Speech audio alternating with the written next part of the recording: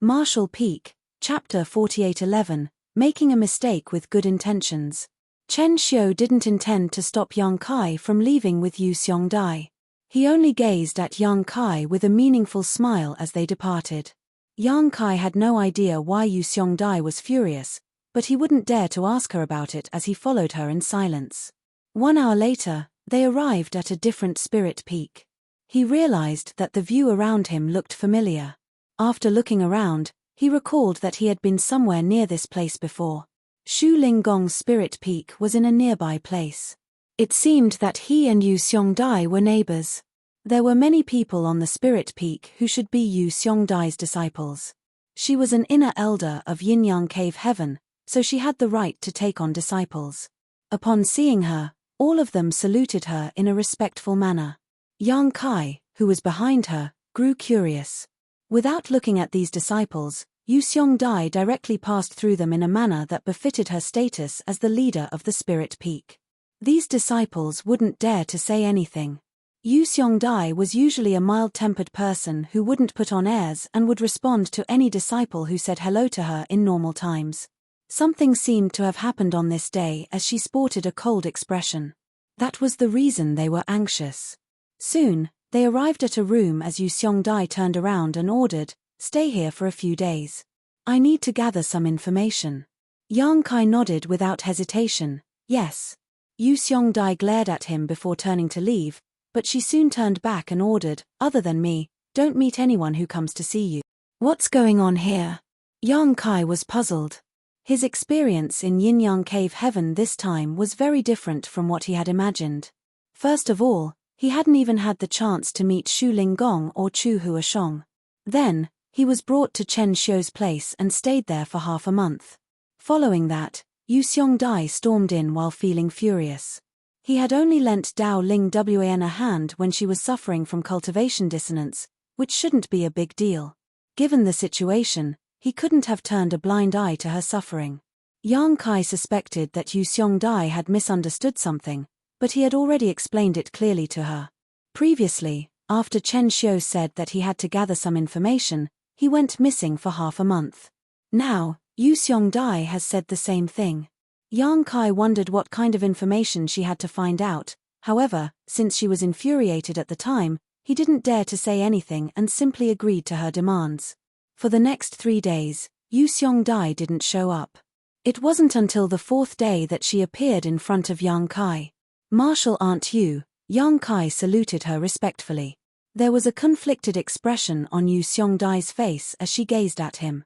Her eyes seemed to suggest that she was heartbroken for what had happened with a hint of disgruntlement towards him. A moment later, she let out a long sigh and extended her hand, "Have a seat." Yang Kai bowed his head. After she was seated, he did the same and waited for her to speak. Then, Yu Xiongdai fell silent for quite some time. Just when Yang Kai was running out of patience, she suddenly asked, "How do you find Wanna?" "Wanna?" Yang Kai looked doubtfully at her, then came to his senses. "Are you talking about junior sister Dao Ling Wan? She's a kind-hearted and innocent person. It's just that, she can be a little obstinate." Yu Xiongdai glowered at him. "I didn't tell you to remark on her temperament." A stunned Yang Kai asked, "What do you want me to say, then?" Cutting to the chase, Yu Xiongdai asked, "Do you love her?" Yang Kai burst into laughter. "It's only been a short time since we first met, and we have rarely spoken to one another. Why would I even have any feelings for her? Moreover, you know the reason I'm here."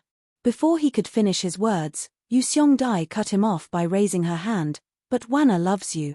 A dumbfounded Yang Kai asked, "Are you pulling my leg, Marshal Aunt?" Yu Xiongdai stared seriously at him. "Moreover, it has come to a point where she can no longer love any other man in her lifetime." Yang Kai increasingly felt that she was just messing with him. Just like what he had said, it had only been a short time since he and Dao Ling Wan first met, and they had rarely talked to each other. Why would they even have any feelings for each other? Even if she had really fallen in love with Yang Kai due to her inexperience in worldly affairs after Yang Kai lent her a hand while she was suffering from cultivation dissonance, it couldn't have come to a point where she would no longer love any other man in her lifetime. They hadn't kept each other company for any significant period of time, nor had they experienced any life or death moments together. Why would she even develop such deep feelings for him? However, Yu Seong-dai didn't seem like she was pulling a prank. Following another sigh, she said slowly, "There are two major factions for the disciples in Yin-Yang Cave Heaven. One of them is the Heartless Tao while the other is Heartfelt Tao. Although there are two different factions, they lead to the same goal." Yang Kai had no idea why she suddenly changed the topic, but he still listened attentively. He had heard Chu Hua Shong mention the Heartless Tao and Heartfelt Tao before. The Heartless Tao was the one she had cultivated. At that time, she had to fall in love with Yang Kai and then cut off those emotions to achieve a breakthrough and make it to the open heaven realm. Certainly, he didn't understand the secrets behind this, nor did he know anything about Heartfelt Tao. Wanna has cultivated Heartfelt Tao. You've come into contact with her before, so I'm sure you can feel that she's bashful and timid. Yang Kai nodded.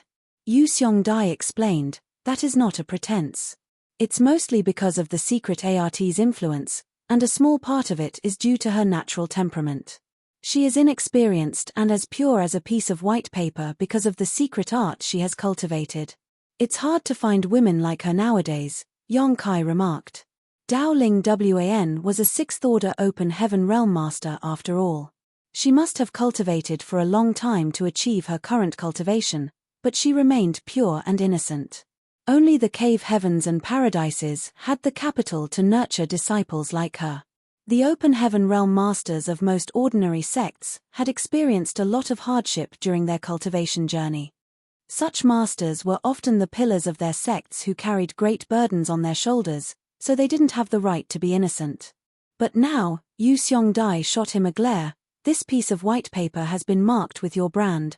An aggrieved Yang Kai refuted, "Martial Aunt Yu, there was really nothing that happened between junior sister Dao and me. I only lent her a hand when she suffered from cultivation dissonance. If you don't believe me, you can ask her about it." Yu Seong-dai slowly shook her head, "I know you're telling the truth. Nothing more than what you said happened between the two of you. The problem is that you assisted her in the first place." A speechless Yang Kai said, "Are you saying that I shouldn't have helped her?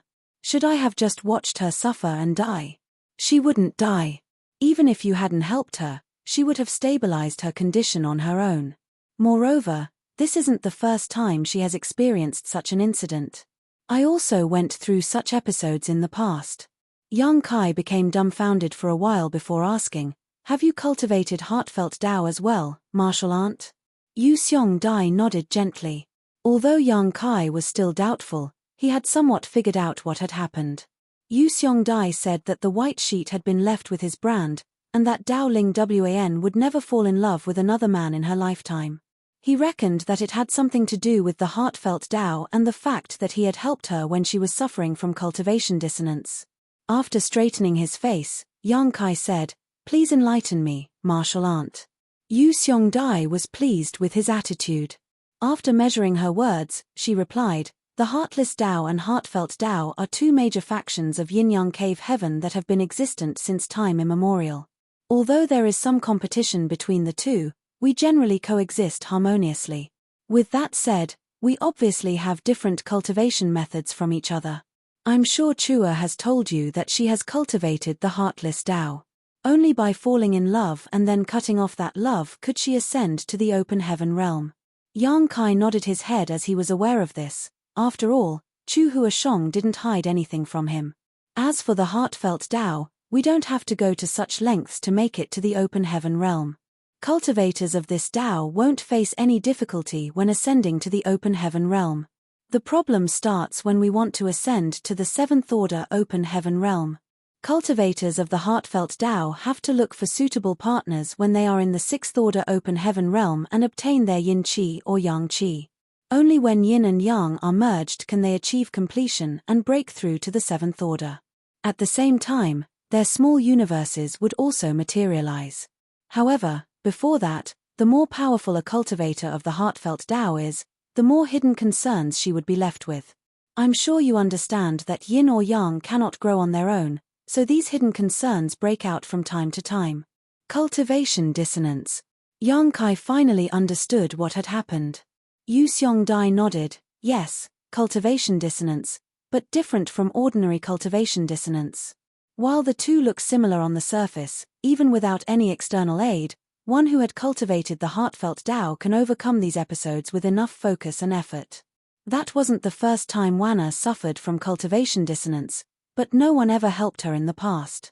An embarrassed Yang Kai scratched his head awkwardly. I had no idea. She was suddenly struck with cultivation dissonance, so I just tried to. Yu Xiongdai sighed, it's not your fault. Any conscientious person wouldn't have turned a blind eye to it in that situation, but that was where you made a mistake. Did you feel anything strange when you were helping her? Yang Kai nodded, my strength perfectly merged with hers. That's the uniqueness of the heartfelt Tao, Yu Xiongdai explained, she can perfectly accept the first power from the opposite sex and merge with it, thus becoming the life companion of that man. Yang Kai was dumbfounded as he asked, Martial Aunt, didn't you say a cultivator of heartfelt Tao has to look for a partner? Yu Xiongdai replied, there are two ways of selecting a partner. One of them is to fall in love. If Wanna had really fallen in love with anyone, that would be her choice. The other way is to merge her power with another party. This way is more forceful and dominating. One might fall out of love with their partner, but since their strength has already merged, it can never be untangled. Many disciples of heartfelt Tao are unable to bear the pain of the cultivation dissonance, so they look for their partners using this method. There was an awkward expression on Yang Kai's face. Martial Aunt, are you saying that junior sister Tao and I? With a solemn expression, Yu Xiongdai nodded, you are now the only man she can have in her life. Just like what I've said, she has been left with your brand. Other than you, she will never love anyone else. No way. Yang Kai quickly waved his hands, you know what I came to Yin Yang Cave Heaven for. I didn't have a choice when I helped junior sister Tao. Moreover, we know nothing about each other, so how can we suddenly become a couple? I'm afraid it's not up to you to decide. Yu Xiongdai slowly shook her head, although Wanna is not a core disciple of the sect, she has the highest hope of ascending to the seventh order in the last hundreds of years. Without your help, her martial Tao would end at the peak of the sixth order. Martial Peak, Chapter 48:12, Embarrassing Situation. Yang Kai had never expected that his attempt to help someone would end up causing such a big problem. He reckoned that the secret arts of Yin Yang Cave Heaven were indeed abstruse.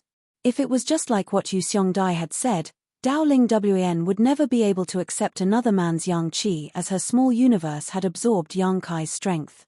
In that case, without Yang Kai's help, she would never be able to make it to the seventh order in her lifetime. It wasn't something those from Yin Yang Cave Heaven wanted to see. A seventh order open heaven realm master was valuable to every cave heaven or paradise. Daoling Wan had high hopes of ascending to the seventh order. If her future was ruined by Yang Kai, those from Yin Yang Cave Heaven wouldn't let him off. Yang Kai felt helpless while his mind was a mess. It had only been a short time since he and Daoling Wan first met, and they had barely even spoken to each other. However, if her future was destroyed because of him, he would feel guilty. Nevertheless, he couldn't bring himself to simply accept her. He had come all the way to this place for Chu Huashong.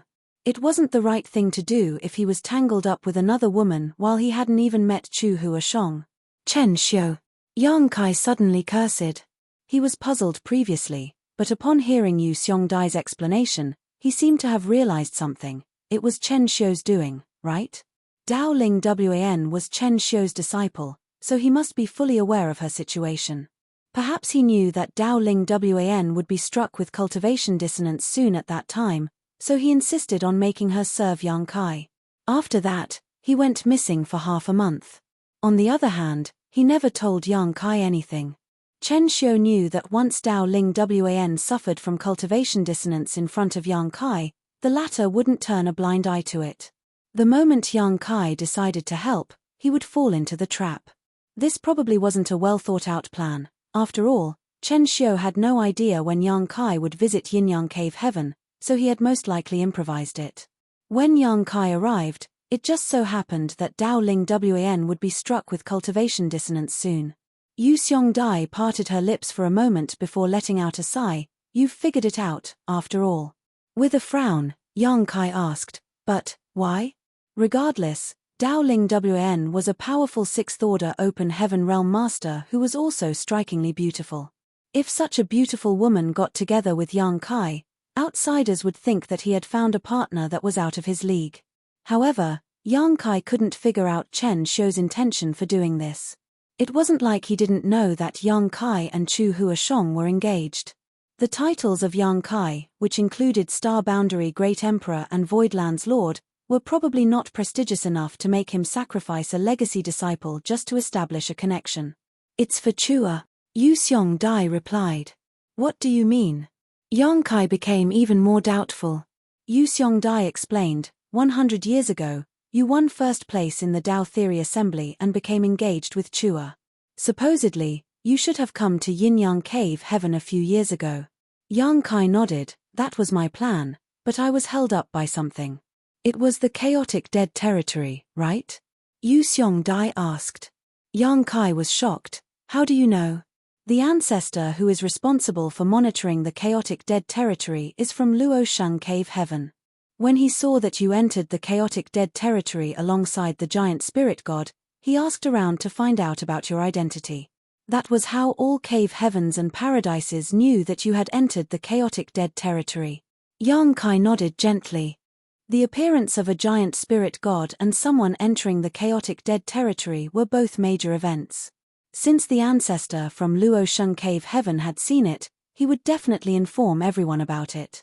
The cave heavens and paradises naturally had channels to communicate with each other, hence, it wasn't a secret that Yang Kai had barged into the chaotic dead territory alongside the giant spirit god. The chaotic dead territory is a dangerous place. Even the eighth-order ancestor from Luosheng Cave Heaven could only stay in the periphery for a short moment before having to retreat. What do you think the outsiders would speculate when you had gone missing for decades? Yu Xiong Dai stared at him and asked. After giving it a thought, Yang Kai replied, they must have believed that I was dead. Yu Xiong Dai nodded, exactly. In fact, I just came back from the Star Boundary not long ago. I was also shocked when I heard that you had entered the chaotic dead territory back then. I too believed that you were killed, however, when I asked the head manager of High Heaven Pavilion, she firmly declared that you were fine. If I hadn't seen you with my bare eyes this time, I wouldn't have believed it. At that time, she was puzzled by Hua Qing-Sai's confidence. No one could survive after entering the chaotic dead territory, but Hua Qing-Sai told her to rest assured and said that her sect master must be fine. As for when he would leave the chaotic dead territory, she didn't have a clue either. Yu Xiong Dai didn't probe her further. Since Hua Qing-Sai had said so, she chose to believe her. When she returned to Yin-Yang Cave Heaven, she really met Yang Kai. While Yu Xiong Dai didn't understand the reason behind it, Yang Kai knew why Hua Qing-Sai was so certain. That was because he had the loyalty list which had 9 names written in it. The life or death of those 9 hinged on Yang Kai. If something happened to him, Marozhe and the others would instantly lose their lives as well. Since Marozhe and the others were still alive and kicking, it meant that Yang Kai was fine. But others wouldn't think of it this way. All the cave heavens and paradises believed that you were dead. This speculation was further verified since you didn't show up after the 100-year promise was due. Yang Kai appeared worried. Did senior sister Chu enter seclusion because of this? Yes. Yu Xiong Dai nodded. If you were still alive and had come to this place on time, those from Yin-Yang Cave Heaven wouldn't have gone back on their word. You would still be a son-in-law of Yin-Yang Cave Heaven. However, since you were thought to be dead, the engagement became invalid as well. Chua is one of the sect's core disciples who has a bright future after all. Given the uniqueness of the secret art she has cultivated, those from Yin-Yang Cave Heaven decided to look for a partner for her. Yang Kai narrowed his eyes and asked calmly, what did senior sister Chu think about the idea? Yu Xiong Dai shook her head. She naturally refused. It was because of this that she decided to cultivate in seclusion. Out of sight, out of mind. At the same time, she wanted to wait for you to appear. Yang Kai fell silent, thinking that he didn't deserve Chu Huashong's trust. If he had simply come on time, all this wouldn't have happened. Chua's stance was firm, however, since she is a core disciple, the sect has the right to interfere in her affairs. She can't change anything on her own. If Brother Shu were still around, he could have put in a word for her. However, since he's gone, Chua was all by herself while I was far away in the star boundary. There was no one in the sect who could speak up for her. She had tried her best by choosing to cultivate in seclusion to avoid this problem. So, who is the partner that your noble sect has selected for senior sister Chu? Yu Seong-dai shot him a glance. Chua is a core disciple who has the hope to ascend to the 8th Order Open Heaven realm one day and become an ancestor. There are not many people in the sect who are a match for her. First of all, his aptitude must be similar, and his seniority comes next. With that said, there is a suitable person. He is Chen Xiu's disciple as well as Dao Lingwan's junior brother, Feng Cheng Sai. He was the most recent core disciple before Chua who had directly ascended to the 6th Order. Although he's much older than Chua, they are of the same seniority. In fact, the sect's managers initially wanted Chua and Feng Cheng Sai to get together. However, since she had violated the taboo, they had no choice but to hold the Dao Theory Assembly. Yang Kai frowned in puzzlement. According to you, Feng Cheng Sai is Chen Xiu's disciple, so why would he set me up to help junior sister Dao Ling Wan resolve her cultivation dissonance? He wouldn't gain any benefits out of it, nor would it be beneficial to junior sister Dao. It would be terrible if they had to be tied up for life because of this, as it had only been a short time since they first met. It probably wasn't Dao Lingwan's intention either. She was just forced to obey her master.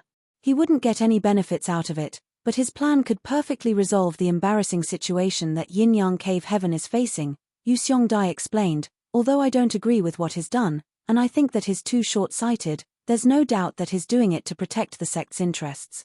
I hope you'll understand that he didn't have any ill intentions against you. Yang Kai nodded.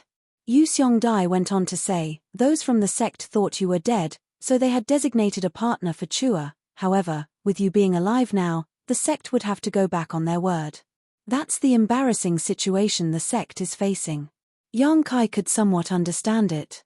Following her explanation, he deduced, so, Chen Xiu thought of a way to resolve this conundrum, which is to pair me with his disciple as a form of compensation. He would probably force me to give up the engagement as well. In that case, Yin Yang Cave Heaven could get away with it, and outsiders couldn't blame your sect. Yu Seong-dai nodded. Yes, that's exactly his plan. Strictly speaking, Wana is not bad. It's just that her aptitude is not comparable to Chua's. If you're happy with her, it will be a win-win situation. Do not think that just anyone can make Chen Xiu sacrifice his legacy disciple. If not for your amazing achievements over the years, he wouldn't have the heart to use Wana to set you up. Back then, Wana directly ascended to the 5th Order, and her cultivation journey has been smooth sailing over the years. If nothing unexpected happens, she'll make it to the 7th Order within a few hundred years. You directly ascended to the 5th Order as well, so outsiders would think that you and Wana are a perfect match. On the other hand, Chua would be out of your league. Yang Kai fell silent for a while before letting out a sigh. Junior sister Dao has sacrificed the most in this matter. Yu Seong-dai sighed. She must have thought of it when she decided to obey her master. Although she's innocent, she's not a fool. No fool can ever attain her achievements. Since she didn't reject it, it means that she's at least fond of you. Yang Kai shook his head, but it's different from becoming partners for life. It's indeed an embarrassing situation for Yin Yang Cave Heaven, and it's the same case for you. So, I have to ask you seriously. Are you willing to accept Dao Ling Wan and give up on Chu Huashong? In that case, everyone will be happy. Everyone will be happy? Yang Kai snorted. I don't think so. Has anyone asked what senior sister Chu thinks about it? What is really on junior sister Dao's mind? What's my stance on this matter? No one has bothered to ask. Only those from Yin Yang Cave Heaven will be happy with this. Marshall Peak, Chapter 48:13, Difficult Challenge. Yu Seong-dai breathed a sigh of relief. Good. Those from the sect told me to ask you about it. Since that's what you think, you've given me an answer, and I have a reply to them. Although Brother Shu is not around, I won't allow anyone to bully Chua as I had watched her grow up. An idea suddenly flashed through Yang Kai's mind as he examined Yu Seong-dai. She had said that she had cultivated heartfelt Dao, and she had gone through the same experience as Dowling Wan. Now, she was already in the seventh order open heaven realm. In other words, her crisis was resolved when she suffered from cultivation dissonance in the past, which allowed her to break free from her chains. That was why her small universe had materialized, and she had ascended to the seventh order. So, who was the partner she had selected back then? Involuntarily, the image of Shu Linggong sprang into Yang Kai's mind. After Shu Linggong left the star boundary in the past, Yu Xiongdai came over to be stationed there, and she had taken good care of Yang Kai. Now, she seemed concerned about Chu Huashong. The average martial ant wouldn't have gone to such lengths. It seemed to suggest that Yu Xiongdai was very close to Shu Linggong and his disciples. While Yang Kai was amazed by the revelation, he asked, "What do you plan on doing, martial ant?" Yu Xiongdai shook her head, "It's about what you have to do, not what I plan on doing." A humble Yang Kai asked, "Please enlighten me, martial ant." Yu Xiongdai replied, "The place where Chua is cultivating in seclusion is special. It's a place in Yin-Yang Cave Heaven where a cultivator's heart is trained. It's called the Samsara Pavilion. Those who enter it will experience a number of reincarnations, but remain unaware of it. Only when one finds her true love would she be able to break through the fog and retrieve her true heart." Yang Kai frowned as he didn't understand. Yu Xiongdai went on to say, "The Samsara Pavilion is where many female disciples of Yin-Yang Cave Heaven would select their life partners. Any female disciple who enters the Samsara Pavilion will temporarily lose her memory. She will only remember the things in her current life after the reincarnation. During the rounds of reincarnation, she will come across many people and events while her heart is tempered. The male disciples of Yin-Yang Cave Heaven wouldn't lose their memories after initially entering. If two people are destined to be together, they will find each other in the Samsara Pavilion." Those from the sect insisted on getting Feng Cheng Sai to be Chua's partner. She's on her own and powerless to resist it, and she couldn't dodge the problem with the usual way of cultivating in seclusion. The Samsara Pavilion was the only place she could go. If no one pulls her out of it, she will fall into oblivion for her entire life. When she finished her words, Yu Xiongdai appeared to be melancholic. The outsiders thought that the female disciples of Yin-Yang Cave Heaven were loose women who would just bed any man, but they had no idea that these women were actually the most loyal partners of all. That was because almost every female disciple who had found a partner had to go through the tests of the Samsara Pavilion. Only by not giving up on each other through several reincarnations would they remain together forever. Since time immemorial, there had been countless female disciples who had fallen into oblivion in the Samsara Pavilion because they couldn't find their partners inside. Yu Xiongdai had a senior sister who was just like her real mother or elder sister. However, she had not appeared since entering the Samsara Pavilion. It was certain that this senior sister wasn't dead, but she was still going through rounds of reincarnation in the Samsara Pavilion and would never see the outside world again in her lifetime. Has Feng Cheng Sai gone to that place? A glint flashed through Yang Kai's eyes. It wasn't hard to figure out. Since those from Yin-Yang Cave Heaven wanted these core disciples to get together, Feng Cheng Sai would definitely be the next to enter the Samsara Pavilion after Chu Huashong. If he could pull her out of the Samsara Pavilion, that would be the outcome those from Yin-Yang Cave Heaven wanted to see. Good, Yu Xiongdai nodded. He entered the place not long after Chua started cultivating in seclusion. That means he's been inside for a few years already. Yang Kai let out a sigh, thinking that he was too late to join the race. Yu Xiongdai raised her hand to motion for him to calm down. Even though he entered the Samsara Pavilion a few years earlier, it's not really an advantage. Only with a sincere heart would one find their partner in the Samsara Pavilion. You are the one who occupies Chua's heart, so that's your biggest advantage. Feng Cheng Sai is no match for you in this regard. Moreover, I suppose the heart barrier that Chua set when she entered the Samsara Pavilion wouldn't be easy to break.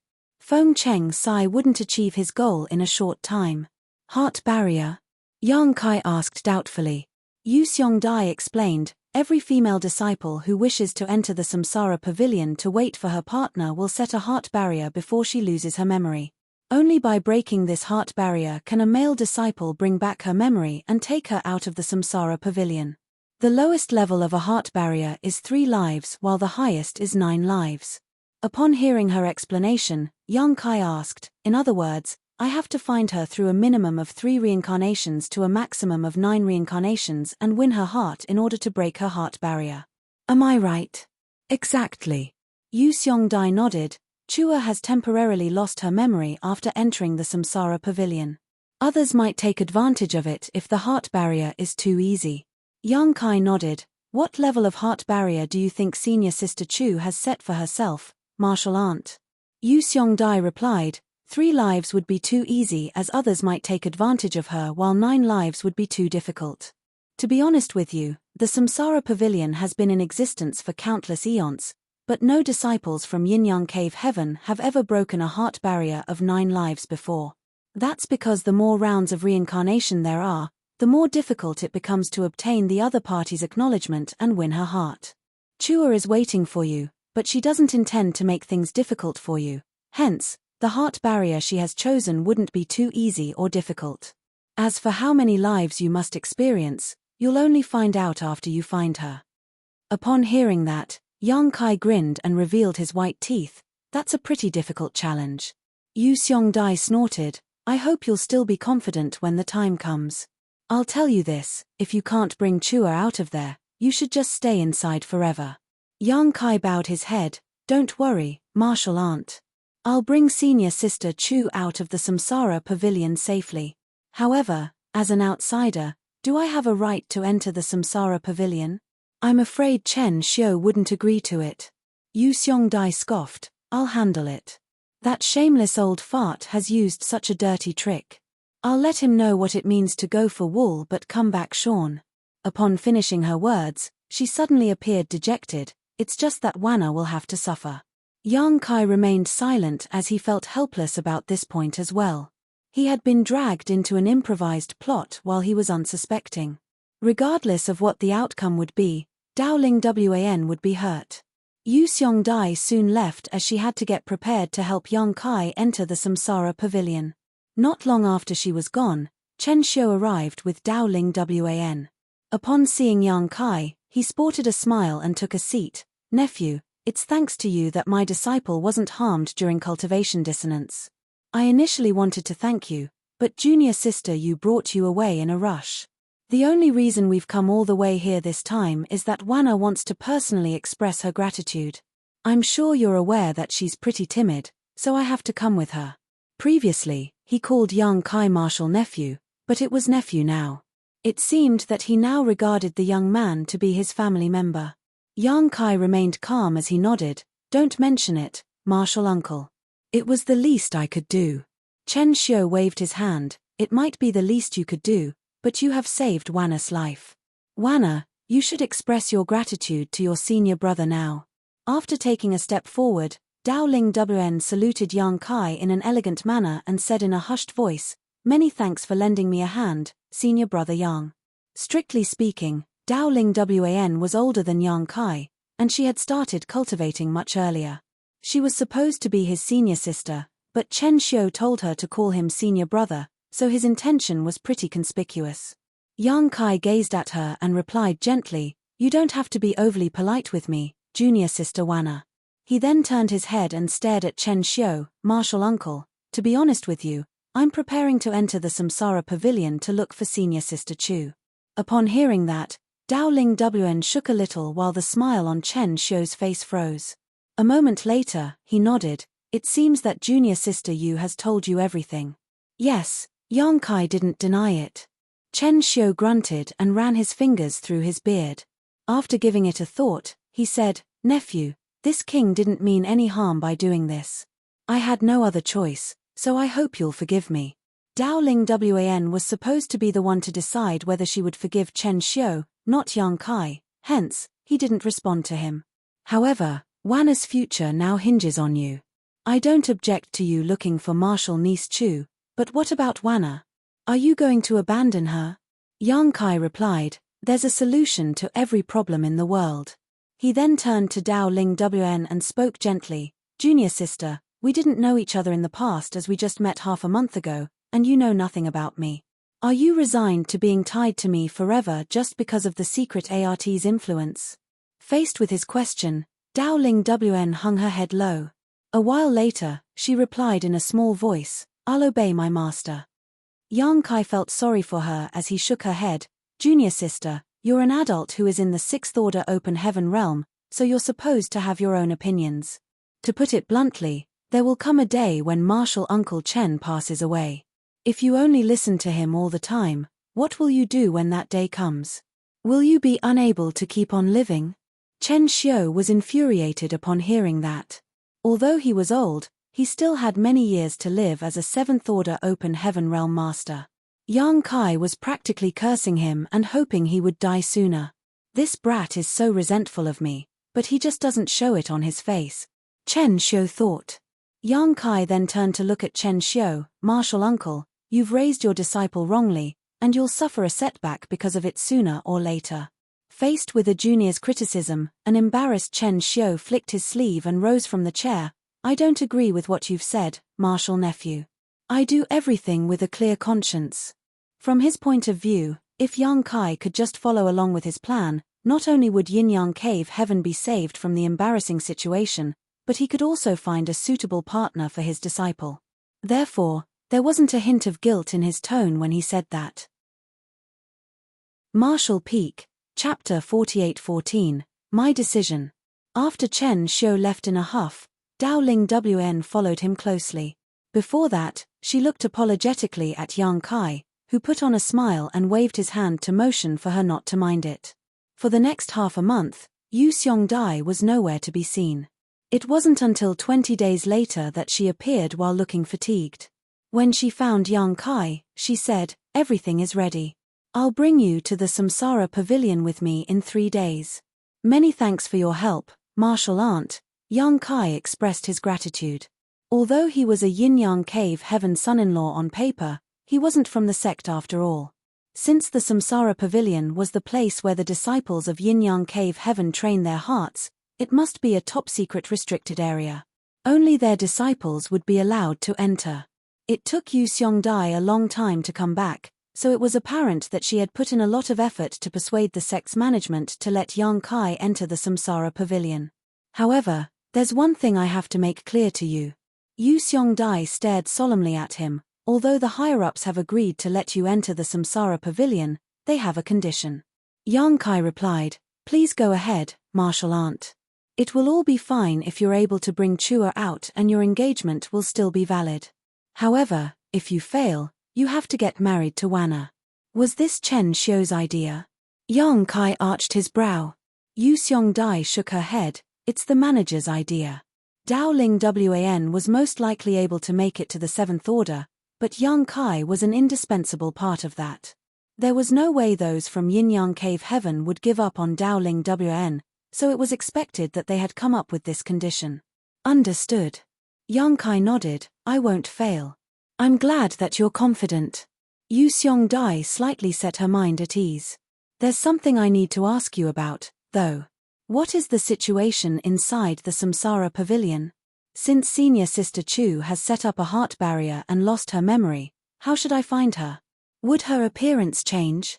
No one can be certain whether her appearance has changed. You'll only find out about the wonders of the Samsara Pavilion after entering it. As for how you'll find Chua, you'll meet each other if you're fated to be together. If your destinies are not connected, you'll not recognize her even if she's right in front of you. There are no techniques you can use during the heart training session in the Samsara Pavilion. Sincerity is of utmost importance. Yang Kai fell into his thoughts. Although he could fully understand what she meant, sincerity was an elusive thing. It was too abstruse. With that said, he and Chu Huashong had experienced life-and-death moments together before. In the past, they were hunted down in the Blood Monster Cave Heaven and they both helped each other to survive. That was when they developed feelings for each other. For the next 3 days, Yang Kai focused on cultivating in his own room as demanded by Yu Xiongdai. 3 days later, she brought him to the Samsara Pavilion.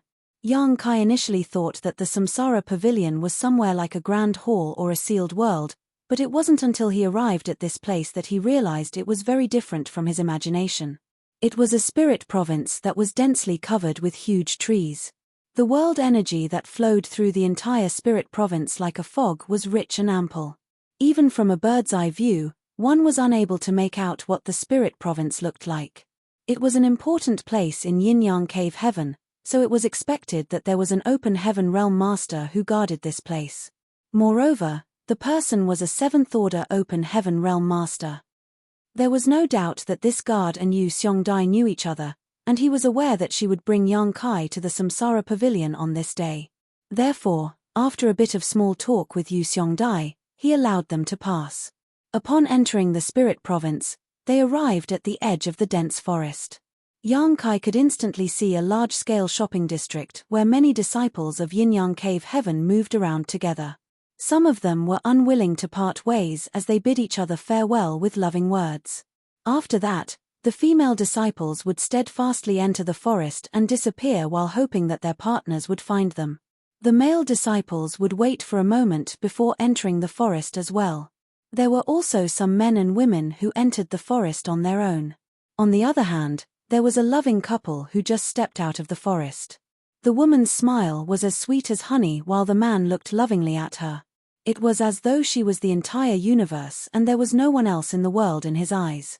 However, there were also some dejected men and women whose faces were covered in tears.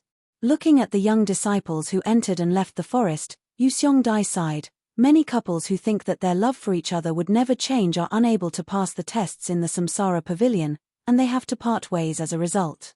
This place is where the disciples of Yin-Yang Cave Heaven look for their partners, but it's also the source of suffering for many of us. Yang Kai asked curiously, "Martial aunt, didn't you say that a female disciple would fall into oblivion in the Samsara Pavilion if her heart barrier is not broken? Why do I see some female disciples leaving the forest while sobbing? I suppose their male partners didn't manage to break their heart barriers." Yu Xiongdai explained, "A female disciple will indeed fall into oblivion if her heart barrier is not broken. However, if she has only set up a heart barrier of 3 lives for herself, she'll still be able to retrieve her memory after 3 reincarnations even if the male disciple is useless. However, this wouldn't happen if there are more than 3 incarnations. The more rounds of reincarnations there are in the Samsara Pavilion, the more difficult it would be for the female disciple to recognize herself." Yang Kai nodded. "Got it. Go in now. There's nothing you need to do. Just allow nature to take its course." "Yes," Yang Kai replied and stepped forward, and his figure was soon engulfed by the fog. Yu Xiongdai stayed on the same spot for a while before deciding to leave. However, as soon as she turned around, she saw 2 people walking towards her. She frowned and looked doubtfully at them. "What are you doing in the Samsara Pavilion, senior brother Chen?" These 2 were none other than Chen Xiu and Dao Ling Wan. While Chen Xiu was walking at the front, Dao Ling Wan followed closely behind. Chen Xiu shot her a dispassionate glance and replied, "What else can we do here?" Yu Xiongdai took a glance at Dao Ling Wan, who was behind him, and instantly realized what was going on. Her expression changed drastically as she snapped, "Are you out of your mind? Do you not care about her life or death just because you want to let your other disciple get all the benefits? Are you even human?" There was an impassive expression on Chen Xiu's face as he was unfazed by her accusation. He simply turned to Dao Ling Wan and said, "Go in now. Be careful." Dao Ling Wan nodded and stepped forward. All of a sudden, she turned around and fell on her knees before gently pressing her forehead against the ground 3 times in front of Chen Xiu. After she got to her feet in silence though, Yu Xiongdai blocked her way and persuaded her by saying, "Wana, don't be so foolish. Just tell me if anyone has forced you to do this. I'll stand up for you." Dao Ling Wan hung her head low and shook her head. "Listen to me. Go back with me, and we'll have a talk," Yu Xiongdai said and extended her hand. Nevertheless, Dao Ling Wan dodged it and replied in a hushed voice, "Please let me go in, martial aunt." "No." Yu Xiongdai directly rejected her. "Even if the ancestors were here to persuade me, I'll not let you enter the Samsara Pavilion. That's not a place you should go." She then glowered at Chen Xiu. "You're really a good master to her, aren't you? What has Wana done to be unlucky enough to become your disciple?" Chen Xiu stared calmly at her without any intention to refute her. Just when Yu Xiongdai wanted to speak further, Dowling Wn suddenly looked up and gazed at her. Please don't blame my master, martial aunt. This is my decision. Yu Xiongdai sneered, I'm fully aware of your temperament. There's no way this is your decision. It's obvious that this old fart has forced you to enter the Samsara pavilion to achieve his goal. Faced with her fierce accusation, Chen Xiu never explained anything and just looked down. Dowling Wn spoke in a firmer tone, Martial aunt, this is the first decision I've made for myself after all these years. Please don't make things difficult for me. Yu Xiongdai frowned as she darted her gaze between Dowling Wan and Chen Xiu. At that moment, she doubted herself. Furthermore, she had never seen Dowling Wan speaking in such a loud voice with a determined gaze before. She stared fixedly at Chen Xiu in an attempt to find the answer, but he only nodded in silence. At that instant, Yu Xiongdai was in a dilemma. It took one a lot of courage to decide to enter the Samsara pavilion. She initially thought that it was Chen Xiu's order, but it didn't seem to be the case now. After giving it a thought, she said, Wana, why do you want to enter the Samsara pavilion? Young boy is looking for Chua. Even if you go in, you might not be able to come out again. In that case, you'll be trapped inside forever. Dowling Wn spoke in a small voice again, I'll be careful. No. Yu Xiongdai shook her head, it's not like you'll be safe just by being careful. I can't let you go in. If you enter that place, you'll end up in a horrible state. Even if I can't go in today, I'll do it tomorrow. Even if I can't go in tomorrow, I'll do it the day after tomorrow, unless you can stay here forever. Dowling Wn looked into her eyes without the intention to back down. Yu Xiongdai was lost for words. Every disciple of Yin-Yang Cave Heaven had the right to enter the Samsara pavilion. It wasn't like she could stay here forever to block her path.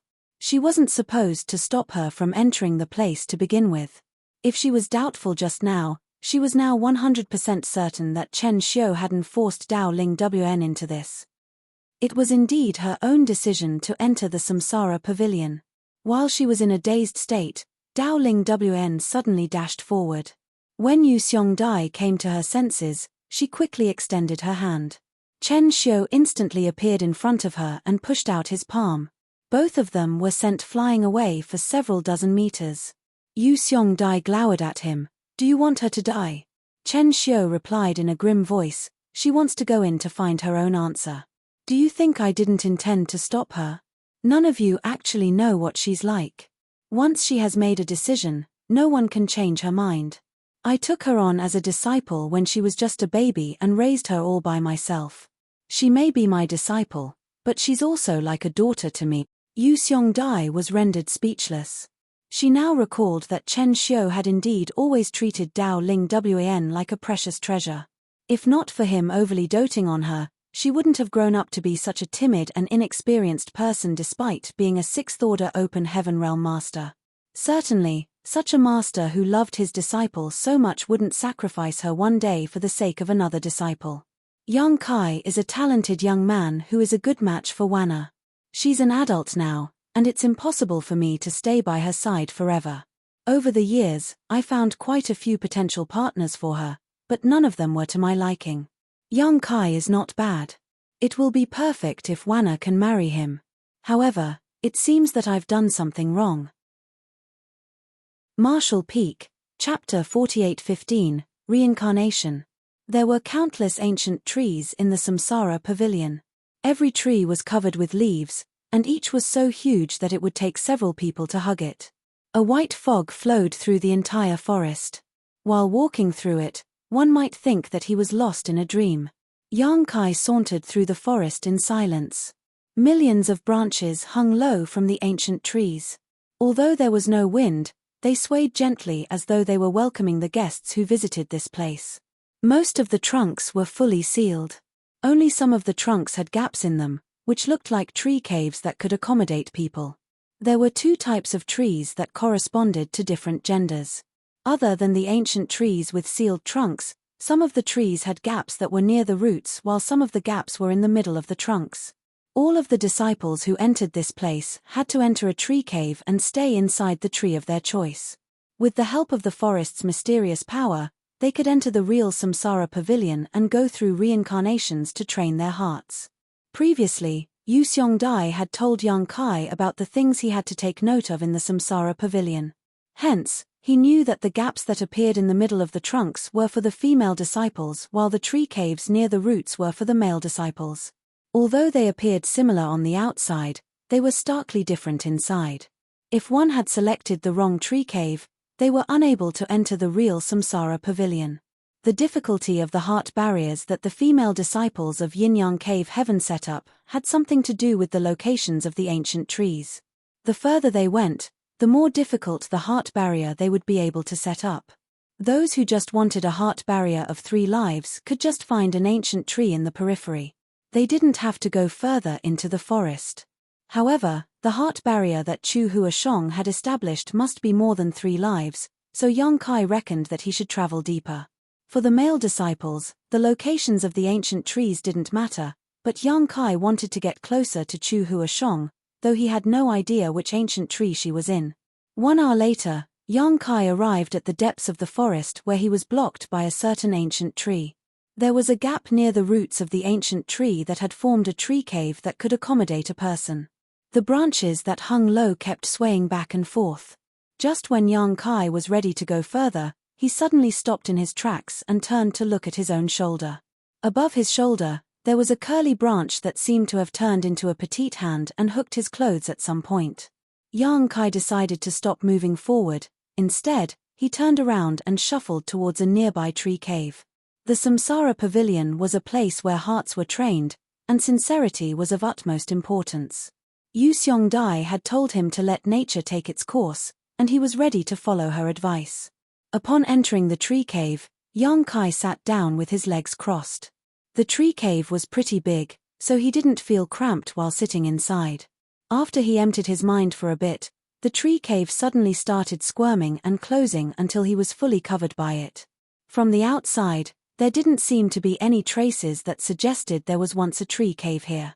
Upon realizing that his thoughts were running wild, Yang Kai quickly pulled himself together and stopped resisting.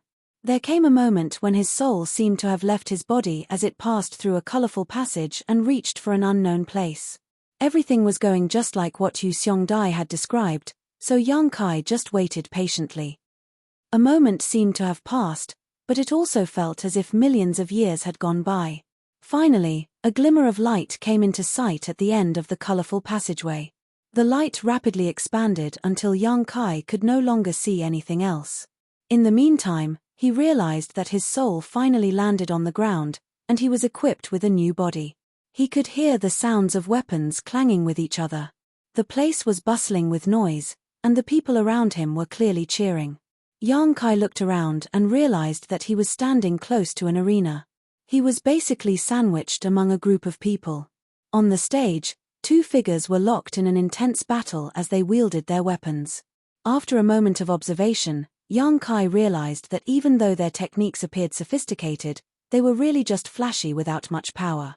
With a frown, he examined himself and realized that there was a special power flowing through his meridians.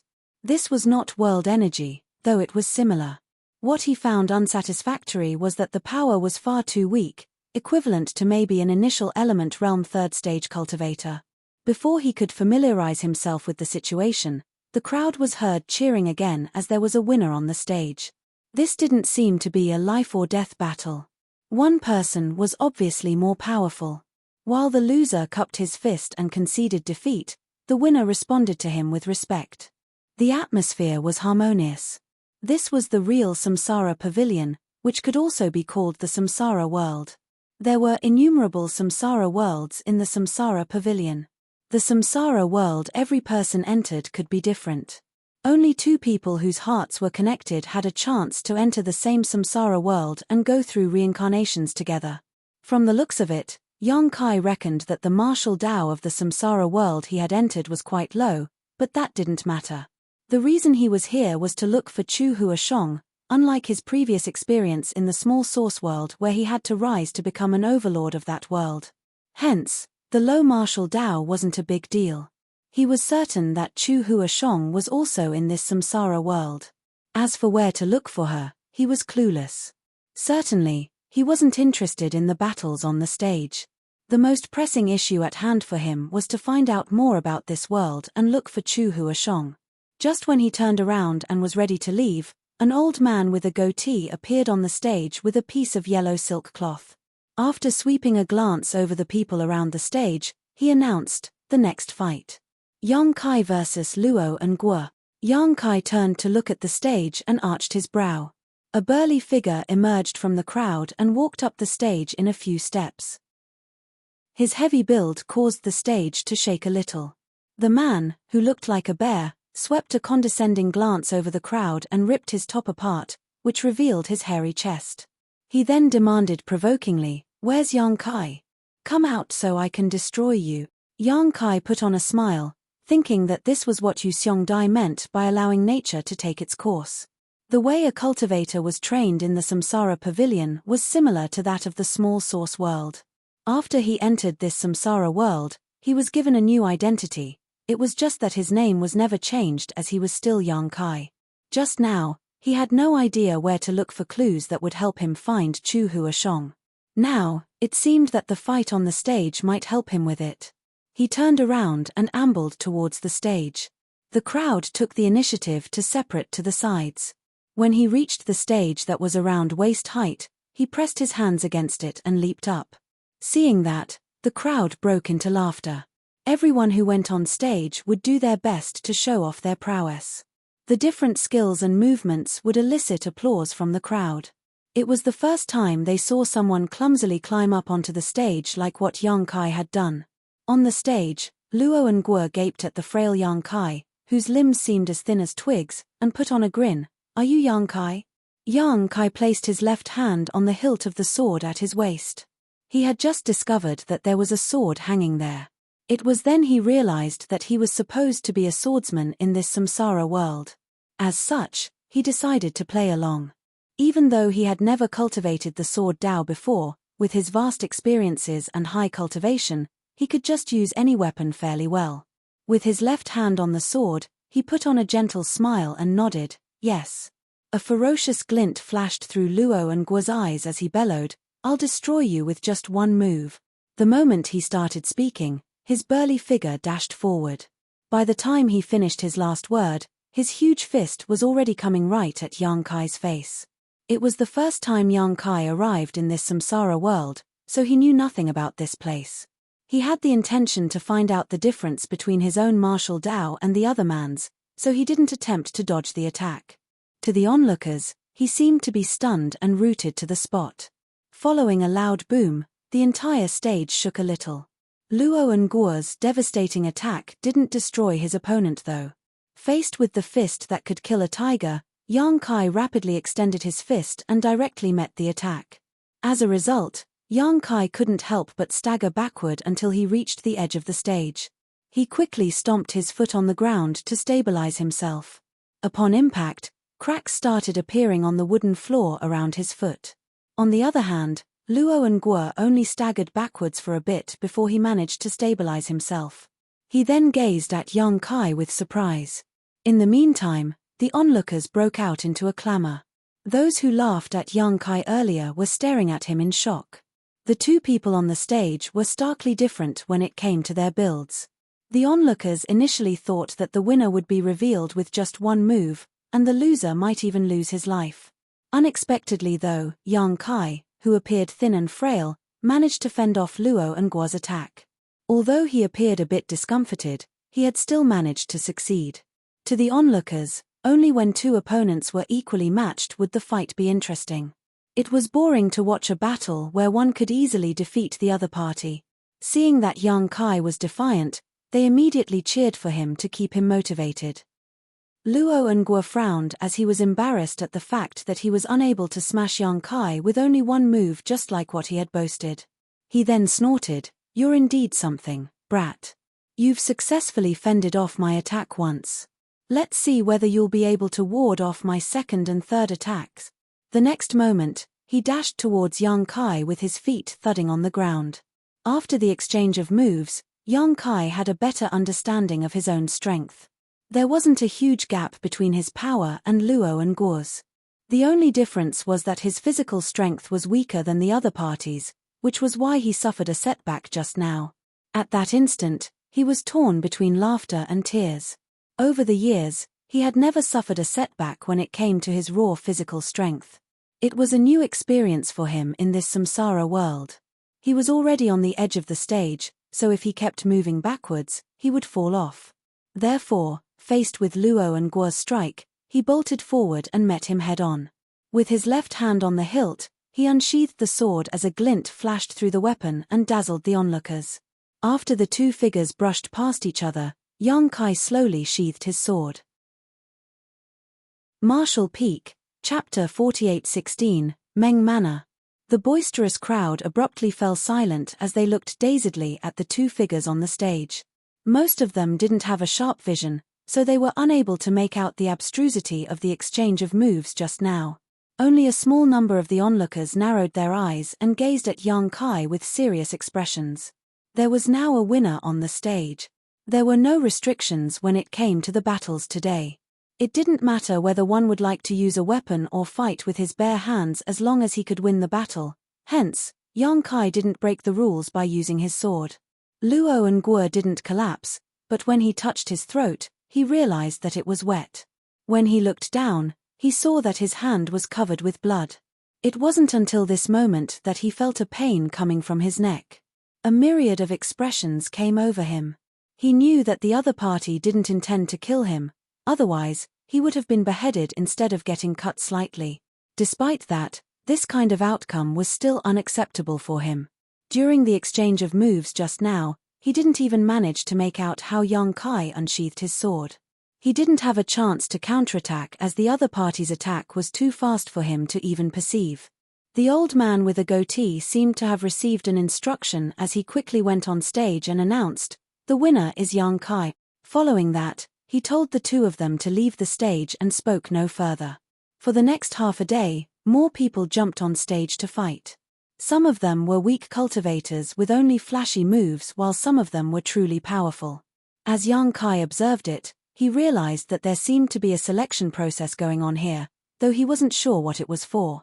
Fortunately, the people around him were talking among themselves, so he could deduce what was going on from the chatter.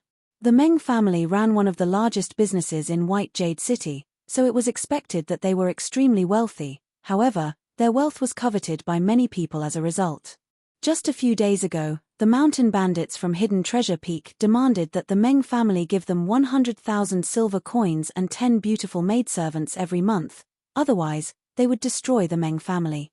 Hidden Treasure Peak was initially occupied by a small group of mountain bandits, and they didn't pose any real threat at all. Some time ago though, a lot of fugitives came over and joined Hidden Treasure Peak, which significantly strengthened their ranks. In order to make a name for themselves, these new members of Hidden Treasure Peak decided to target the wealthy Meng family in the nearby city. Although there was a city lord in White Jade City, who had his own soldiers, the Meng family wouldn't dare to entirely rely on others. Hence, they decided to set up an arena on this day and offered attractive salaries to hire some powerful private guards to protect them. As Yang Kai listened to the people around him, he soon realized the situation he was in. Supposedly, he was there to apply for a job. Is senior sister Chu in the Meng family? Yang Kai couldn't help but have this speculation, otherwise, he couldn't explain why he had to take part in a selection battle right after entering this samsara world. Considering all this, he started looking forward to what was ahead of him. It wasn't until evening that the competition ended. There were some powerful cultivators from the Meng family who were hidden from the crowd here to watch the battles on the stage and make their judgments. Those who were qualified would be brought back to the Meng family manor while those who were not good enough would be given some money and told to go home. Yang Kai had performed pretty well, so at the end of the day, the old man with a goatee called out to him and announced that he had passed the test. Luo and Guo, who was defeated by Yang Kai, was also accepted. Although he had lost the battle, his power could not be underestimated. It was just that he had come across a stronger opponent named Yang Kai. The powerful cultivators from the Meng family had acute eyesight, so they didn't accept the candidates solely based on the results of the battles. Instead, they made their own judgments. Those who were knocked out didn't have any complaints as they were fully aware of their true strength. The reason they even took part in the competition was to get some money from the Meng family. Now that they had achieved their goal, they were more than thankful. There were many people left as there were 40 to 50 of them. With a servant clad in green clothes leading the way, they entered the Meng Manor through a side door and arrived at a courtyard. They would receive some training in this place for half a month. The captain of the private guards would tell them where they could and could not go in the Meng Manor. He would also tell them the rules they had to follow and the consequences of breaking them. On the first day, someone broke the rules. Perhaps he had lost his way while looking for the restroom, so he wandered into the nearby inner court. Seeing that, the personal bodyguards in that place immediately captured him. The captain had the intention of punishing this man to serve as a warning to everyone else. After this person was brought to him, he crippled him and threw him out of the manor right in front of everyone's eyes. The new batch of private guards were horrified. It wasn't until this moment that they realized it wasn't so easy to earn the attractive salaries the Meng family offered. In this place, rules were everything, and one would end up in a horrible state by not following them. The Meng family was wealthy, so it was expected that their manor was huge. However, Yang Kai and the others could only stay in the same courtyard. Since the incident on the first day, no one dared to walk about as they pleased. There was a test 3 days later, and more than 10 people were eliminated. After familiarizing himself with this place for 3 days, Yang Kai decided to take action. He wasn't interested in becoming a private guard in the Meng Manor. Since he had speculated that Chu Huashong might be in the Meng family, he had to look for her. Chu Huashong was likely a female member of the Meng family. Although Yang Kai had no idea about her identity in the Meng Manor, she must be living in the inner court as she was a woman. When darkness descended, he walked out in silence and headed to the inner court. There were many private guards who were hidden in different corners of Meng Manor. However, Yang Kai could easily detect them and avoid getting caught. Just when he was ready to enter the inner court, he realized there was a problem. The security in the inner court was obviously much tighter. He could detect that there were many pairs of eyes in the periphery of the inner court that were paying close attention to the surroundings. It was impossible for him to sneak into the inner court without getting caught given his current power. He waited patiently for 2 hours but still couldn't find a chance, so eventually, he decided to take it slow and come up with a plan first. Just when he was preparing to leave, he caught a glimpse of a figure flashing past in the darkness. The person seemed to have the same intention as him. Since there was no chance for him to get into the inner court, he had no choice but to give up. However, this man gave up earlier than Yang Kai did, which was why Yang Kai noticed him. Although it was pitch black in this place, it still couldn't conceal his burly figure. Yang Kai frowned as he recognized this person and he wondered, what is he doing here? When did he come? Yang Kai was careful with every movement he made, so he was certain that this other intruder didn't notice him. After the person was gone, he silently left. When Yang Kai returned to his place, he jumped through the window and entered the room. His roommates were still sound asleep and no one realized that he had left and returned. In the morning, they still had to receive training. The captain of the private guards became even more demanding. As a result, some of the arrogant candidates were beaten up and thrown out of Meng Manor. There were initially 40 to 50 people, but presently, only about 30 were left. At night, Yang Kai pretended to be sound asleep as he waited patiently. Last night, regardless of what the intention of that person was, he hadn't achieved his goal, so he would definitely take action again tonight. As expected, in the middle of the night, Yang Kai heard a faint noise. If he hadn't paid close attention to the surroundings, he wouldn't have heard it. Upon making sure that his roommates were still fast asleep, Yang Kai got up in silence. After leaving the courtyard, he saw the burly figure dexterously navigating the darkness and heading straight to the inner court. Yang Kai followed him closely, however, he still couldn't figure out the person's intention tonight. Just like last night, the person remained hidden and observed the surroundings for 2 hours before leaving. For the next half a month, other than receiving training every day, Yang Kai couldn't discover anything. He hadn't even managed to sneak into the inner court. After this period of time, only 20 people remained, which was less than half of the initial number. On the other hand, The captain was pleased with that. Standing in front of these 20 people, he swept a stern glance over them and said, "Since all of you are still here, it means that you're pretty strong. Those who are weak have all been chased away. Moreover, we've looked into your backgrounds, and no problems have been found. Since you've passed the test, you are now members of the Meng Manor. As long as you're loyal to the Meng family, you'll not be mistreated. As private guards, we have to always be ready to protect the Meng family even if we have to lose our lives. Those who don't have the determination to do so can leave now. I won't blame you." Certainly, no one left. Regardless of their reasons for wanting to become private guards, the salaries offered by Meng Manor were attractive. They couldn't get a better job elsewhere. As expected, the captain was satisfied while he nodded lightly. "It seems that none of you are willing to leave. Good. I have one last question. Does any one of you have any ill intentions against Meng Manor? Just be honest with me. I promise not to kill you." When the captain saw that no one responded to him a moment later, he went on to say with a smile, "It seems that you're not willing to admit it." He then turned his head and gazed at a stern-looking young man, Lin Xiaoshan. "How are the managers on the mountain doing?" As soon as he finished speaking, the private guards, who were behind him, instantly surrounded Lin Xiaoshan. A sense of fluster flashed through Lin Xiaoshan's face as he stared at the captain. "What are you doing?" The captain replied impassively, "You know what we're doing." Lin Xiaoshan frowned, but he soon put on a relieved smile. "How did you find out?" The captain slowly shook his head. "We have our own ways." Lin Xiaoshan nodded. "It seems that the managers have underestimated the Meng Manor. Since you've found out about it, you can just kill me as you please." The captain replied, "I certainly hope to kill you and send your head to those on the mountain. However, Master doesn't like to shed blood unnecessarily, so he has ordered that you be allowed to leave this place alive.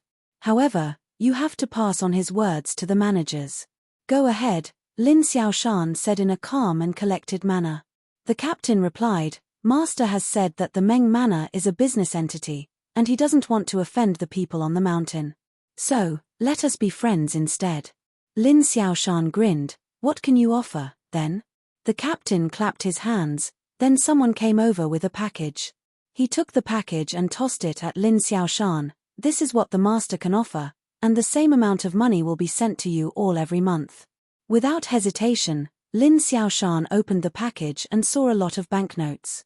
After some calculations, he realized that they were worth about 20,000 silver coins. Marshall Peak, Chapter 4817, Night Attack. After examining the banknotes in the package, Lin Xiaoshan frowned. "It's too little. The managers want 100,000 silver coins, and there's a lack of women on the mountain." The captain of the private guards shook his head. "This is what Meng Manor can offer.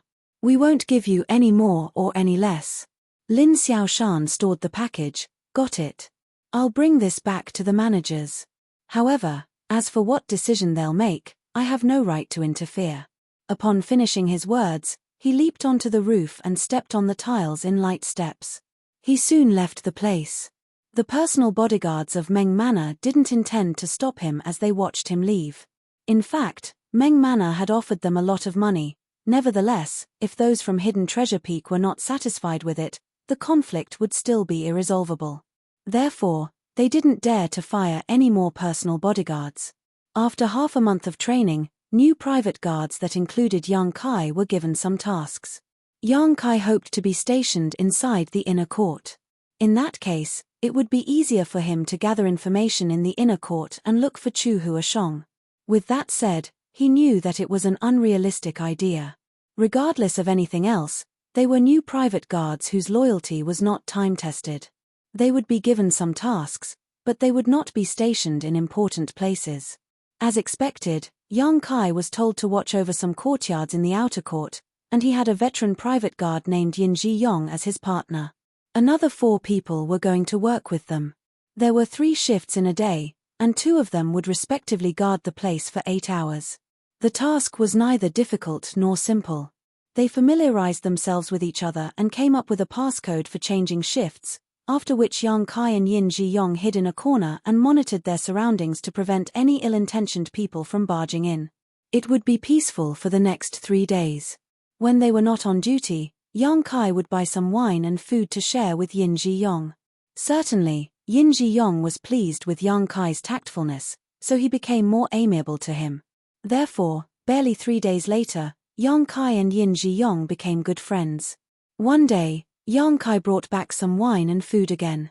They were seated across from each other while drinking and chatting. Thinking that it was about time, Yang Kai pretended to be drunk as he said, "Brother Yin, I know nothing about the Meng Manor since I'm new. You've been a private guard here for more than 10 years.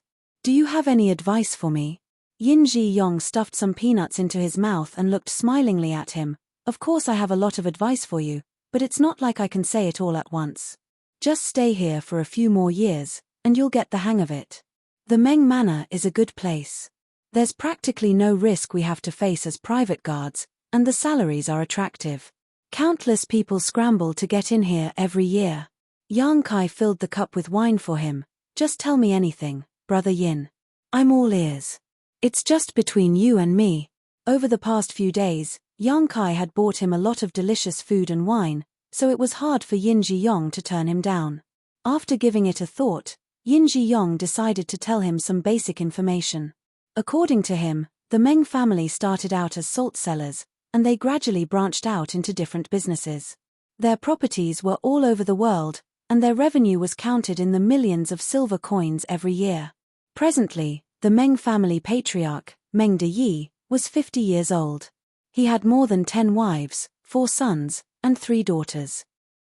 The family businesses were practically managed by the sons, while 2 out of 3 daughters were married to men who were equal matches in terms of their statuses. Only the eldest young lady has been giving the patriarch a headache. Yin Ji Yong frowned at the mention of the eldest young lady. A sensitive Yang Kai asked, "What's going on with the eldest young lady?" All of a sudden, Yin Ji Yong looked around. Still feeling worried, he rose from the chair and opened the door. Upon making sure that no one else was around, he took a seat and said to Yang Kai in a small voice, "In the Meng Manor, the eldest young lady's affairs are a taboo. You must not mention it as you please." With a solemn expression, Yang Kai nodded. "Don't worry, Brother Yin. I won't." Yin Ji Yong took a sip of the wine and said, "In the Meng Manor, the 4th young lady and the 5th young lady are married, but the eldest young lady is still single. Don't you think it's weird?" Appearing to be shocked, Yang Kai asked, "The eldest young lady is still single? How old is she now?" Yin Ji Yong shook his head. "I'm not sure, but I suppose she's 26 or 27 years old." 26 or 27 years old? A thought flashed through Yang Kai's mind. He asked in a hushed voice, "Is no one interested in the eldest young lady because she's ugly?" A flabbergasted Yin Ji Yong quickly placed a finger on his own lips and anxiously looked around. "Are you sick of living? How dare you slander the eldest young lady? Don't drag me into this." Yang Kai hurriedly patted his own mouth. After pulling himself together, Yin Ji Yong went on to say, "I'm telling you, the eldest young lady is not ugly. Rather, she's incredibly beautiful." A curious Yang Kai asked, "How do you know, Brother Yin?" Yin Ji Yong replied with a smile, "I've been a private guard in the Meng Manor for more than 10 years, after all. When I was still a rookie here, the eldest young lady was just a teenager, and she was already beautiful at that time. There's no way she'd be ugly after maturing fully. Since many years ago, the eldest young lady has rarely stepped out of the inner court. Even when she does, she'd be wearing a veil and a hat. However, 3 years ago. Yes, it was exactly 3 years ago when I caught a glimpse of the eldest young lady's face. She was truly stunning. This Yin can be considered an experienced person, and I once spent a lot of money to bed the most beautiful woman in a famous brothel in this city. She could be considered alluring, but she was in no way comparable to the eldest young lady." Yang Kai didn't seem to believe him. "Are you serious, Brother Yin? It sounds unbelievable." Yin Ji Yong seemed to be thinking back to that time with fondness when he heard what Yang Kai said. He impatiently waved his hand and snapped, "It's fine even if you don't believe me. It's the truth regardless." He wasn't willing to keep talking about the eldest young lady's beauty, as though it would be blasphemy to do so. Yang Kai thus took the initiative by asking, "Since the eldest young lady is so beautiful, why is she still single?" Could it be that she had extremely high standards when it comes to men? Yin Ji-yong shook his head. Who knows? Maybe. In any case, the Meng manor is wealthy, so even if she really was ugly, many men would still propose to her. Moreover, the patriarch has been looking for suitable men for her since she came of age. Over the years, he has found a lot of talented young men who are from wealthy families as well, but the eldest young lady wasn't interested in any of them. Yang Kai nodded. She must be demanding when it comes to men, then.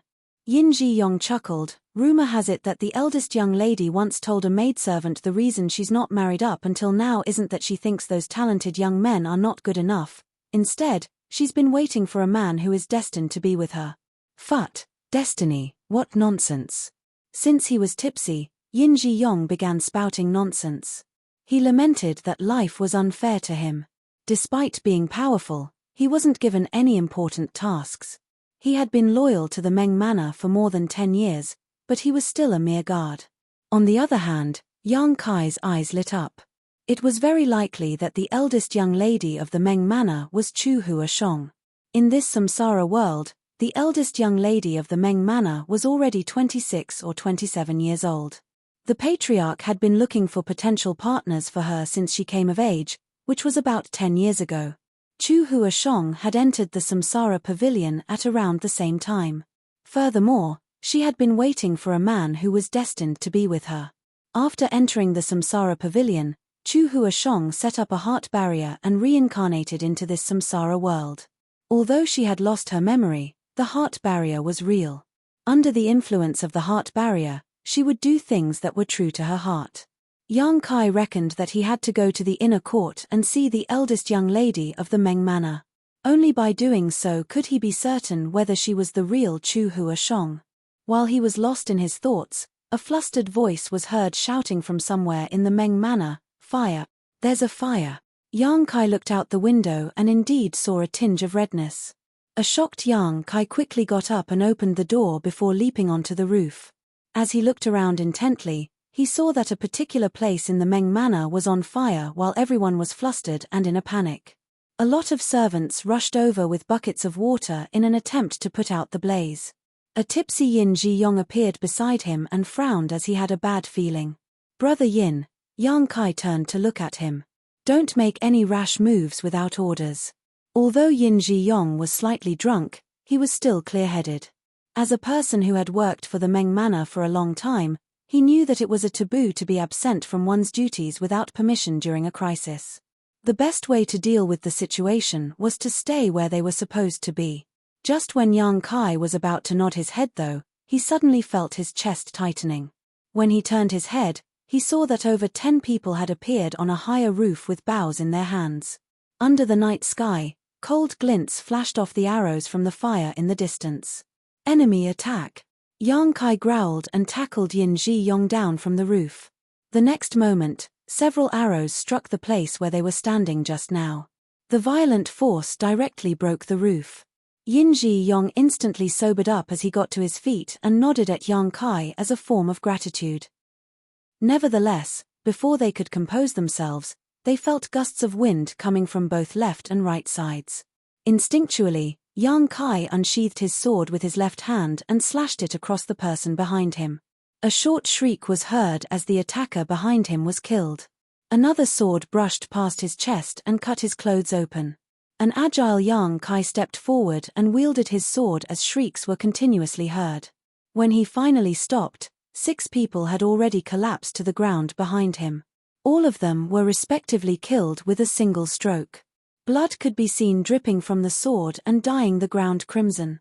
A dumbfounded Yin Ji-yong gazed at Yang Kai. Just now, by the time he unsheathed his sword, the enemies had all fallen to the ground. A moment later, he praised the young man by saying, "Little brother, you're incredible." As soon as he finished speaking, Yang Kai came right at him with the sword as murderous intent was written all over his face. Yin Ji-yong felt his legs trembling as he instinctively raised his sword. Yang Kai dodged it and pressed his hand against the older man's shoulder. Upon impact, Yin Ji-yong was forced to whirl around. It just so happened that he dodged an arrow that was coming from behind as a result.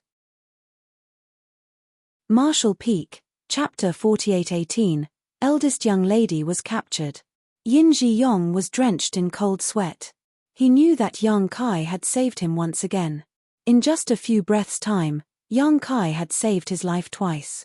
Feeling embarrassed, he quickly raised his sword and fought against the enemies alongside Yang Kai.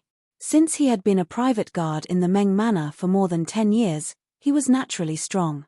The experiences just now made him feel furious, so he was especially ruthless when dealing with the enemies. The attackers were mostly weak, but there were a lot of them, and they had hidden themselves in darkness earlier. Now that they had been exposed, there was no way they could defeat the two of them. A moment later, all the attackers were either killed or running for their lives. Soon, the courtyard fell into silence. Despite that, they could hear the sounds of intense battles coming from other parts of the manor. Just then, a high-pitched whistle was heard. The captain of the private guards was trying to gather his subordinates together. Yin Ji-yong shouted at Yang Kai, "Come with me." With blood still dripping from his sword, he leaped over the wall and led Yang Kai to another courtyard. More than 30 private guards had gathered together in this place. All of them were covered in blood while some people were badly injured. Since they were in a perilous situation, the captain didn't have time to explain anything in detail as he said, "Those from Hidden Treasure Peak are here, and there are a lot of them. However, all of you don't have to worry. I'm sure those from the City Lord's mansion have gotten wind of this and will send some people to help soon.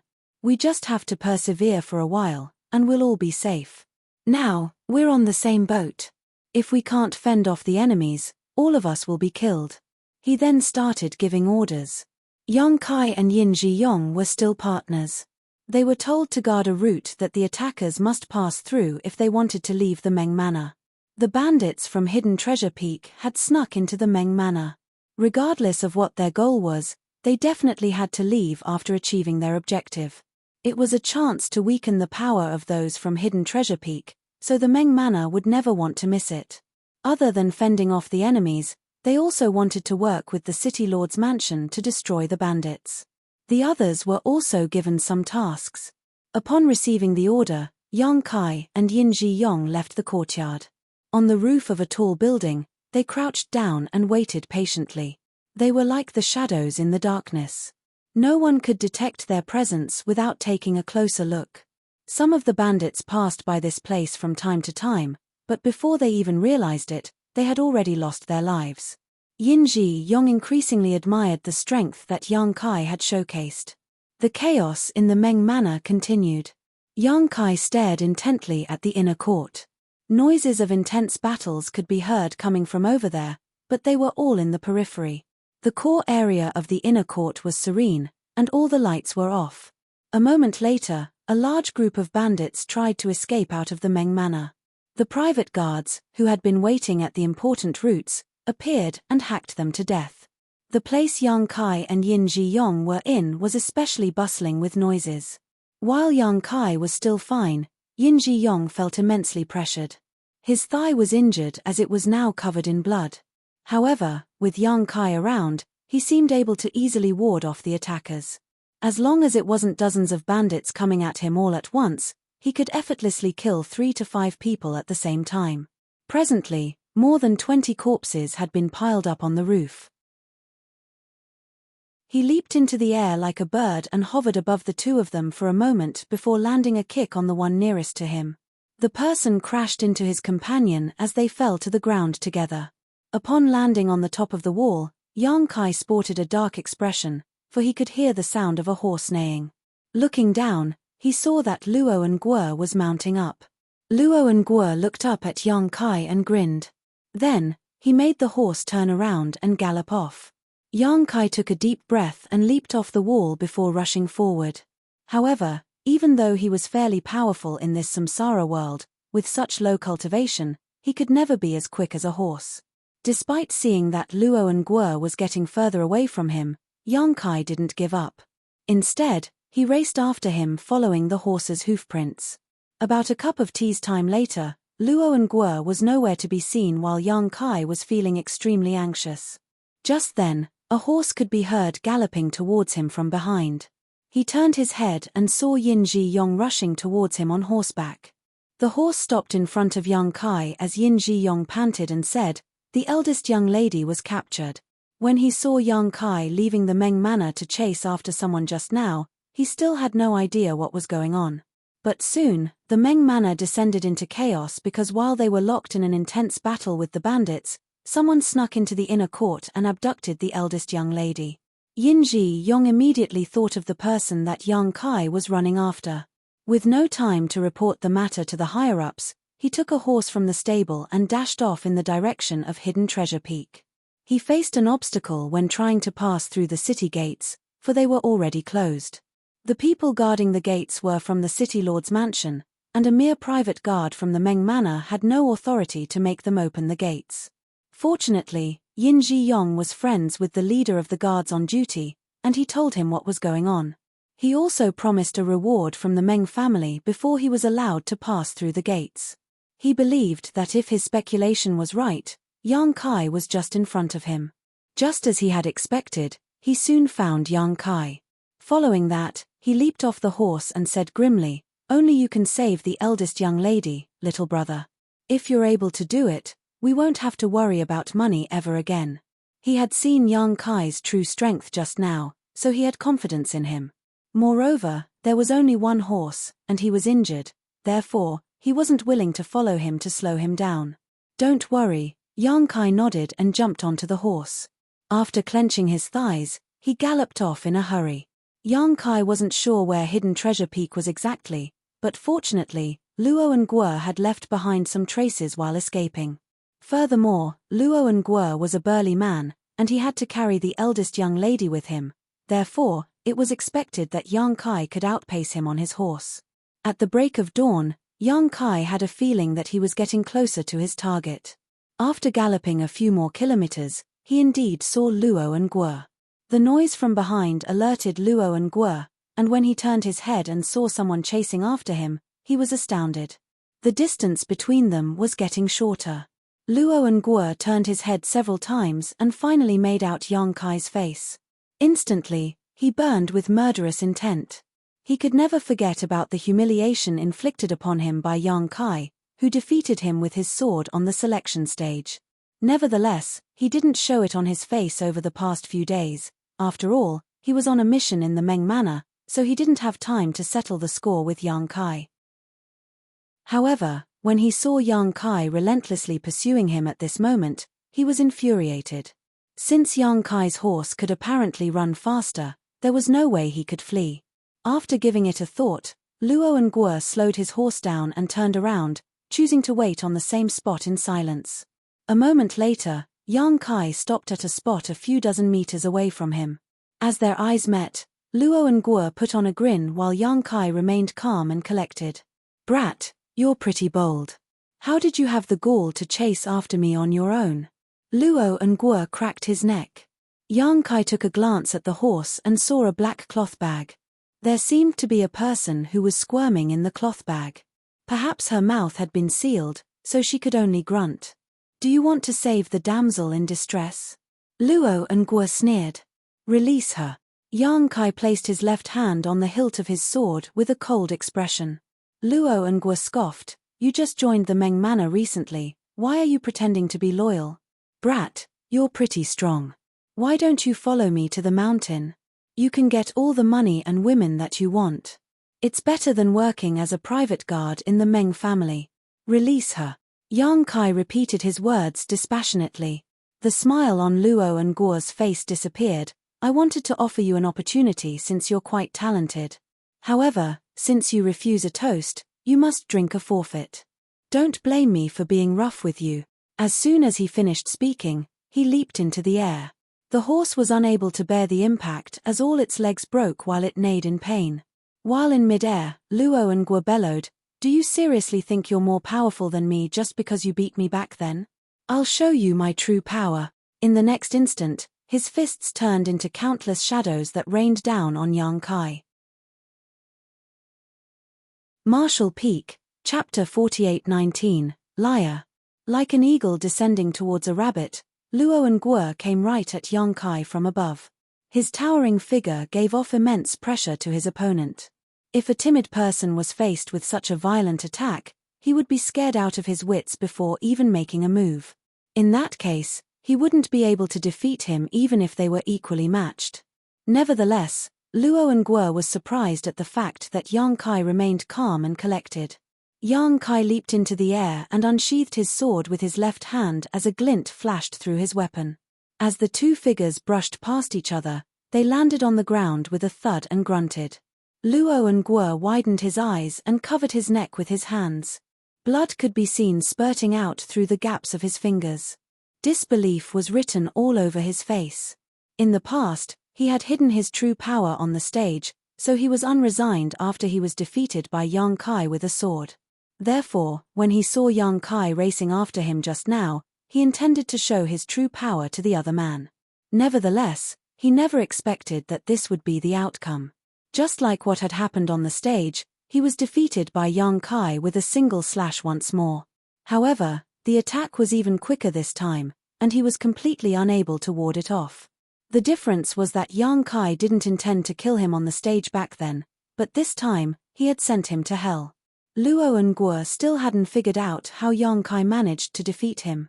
It was supposedly impossible for Yang Kai to unsheath his sword from that angle, and the timing at that moment was beyond a human's control.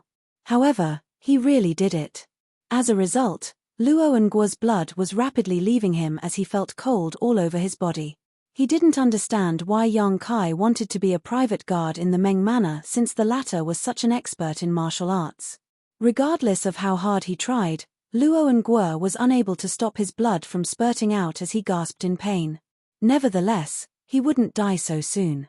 He fell on one knee with a thud as he was engulfed in the fear and pain of death. Yang Kai put his sword back into the sheath and shuffled forward without sparing him a glance. However, after just taking a few steps forward, he staggered and almost fell to the ground.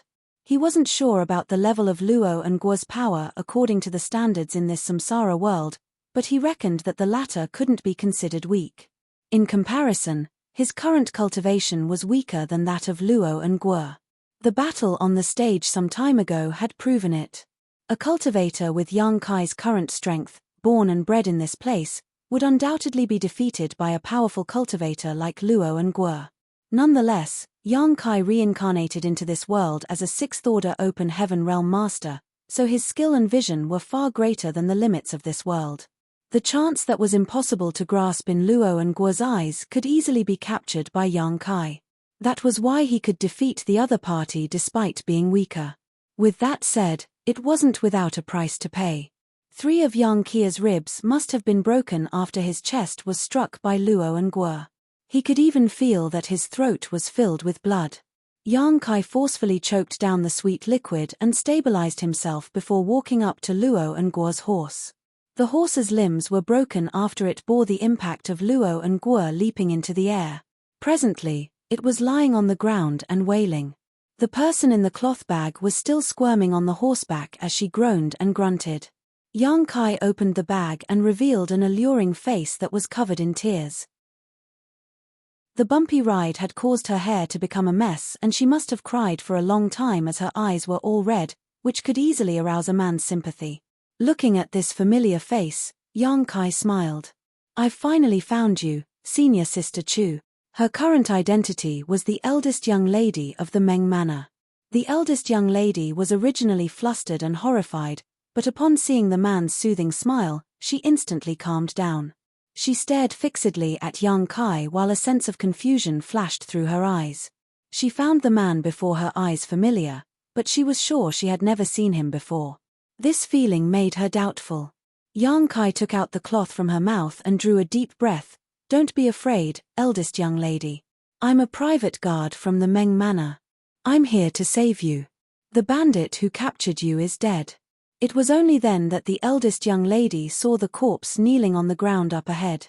The puddle of blood horrified her as the color drained from her alluring face. She exclaimed and instinctively crashed into the oddly familiar guard's arms. Yang Kai grunted as blood leaked out of his mouth. Some of his ribs were broken to begin with, and this impact exacerbated his injuries. Upon hearing his groan, the eldest young lady looked up and saw that her rescuer seemed to be in pain, so she asked caringly, "Are you hurt?"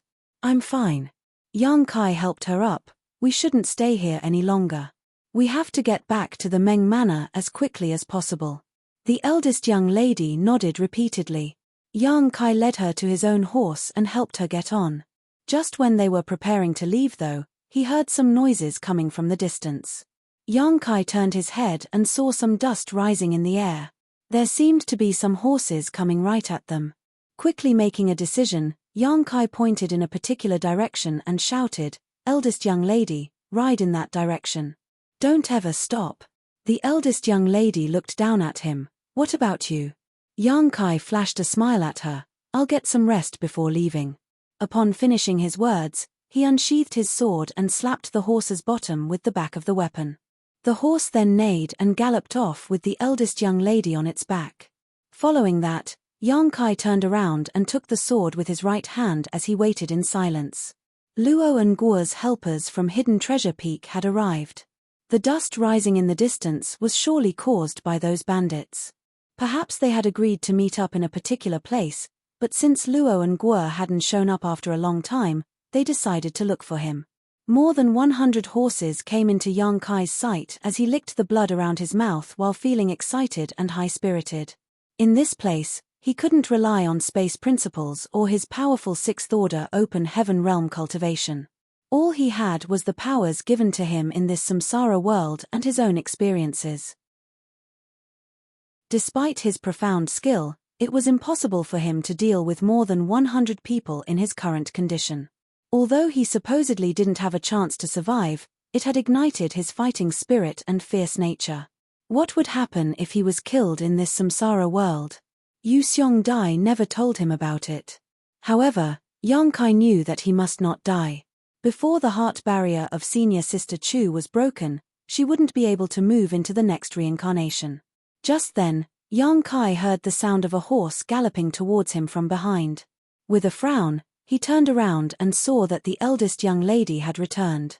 Her beautiful face was pale as she was terrified to see that more than 100 horses were coming at them. Despite that, she still summoned her courage and didn't hesitate to come back. The eldest young lady apparently had some excellent riding skills as she accurately stopped the horse in front of Yang Kai. With a furious expression, she snapped, "Liar." This was giving Yang Kai a headache as he asked, "Why did you come back?" I don't know," the eldest young lady stammered. She had no idea why she decided to come back just now, but she instinctively turned around when she heard the noises from behind. Yang Kai gritted his teeth and took the reins before leaping onto the horse. He said beside her ear, "Hold on tight." He then turned the horse around and rushed towards White Jade City. It was unrealistic to tell the eldest young lady to leave on her own now, for the other party had seen her already. If they separated to chase after her, she would be in a perilous situation. In that case, Yang Kai reckoned that he had to take matters into his own hands and protect her personally. On the horse, the eldest young lady hung her head low while blushing. She had never come into such close contact with a man before. The bumpy ride caused her back to rub against the man's chest from time to time. The panting she heard from the man made her feel flustered while she felt as if there were butterflies in her stomach. More than 100 horses arrived at the place where Luo and Guo was killed soon after. Someone examined the figure that was kneeling on the ground, and upon confirming that Luo and Guo was dead, all of them were agitated as they chased after Yang Kai and the eldest young lady. The reason Yang Kai was able to catch up to Luo and Guo earlier was that his horse could run faster. After all, Luo and Guo had a heavy build, and he had to bring the eldest young lady with him. On the other hand, Yang Kai was on his own. That was the reason he could reach Luo and Guo. Nevertheless, it was the opposite now. While Yang Kai had to bring the eldest young lady to safety on a single horse, more than 100 bandits from Hidden Treasure Peak riding down on them. The distance between them was shortening while the sounds of hooves thudding on the ground became louder. The eldest young lady was no longer in the mood to let her thoughts run wild. For a moment, a sense of anxiety flashed through her face. However, she seemed to recall something all of a sudden as she soon calmed herself down. Right then, the sound of something breaking through the air was heard. The distance between both parties was short enough, so an expert in archery among the bandits from Hidden Treasure Peak shot an arrow at Yang Kai. However, He missed his target as the arrow landed on a spot that was 10 meters away from the left of Yang Kai. More arrows came from behind as the sounds of breaking through the air were continuously heard. Most of the arrows were not threatening at all, and for the ones that posed a risk, Yang Kai turned his head and accurately slashed across them. Behind him, a person with a hooked nose at the front of those bandits was dumbfounded by this sight, for he had never expected Yang Kai to be so strong and skillful. It was only then that he realized it wasn't just bad luck that Luo and Guo was killed. Yang Kai was apparently an expert in martial arts given his dexterity and eyesight. The hooked-nosed man had his interest piqued as he didn't know that there was such a powerful cultivator in the Meng Manor. Since Luo and Guo was dead, the losses could be made up for if they could make Yang Kai join them. The prerequisite was that they had to capture him alive.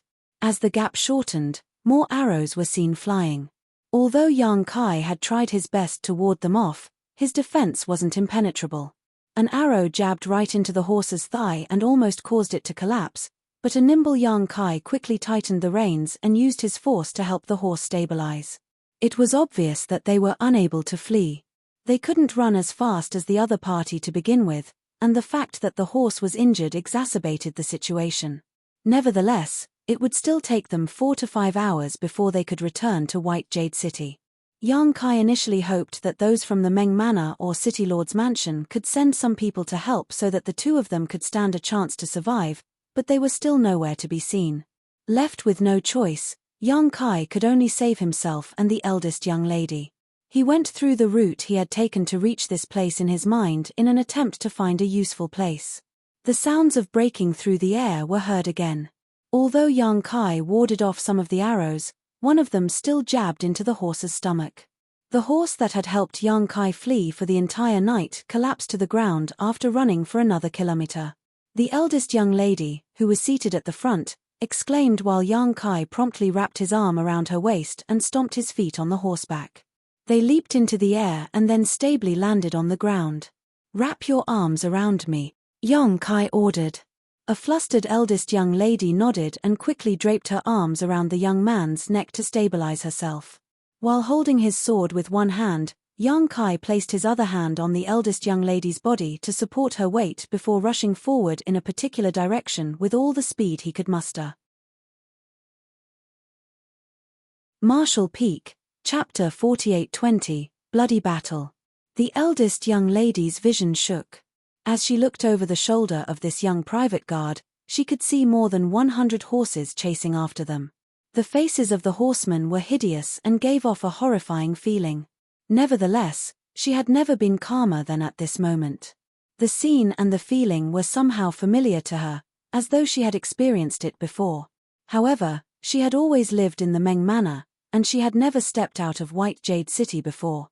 When had she ever experienced getting hunted down while she was protected by a man? Did it happen in a dream? Was it an experience from her previous life? She was supposed to feel uncomfortable in such close contact with a man she didn't know, but at this moment she was drowned in happiness as she exerted more force with her arms around the young private guard's neck. It was as though she was trying to merge into his body. She knew that this man wouldn't abandon her even if he had to lose his life. When she saw more than 10 arrows coming right at them, she exclaimed, "Watch out." Then, her eyes were dazzled by the glint from a sword. Yang Kai didn't whirl around as the eldest young lady was in front of him. If he turned around, she would be struck by the arrows. Instead, he accurately slashed across the arrows without turning at all, as though there were eyes on the back of his head. Most of the arrows were warded off, but one of them pierced right into his shoulder. The eldest young lady stared fixedly at that arrow, which was about the length of an arm. While it was deep in the man's flesh, not much blood had streamed out. Nevertheless, she felt her chest tightening at the sight of it. She reckoned that the young private guard must be in pain, but he never even grunted. More arrows were coming at them while Yang Kai zigzagged to dodge them. The gap between both parties was shortening rapidly, and it was expected that they would be surrounded by their enemies in no time. All of a sudden, Yang Kai turned left and rushed forward as there was a col over there. Perhaps he could make use of the terrain. Soon, he dashed past the col with the eldest young lady in his arms. It was a lucky day for him as he soon saw that there was a cave at the bottom of a mountain wall. The cave wasn't big as it could accommodate one person. Yang Kai rushed over and put the eldest young lady down. "Get inside, now." The eldest young lady nodded and climbed into the cave on all fours and tried her best to curl up inside it. When she looked up, she saw the young private guard standing in front of her like a mountain that could fend off all storms. "What's your name?" she asked. "Yang Kai." He raised his hand to grab the arrow stuck in his shoulder and snapped the shaft off, leaving the tip inside his flesh. He then turned his head and flashed a smile at her. "My name is Yang Kai."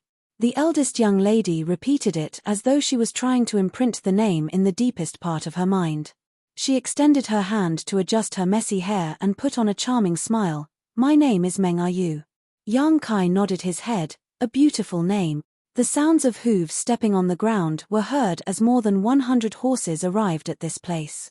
The man with a hooked nose raised his hand, after which all of the horses stopped in their tracks. These bandits then stared fixedly at Yang Kai. As their eyes met, the man with a hooked nose could barely contain his admiration for Yang Kai as he sized him up. "Brat, did you kill Luo and Guo?" Yang Kai replied grimly, "Yes." With a gloomy expression, the man with a hooked nose said, "Luo and Guo was the second manager of Hidden Treasure Peak. You formed a grudge with us by killing him."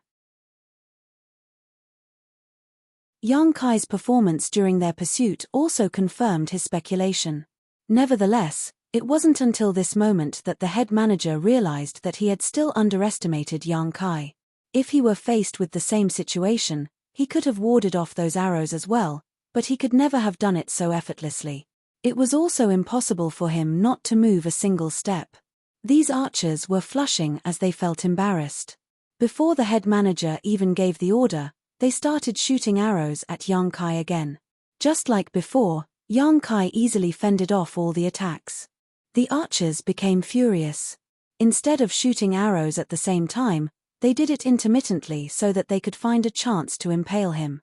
An incense stick later, these archers helplessly lowered their bows as their faces were all red. The mockery from their companions made them hang their heads low. There were more than 10 archers, but after 20 rounds of shooting at Yang Kai, the man still wasn't harmed one bit. On the other hand, they had no more arrows left. The head manager sported a gloomy expression as well. He reprimanded the people who were laughing and pointed at Yang Kai before giving the order, "You guys over there, go kill him." The smiles of those who were ordered to kill Yang Kai froze as they sported bitter expressions. However, they could not disobey the head manager, so they had no choice but to drive their horses forward. At the very least, they knew that they had to work together. They separated and surrounded Yang Kai from different directions. As they exchanged glances, one of them suddenly charged towards Yang Kai and hacked at him with a sword while the others seized the chance and dashed forward. Yang Kai lowered his figure to dodge the attack and unsheathed his sword as a glint flashed across his weapon. The second person extended his sword while the third person, who had excellent riding skills, leaned far off his horse and swept his sword at Yang Kai's legs while brushing past him. The others showcased their skills and launched fatal attacks on Yang Kai. With Yang Kai as the center, several horses crisscrossed each other. However, many fell off their horses and collapsed to the ground, apparently dead. Only 2 of them survived, and when they turned their heads, their faces instantly paled. Yang Kai remained on the same spot. His top had been cut open as the flesh around his wounds rolled up. His figure was already covered in blood. Nevertheless, he didn't seem to care about it one bit. Blood dripped from his sword and made some pattering sounds on the blood puddle, which was piercing to the ears. The head manager had never been more embarrassed in his life as he growled, "Waste. You can't even kill a single person? All of you, go get him. You don't have to follow me back to the mountain if you can't kill him." The death of their companions left the others fuming with fury. Although Yang Kai appeared powerful, he was all alone after all. There was no way they were unable to kill him when there were more than 100 of them. They drew their weapons at the same time and drove the horses forward. They appeared as intimidating as a storm. Yang Kai tried his best to stabilize his breathing and pulled off his tattered top from his body. He then fastened it around his sword-holding hand so he wouldn't drop it. As soon as he was done with that, 100 or so horses came charging towards him from all directions and engulfed him. Following a guttural roar, Yang Kai slashed his sword as blood was seen spurting out from his enemies. Shrieks were continuously heard. There was an upside as well as a downside when he told the eldest young lady to hide inside the cave. The upside was that he didn't have to worry about her safety.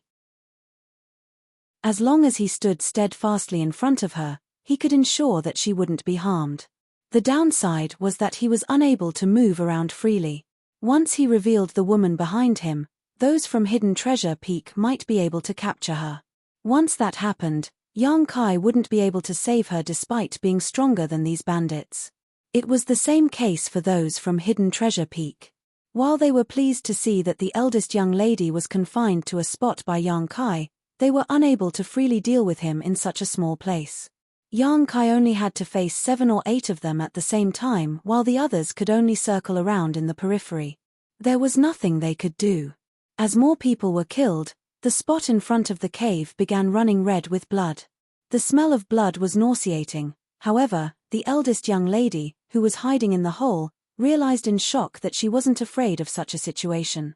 She couldn't figure out what was going on as it was the first time she saw dead people. Any other young lady would have passed out in this situation, but she remained clear-headed while she was still able to monitor the young private guard's condition. All of a sudden, a corpse collapsed in front of her. It was a bandit who tried to capture Meng Ayu while Yang Kai wasn't paying attention. As soon as he reached this place though, Yang Kai directly killed him with his sword. It was apparent that the bandit was horrified before his death.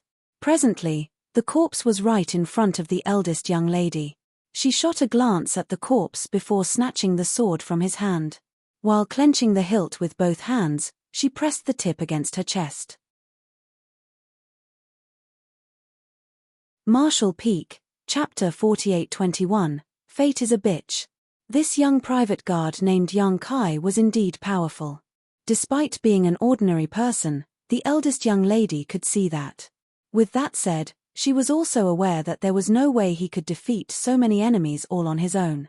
She had no idea how much longer this young private guard could persevere, nor did she understand why he still steadfastly stood in front of her in the face of death.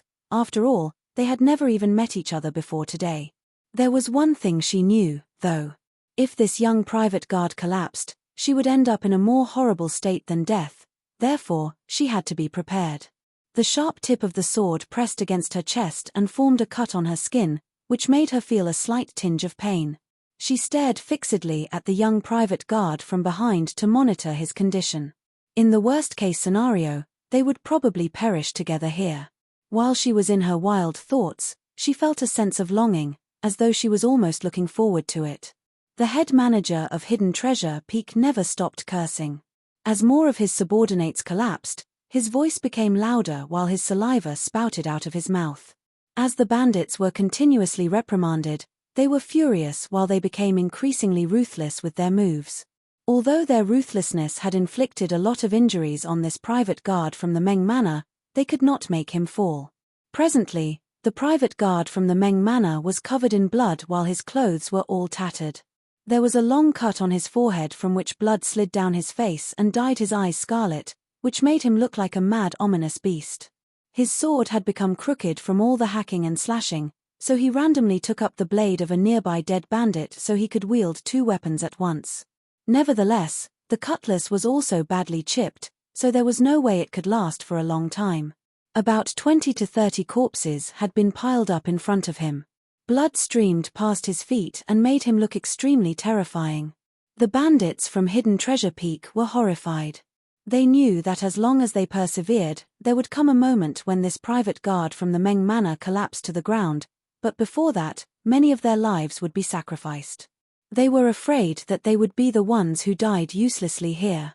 The bandits, who were initially high-spirited following the order from the head manager, started becoming timid as they launched attacks less frequently. An infuriated head manager killed a bandit who was trying to flee. He then drove his horse forward as he apparently planned to enter the battlefield personally. Just then, the ground started shaking as the sounds of hooves could be heard rapidly approaching from a distance. The head manager felt his chest tightening. When he turned his head, He saw that the dust was rising in the distance as a lot of people were rushing towards them on horses. Reinforcements from White Jade City had arrived. Upon that realization, the bandits became flustered as they instinctively moved backwards. Many of them turned to the head manager and awaited his order. The head manager stared at the private guard from the Meng Manor, who had been standing resolutely in front of the cave all this time. After a moment of hesitation though, he shouted through clenched teeth, "Retreat." A lot of soldiers from White Jade City were approaching, so there was no way their weakened group could ward them off. They might even lose their lives by staying here. It would be an unwise decision to do so just because they were not willing to give up their prize.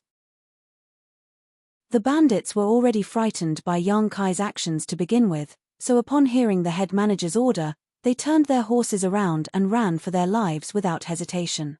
A moment later, more than 100 knights clad in sturdy armor arrived at this place with a young man leading the way. The young man looked in the direction the bandits from Hidden Treasure Peak were fleeing with narrowed eyes, but he didn't have the intention to chase after them. He turned his head and took a glance at Yang Kai, who was covered in blood. Despite being an experienced man, he was still astounded at the sight. The attention of the knights behind the young man was also attracted to Yang Kai. He was standing there like a statue, as though he was trying to protect something. His figure was covered in cuts of different sizes, and his clothes were in tatters. The corpses of the bandits had been piled up in front of him, and his feet were drenched in a puddle of blood. His murderous intent seemed to have materialized, and the horses beneath the knights were unable to bear it. They neighed and instinctively stepped backwards. None of them had seen such a sight before, but they could imagine how intense the situation had been. A lot of bandits must have continuously launched attacks on this young man in an attempt to defeat him. However, like a rock amidst the storm, he was still standing strong in the end. It was obvious that after his sword became bent, he picked up a cutlass that was also chipped. Even with such broken weapons, he wielded them to kill these bandits. "Is it him?" the young man asked. The person beside the young man was Yin Ji Yong, who was also a private guard from the Meng Manor. Upon hearing that, he quickly nodded, "Yes, it's him." After he finished speaking, he leaped off the horse and bolted towards Yang Kai, shouting, "Little brother! Little brother!" Before he could get close though, he saw a sword slashing at him. He exclaimed in fright and fell on his bottom, his soul almost leaving his body. When he came to his senses, he quickly examined himself. Upon confirming that he wasn't injured, he breathed a sigh of relief. While reeling from the shock, he called out, "Little brother, it's me, Yin Ji Yong. Don't you recognize me?" He had no idea why Yang Kai would suddenly hack at him. If he were killed just like that, he would have passed away full of grief. "He has already passed out," the leading young man suddenly said. Yin Ji Yong was dumbfounded. "He has? How could Yang Kai still attack him when he was unconscious?" Upon closer look though, Yin Ji Yong realized that there was indeed something off about Yang Kai. He was glowering at the front, but never batted his eyes. The blood from his forehead streamed down his face, which made him look horrifying, but his eyes seemed to have lost focus as he looked hollowly in no particular direction. Nevertheless, he remained unmoving with the weapons in his hands. "Don't go near him. He will only react on instinct now," the young man ordered. A dazed Yin Ji Yong nodded. Despite his age, it was the first time he saw someone who was still able to react out of reflex while unconscious. How resolute must one be in order to achieve that? He's really something. The young man stared at Yang Kai with admiration written all over his face. He turned to Yin Ji Yong. "What's his name?" Yin Ji Yong quickly replied, "Young City Lord, his name is Yang Kai. He's a new private guard in the Meng Manor." "Yang Kai?" The young city lord narrowed his eyes as his expression became conflicted. Yin Ji Yong didn't notice it as he looked worriedly at Yang Kai. "Little brother Yang is badly injured, young city lord. We can't go near him now, however, if we don't help stop his bleeding, he'll surely lose his life." The young city lord fell silent. Just then, some noises could be heard coming from behind Yang Kai. Yin Ji Yong bellowed, "Who goes there?" After he finished speaking, he saw a curvy woman whose hair was a mess crawling out of the small cave behind Yang Kai. There was a sword in her hands as she appeared vigilant.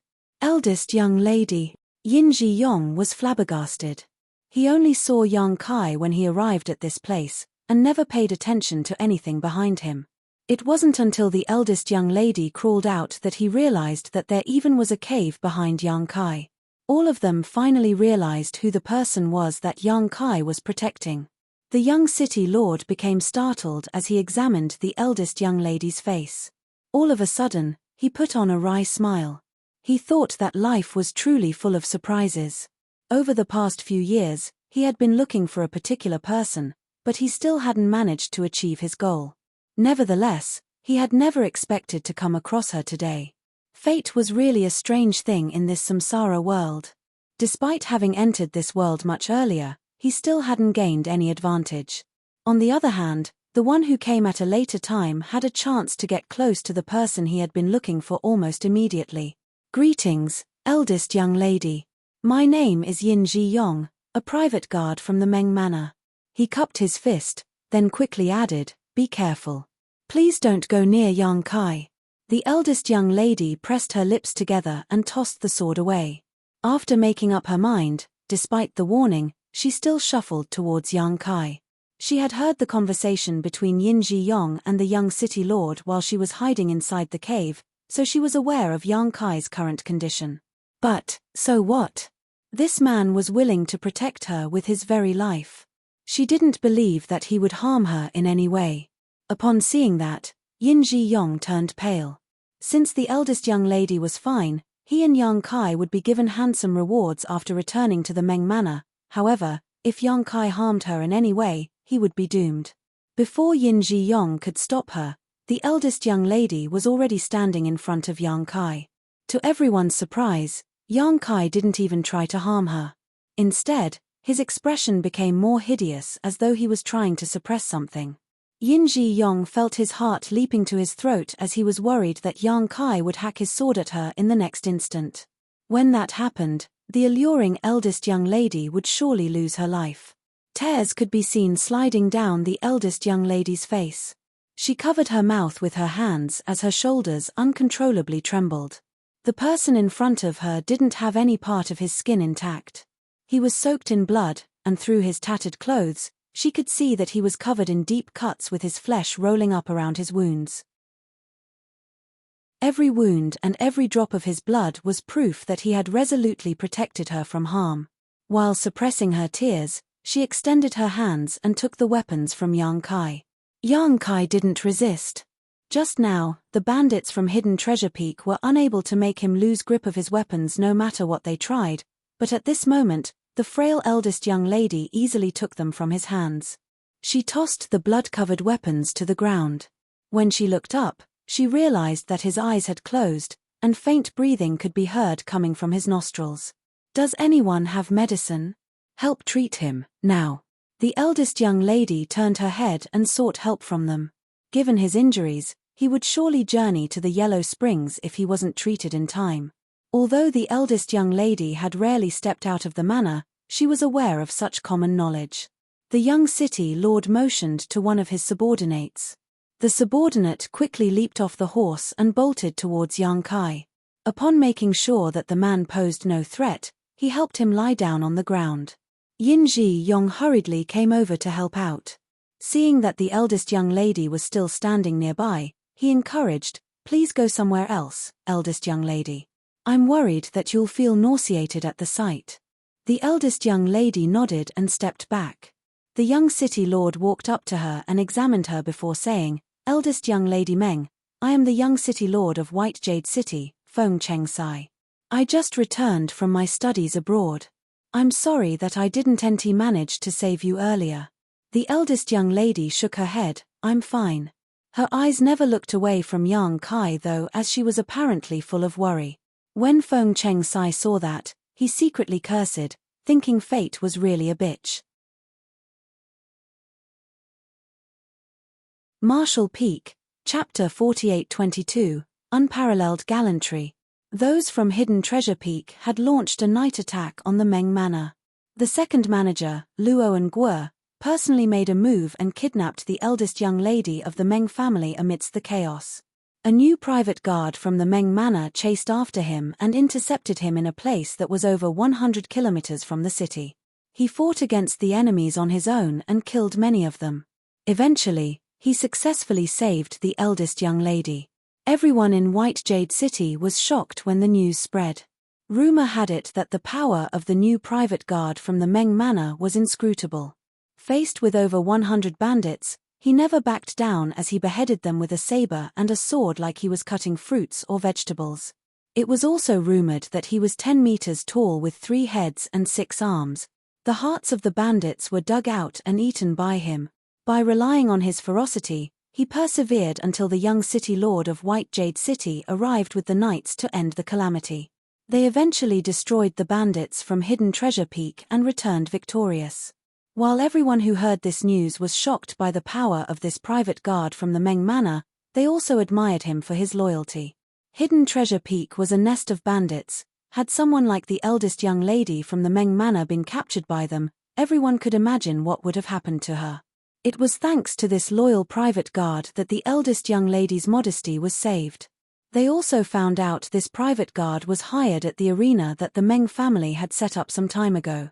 Many families secretly felt envious and thought that the Meng Manor had found a treasure.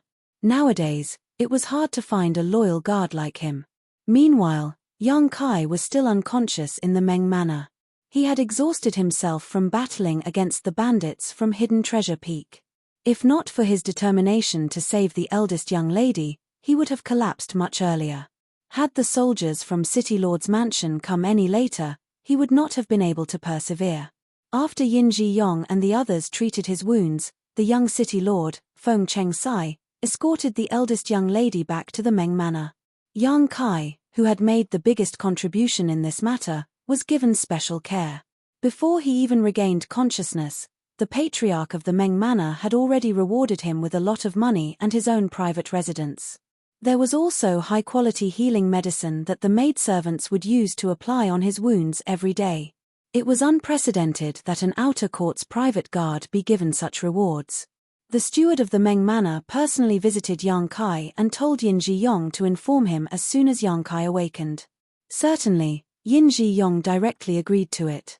Many private guards also came to visit Yang Kai. Although it had only been a short time since Yang Kai joined the Meng Manor, and they were not close to each other, he had risked his life to save the reputation of these private guards. After all, the eldest young lady was kidnapped on their watch. Had Yang Kai not promptly decided to chase after the bandits, these private guards would have been punished by the Meng Manor by now. Some of them might even have lost their lives.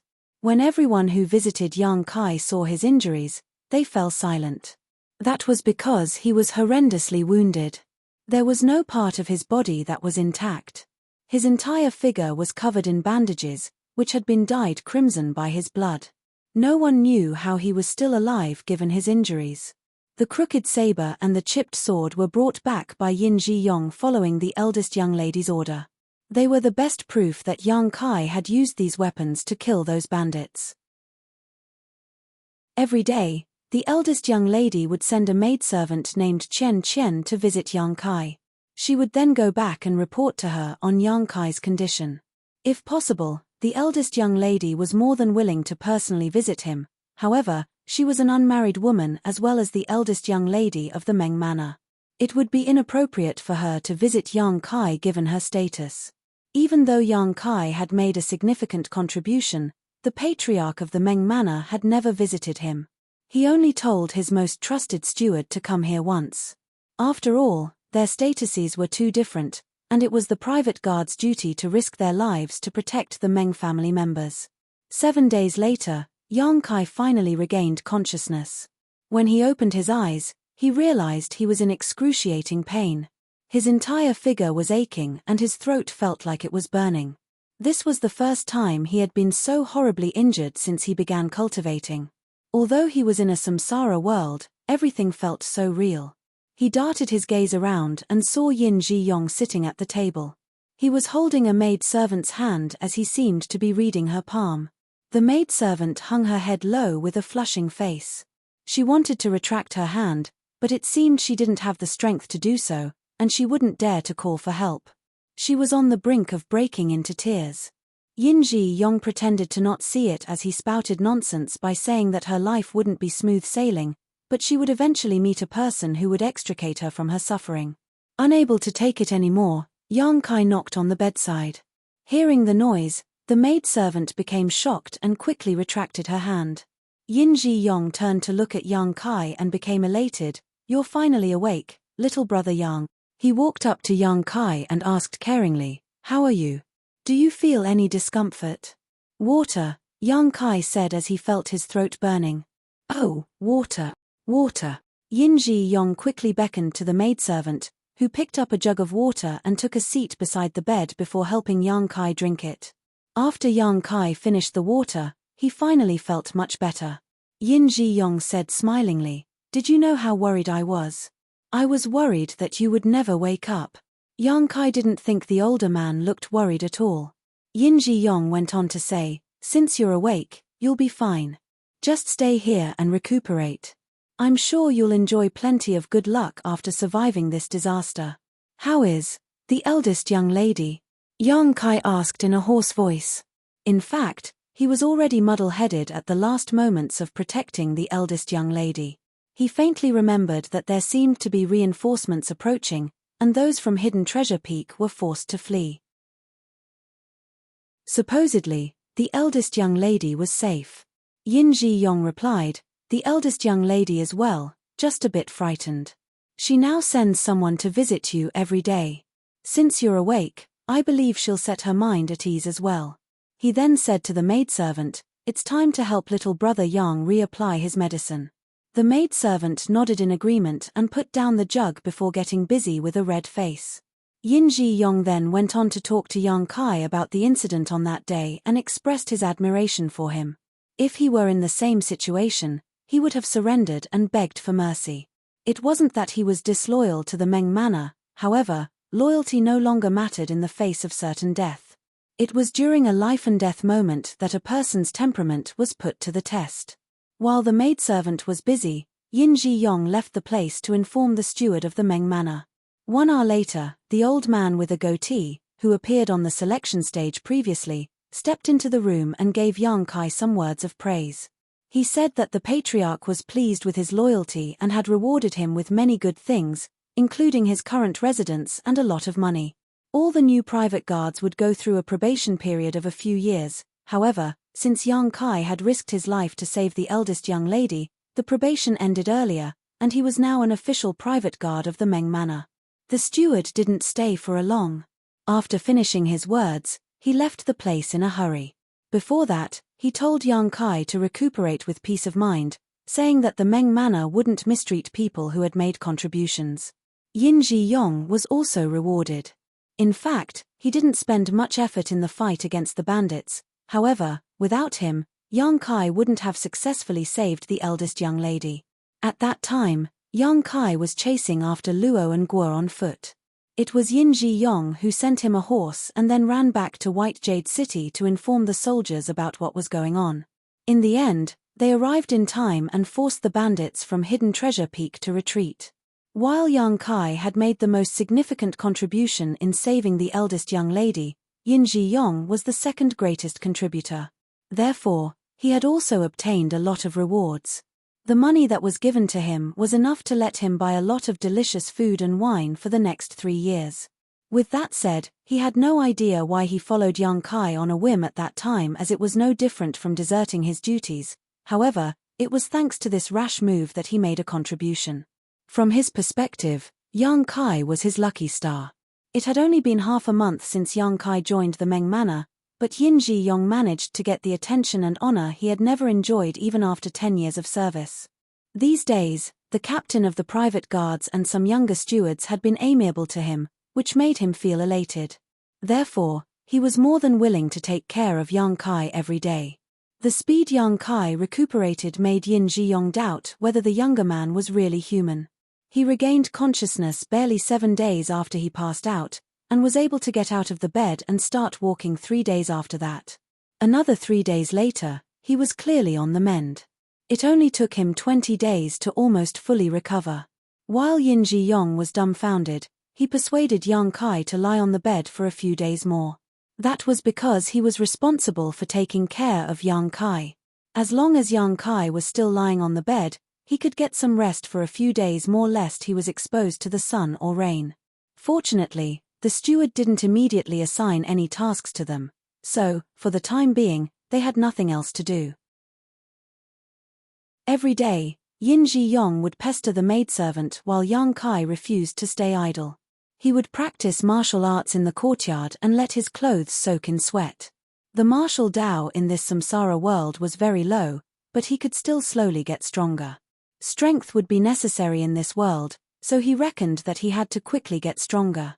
Yin Ji Yong had tried exchanging moves with him once, but he would never want to do that again, for it was utterly humiliating. There was an overwhelming difference between their powers and it only took Yang Kai one move to defeat him. While cultivating, Yang Kai pondered on how to approach the eldest young lady.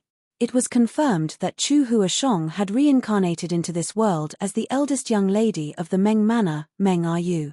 Before she reincarnated, she had set up a heart barrier. Only by breaking this heart barrier would her memory be restored. In order to break the heart barrier, he had to win her heart. Certainly, Yang Kai didn't care about the difference between their statuses as he was a private guard while she was the eldest young lady. However, he didn't know how to win a woman's heart. Although he had a lot of wives, he had rarely wooed a woman before. There was not much he could do when it came to pursuing a woman romantically. The most important thing for him now was to approach the eldest young lady so that they would familiarize themselves with each other. If he couldn't even get close to her, how was he going to break the heart barrier? Fortunately, the fact that he had saved her life must have left a good impression. The proof was that she would send her trusted maidservant, Chen Chen, to visit him every day.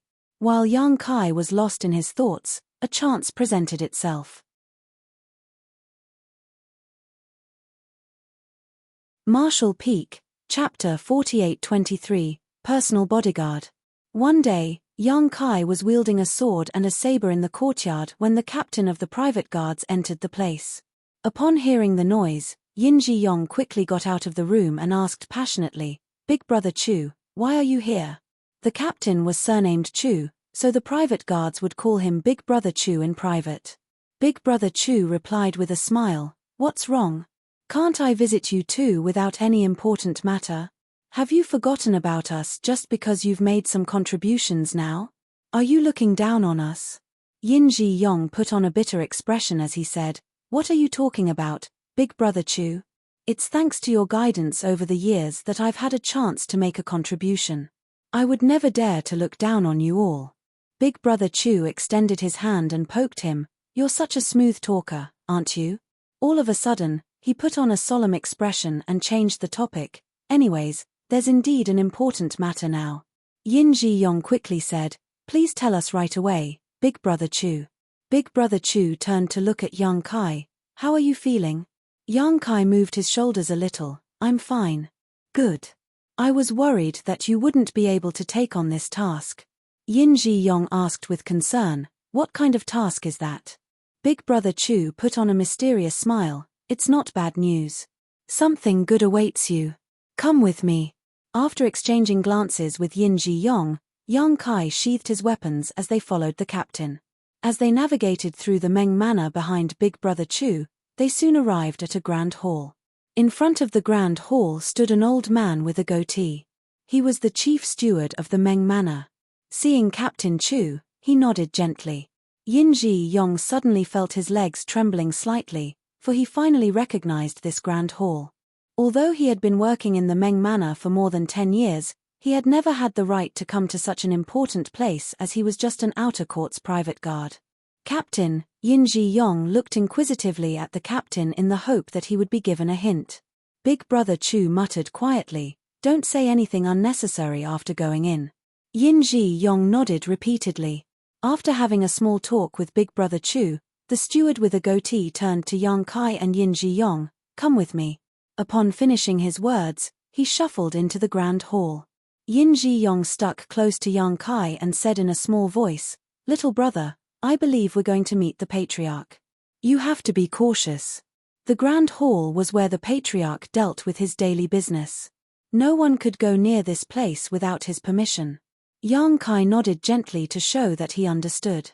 After entering the grand hall with the chief steward, Yang Kai looked up and saw a man who was going through some documents behind a desk. There was nothing special about the man, who was about 50 years old. Nevertheless, since he had taken good care of himself, he looked slightly younger than his age. He was supposed to be the patriarch of the Meng family, Meng Deyi. The chief steward told the two of them to stop, then walked up to Meng Deyi in light steps and said, "Sir, I've brought them." Meng Deyi grunted and continued handling his business. Since he never said anything, Yang Kai and Yin Ji-yong could only remain standing there. About a cup of tea later, Meng Deyi put the documents aside and stamped them with a seal before falling into his thoughts with a frown. He seemed to have finally recalled the presence of these two private guards as he looked up at them. "Who is Yang Kai?" Yang Kai cupped his fist and said solemnly, "Yang Kai greets the patriarch." Yin Ji-yong saluted him as well. "Outer court guard Yin Ji-yong greets the patriarch." Meng Deyi stared fixedly at Yang Kai and said impassively, "I heard that you were badly injured." Yang Kai replied in a firm voice, "As a guard of the Meng Manor, it is my duty to ensure the eldest young lady's safety even if it costs me my life." Admiration was written all over Yin Ji-yong's face as he thought that Yang Kai was usually taciturn, but the latter could tactfully fawn over someone in power when it was necessary. Good. There was no doubt that Meng Deyi was pleased with his reply.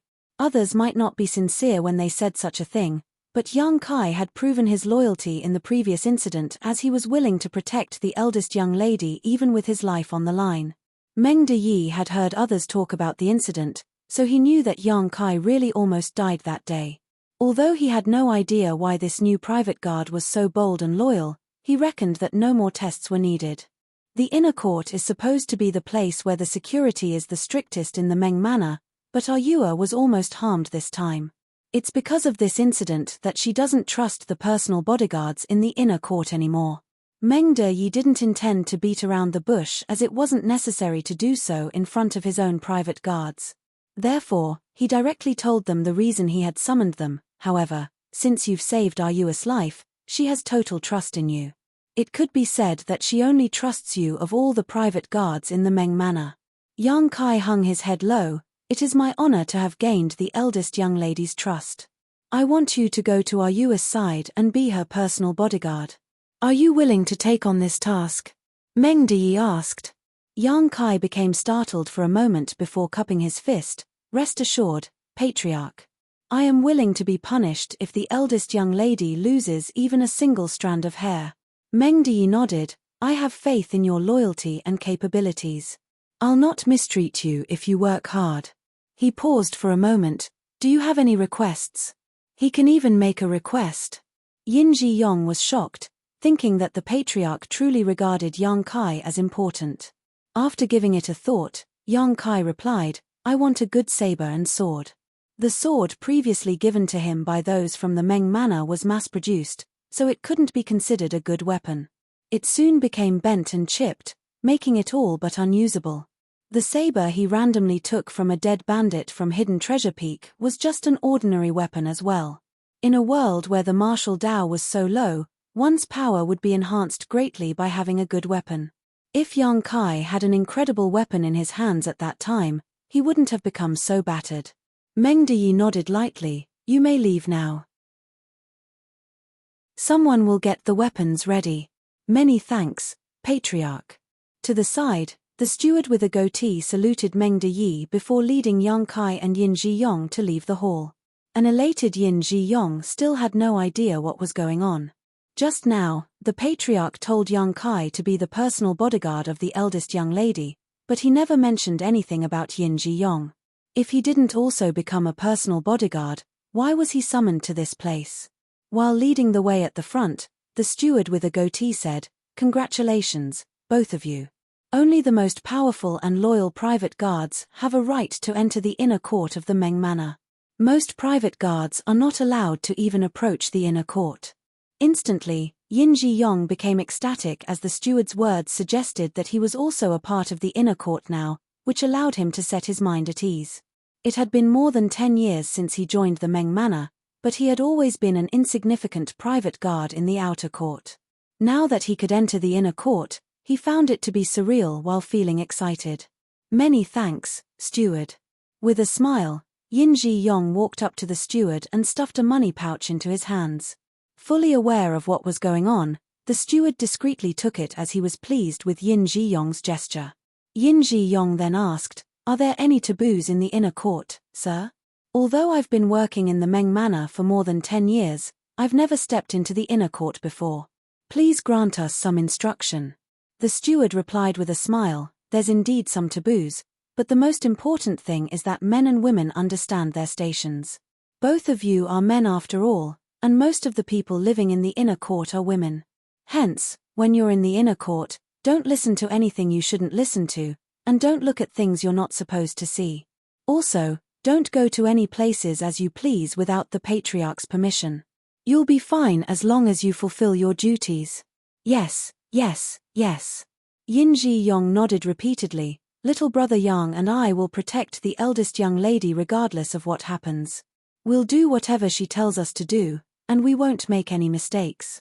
I'm glad that's what you think, and you'd better remember what you've said. Although you've made significant contributions this time, the patriarch will not forgive you if you make any mistakes in the inner court." As they spoke, they finally arrived at the inner court. A maidservant with a bun was already waiting in front of the courtyard.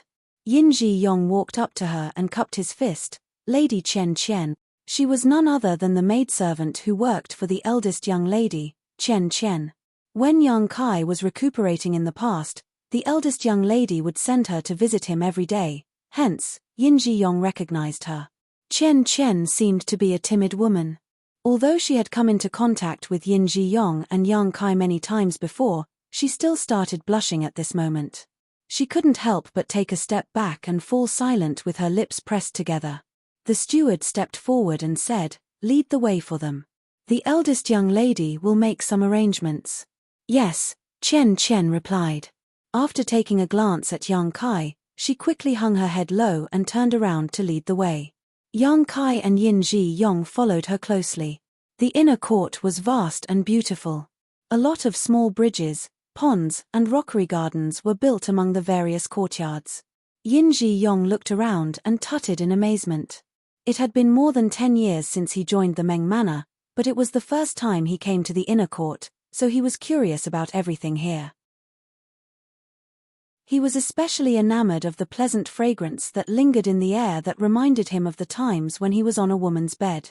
When he came across any women in the inner court, he quickly hung his head low as he would never forget that he was just a guard. Of Meng De Yi's 3 daughters, 2 of them were already married. Only the eldest daughter, Meng Ah-yu, was still single. The patriarch had more than 10 wives though, so there were a lot of women in the inner court. If Yin Ji-yong caught a glimpse of anything he was not supposed to see, his eyes would probably be dug out. After making many turns, they finally arrived at the eldest young lady's residence. Chen Chen went inside to inform the eldest young lady about their arrival while Yang Kai and Yin Ji-yong waited outside the building. It was a building with 3 stories. Many busy servants continuously entered and left the place. Perhaps they had heard the news, so they would look curiously at Yang Kai and Yin Ji-yong when passing them by. Seeing that these 2 men appeared anxious, they covered their mouths and giggled while whispering among themselves.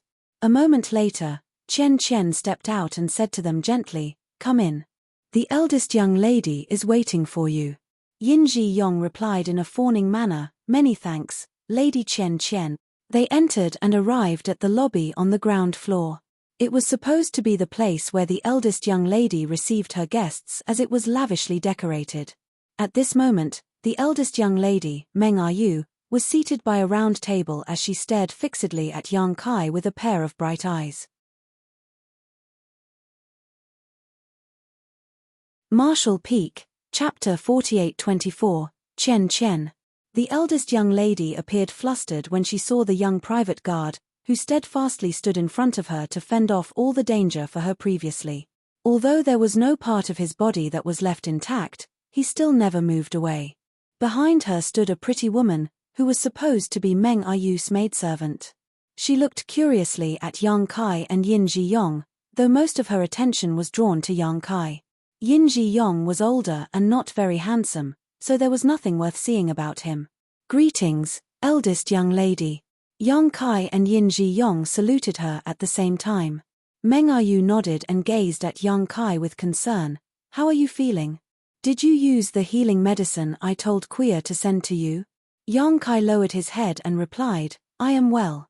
Many thanks for your concern, eldest young lady. It is thanks to your medicine that I have recovered sooner than expected. That's good.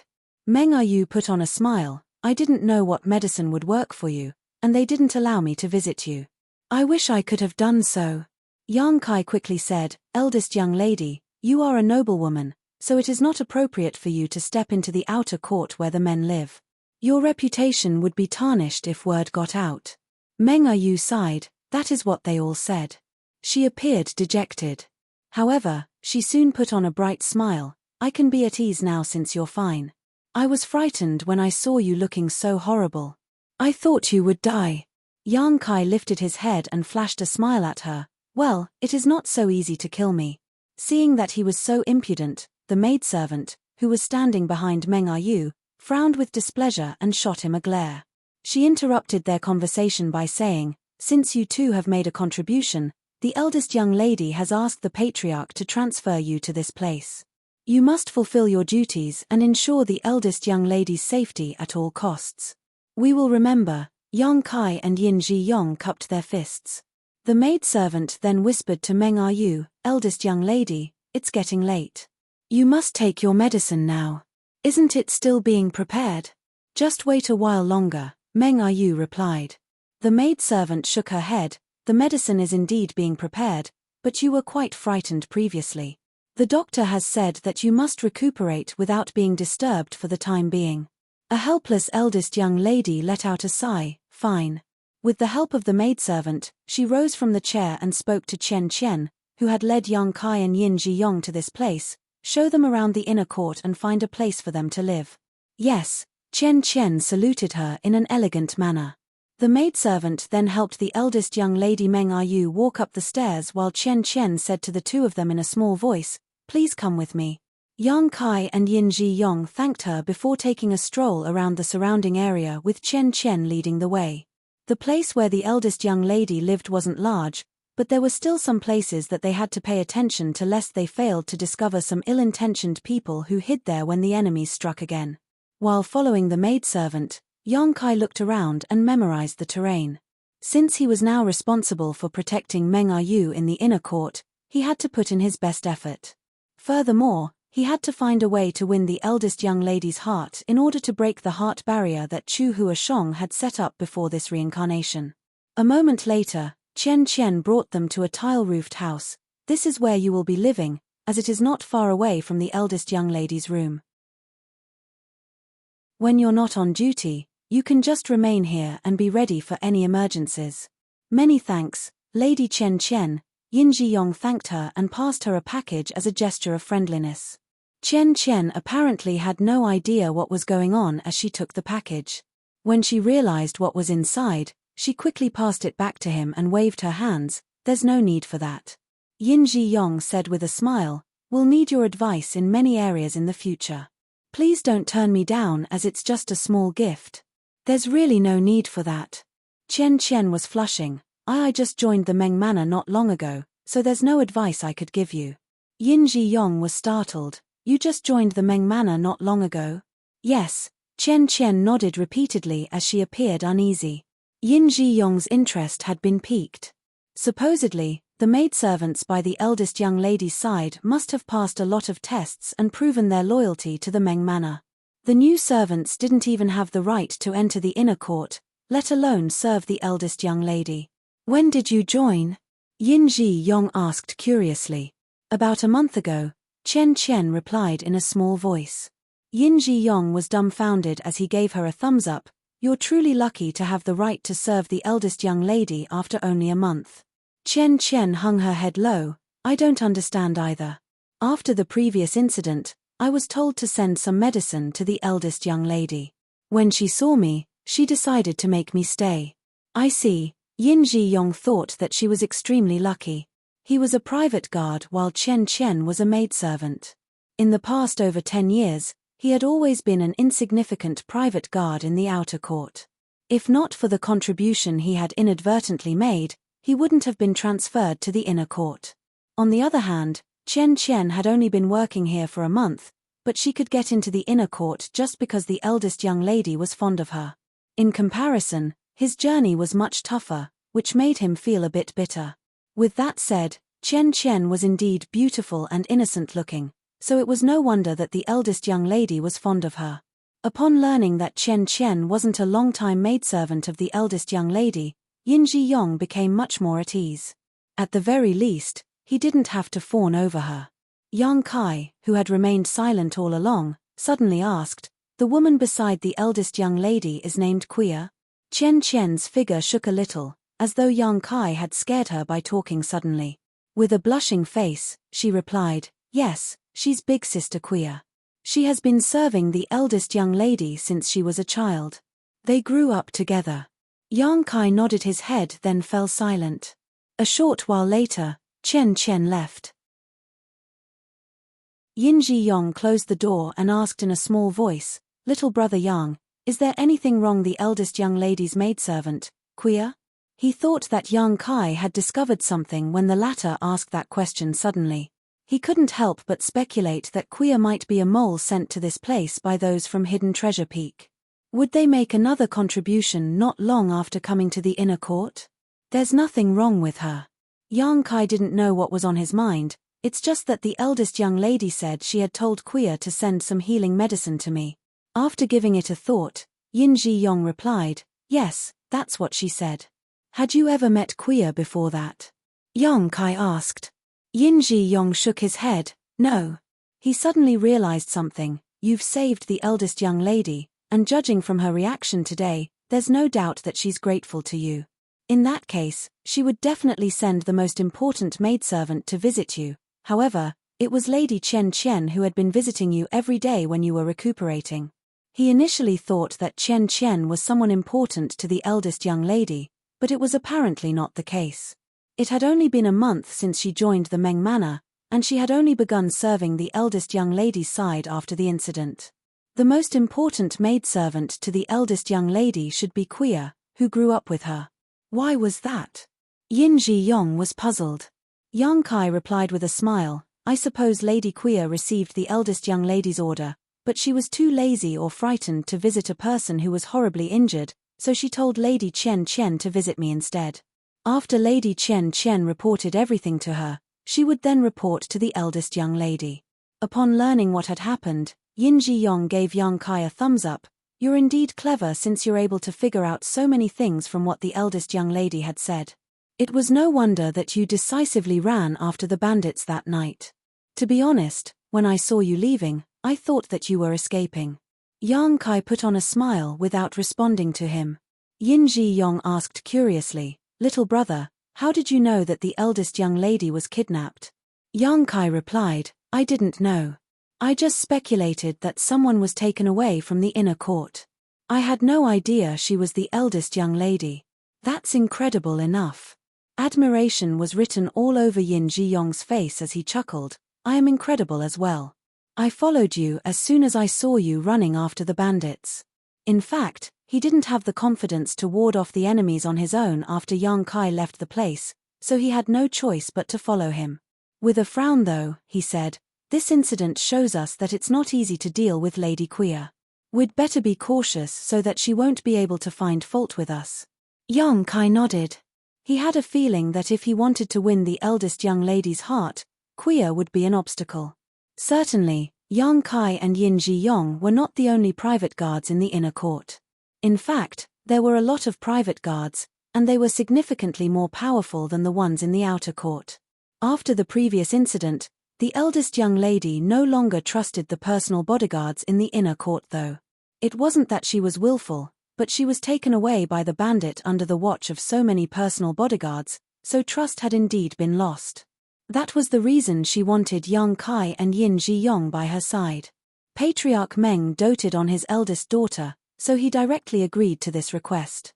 Despite that, he had still told some personal bodyguards to hide around the eldest young lady's residence. All of them had profound auras, however, The eldest young lady and the maidservants were unaware of their presence as they had never cultivated before. When Yang Kai came over from the building earlier, he detected some people who secretly examined him. Of course, he didn't react despite knowing what was going on. When Yang Kai agreed to become the eldest young lady's personal bodyguard, he also made a request to the patriarch, and it seemed the Meng family was as efficient as they were wealthy. They entered the inner court in the morning, and by the afternoon a sword and a saber were presented to Yang Kai. The saber was similar to the ones given to the private guards in the Meng manor. The characters stirring clouds were engraved on the hilt. When he pulled out the weapon, a dazzling glint flashed through the blade. The simple-looking sword was about 1 meter long, but the blade was shiny and sharp. When he flicked at the blade, a sword cry rang out for quite some time. The characters covering rain were engraved on its hilt.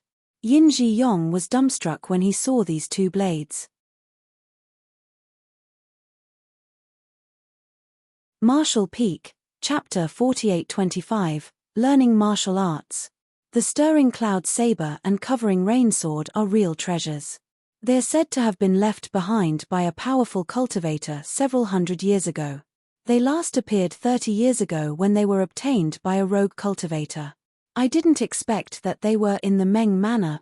With a fervent expression, Yin Ji Yong fiddled with the saber and sword. He was also a cultivator, so he loved treasures like these. The average cultivator would see his power increase by 30% by wielding these exquisite weapons, not to mention that Yang Kai was a very powerful cultivator.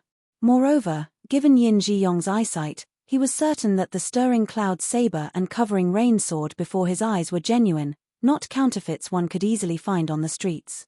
He reluctantly put the weapons back into their sheaths and said with envy, "Little brother Yang, the patriarch must regard you highly if he gave you such treasures. I suppose only someone like you deserves such an incredible sword and saber though." In the battle to protect the eldest young lady Meng Yu, Yang Kai did not only prove his loyalty but also his incredible strength and skill. In fact, Meng Deyi had sent his trusted aide to examine the battlefield, and the conclusion was that there were fewer than 10 people in the world who could fight against 100 bandits on their own and cause such casualties. Since Yang Kai was both loyal and powerful, it was expected that Meng Deyi regarded him highly. Yang Kai's power would increase significantly as he now possessed the stirring cloud saber and covering rain sword. It was not tiring to work in the inner court because Meng Yu stayed in her residence most of the time. She would rarely step out of the building. It wasn't certain whether it was because she loved staying indoors or she was still frightened following the previous incident. Therefore, Yang Kai and Yin Ji Yong just had to remain hidden when they were on duty and paid close attention to her to prevent any accidents from happening. With that said, rarely would any accidents happen in the inner court. Other than the two of them, there were a lot of personal bodyguards hiding in different places. Those who were untrustworthy would never be allowed to enter the inner court. Nevertheless, Yang Kai now faced a conundrum as he was unable to get into any close contact with the eldest young lady. This was giving him a headache. There was no doubt that he had left a lasting impression on her, and he was now lucky enough to become her personal bodyguard in the inner court. However, if he was unable to strike while the iron was hot, his efforts might all go to waste. Nonetheless, Yang Kai was just a personal bodyguard in the inner court while Meng Yu was the eldest young lady of the Meng manor. There was a huge difference between their statuses. If he crossed the line, he would only invite trouble to himself. Yang Kai reckoned that he had to come up with a plan to get closer to the eldest young lady. One day, Meng Yu was in a good mood as she led her two maidservants to take a stroll around the garden. Although it had only been a short time since Chen Chen entered the inner court, she had gained the eldest young lady's favor for some reason. Only 1 month had passed, but she was now one of her trusted maidservants. Despite the fact that she was on an equal footing with Quia, she wasn't as close to the eldest young lady as the latter. After all, Quia and the eldest young lady grew up together. Having said that, many of the maidservants in the inner court were envious of Chen Chen's luck. No one knew why the eldest young lady was fond of this new maidservant. Yang Kai and Yin Ji Yong followed them without revealing themselves. The eldest young lady and the maidservants had no idea where they were. However, Meng Yu knew that Yang Kai and Yin Zhiyong were not far away from her in order to prevent any accidents from happening. That was because she had given it a try before. Regardless of where she was, she just had to call out to Yang Kai, and he would appear from a random corner and stand in front of her, as though he was her shadow. For a few days, she never got tired of this little game. As soon as she found a reason, she would call out to Yang Kai. As a result, Kui's displeasure with Yang Kai increasingly intensified whenever she saw him. On this day, the eldest young lady was in a jovial mood. In fact, she had been cheerful recently as she was no longer traumatized by the kidnapping incident. She would always keep an alluring smile on her face. Nevertheless, she was just a young woman who rarely stepped out of her residence, so after about 2 hours, she started panting and declared, "I'm tired." Kui said, "In that case, we should go back and get some rest. It's pretty windy here, so you might catch a cold if you stay here any longer." The eldest young lady tilted her head and fell into her thoughts. Suddenly thinking of something, she giggled and called out, "Guard Yang." The next moment, footsteps could be heard approaching from behind. Yang Kai appeared like a phantom and stopped in his tracks in a spot that was 10 paces away from Meng Yu before cupping his fist. "Eldest young lady, oh, you're here." Meng Yu turned around and pouted with disappointment. "I thought you would appear from over there. I didn't expect that you were behind me." When Kui saw that the eldest young lady was acting so happily, she asked gently, "Eldest young lady, why did you call out to guard Yang again? He has to stay hidden to protect you." She then glowered at Yang Kai. "You may go now." The eldest young lady, however, interjected, "There's not really any danger in the inner court. Moreover, Guard Yang is strong. Even if there's any danger, he can protect me regardless of whether he is hidden or not. Am I right, Guard Yang?" Yang Kai hung his head low. "It's my duty to protect you, eldest young lady." "All right, the eldest young lady knows that you're loyal. You may go." Kui waved her hand. Instead of leaving though, Yang Kai asked, "Do you have anything to tell me, eldest young lady?" "Yes." Meng Yu nodded happily. "I want to learn martial arts." "Why don't you teach me?" Kui was astounded and asked, "You want to learn martial arts, eldest young lady? You've never been interested in them since you were a child." Meng Yu replied with a smile, "That was in the past. Preferences can change over time." Kui dissuaded her by saying, "I'm worried that it's too late for you to start learning martial arts. You won't become a powerful cultivator. Furthermore," Meng Yu cut her off by saying, "It's not like I want to become a powerful cultivator. I just want to strengthen my body. Isn't that one of the benefits of learning martial arts? I feel tired after just walking for a short time, which must be because I'm weak. Moreover, I found it difficult to hold a sword previously as I almost couldn't lift it. If I had learned martial arts, that wouldn't have happened. Even if I come across any danger again, I'll have the strength to protect myself." Seeing that the eldest young lady was insistent, Kui wouldn't dare to refute her. After giving it a thought, she offered a suggestion. "If you want to learn martial arts, you can ask a martial arts instructor in the manor to teach you. Guard Yang has his own duties, so it might not be convenient for him." Meng Yu snorted, "The martial arts instructors in the manor are not as strong as Guard Yang. You have no idea how bold he was. At that time, he easily killed those bandits with the sword and saber in his hands. The blood formed into a puddle and dyed my shoes red." Kui had never heard of anything so ruthless before, so she turned pale in an instant and wouldn't dare to say anything. Meng Yu then turned to Yang Kai and asked, "Will you teach me, Guard Yang?"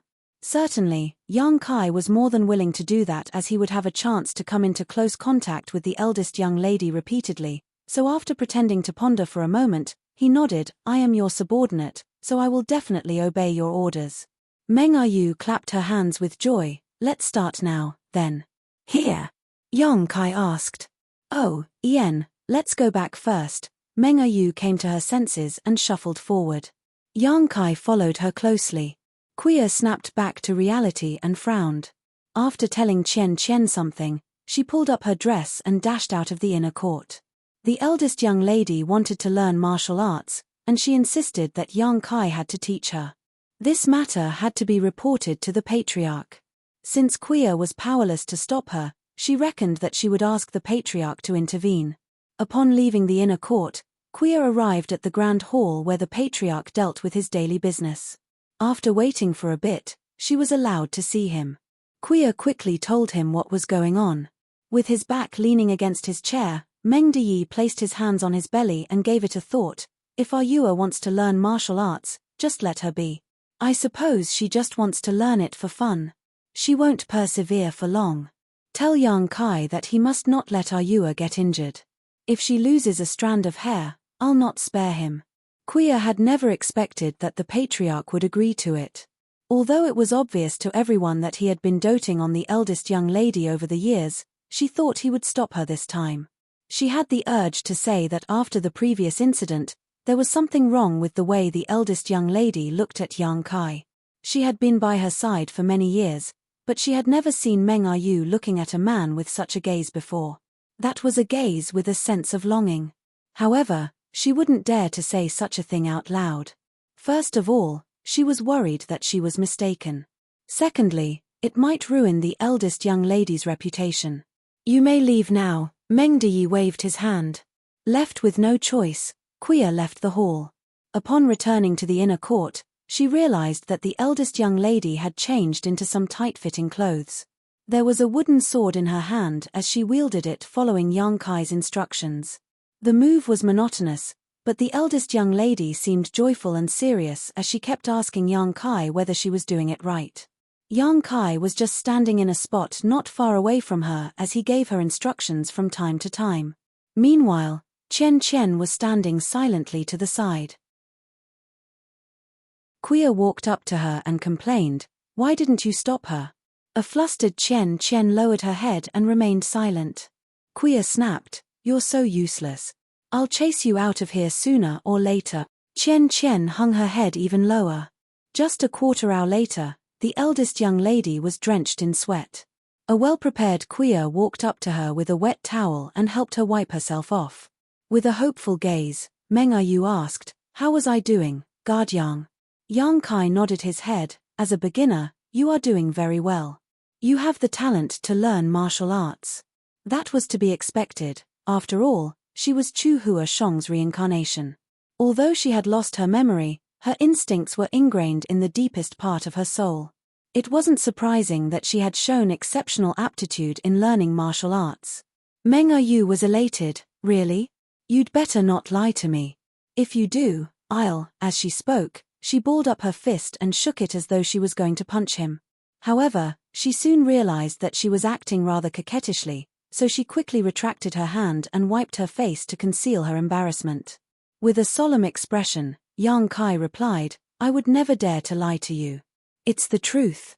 Upon hearing that, Meng Yu put on a bright smile. Quia pressed her lips together. "You'd better be cautious, eldest young lady. Men's words cannot be trusted."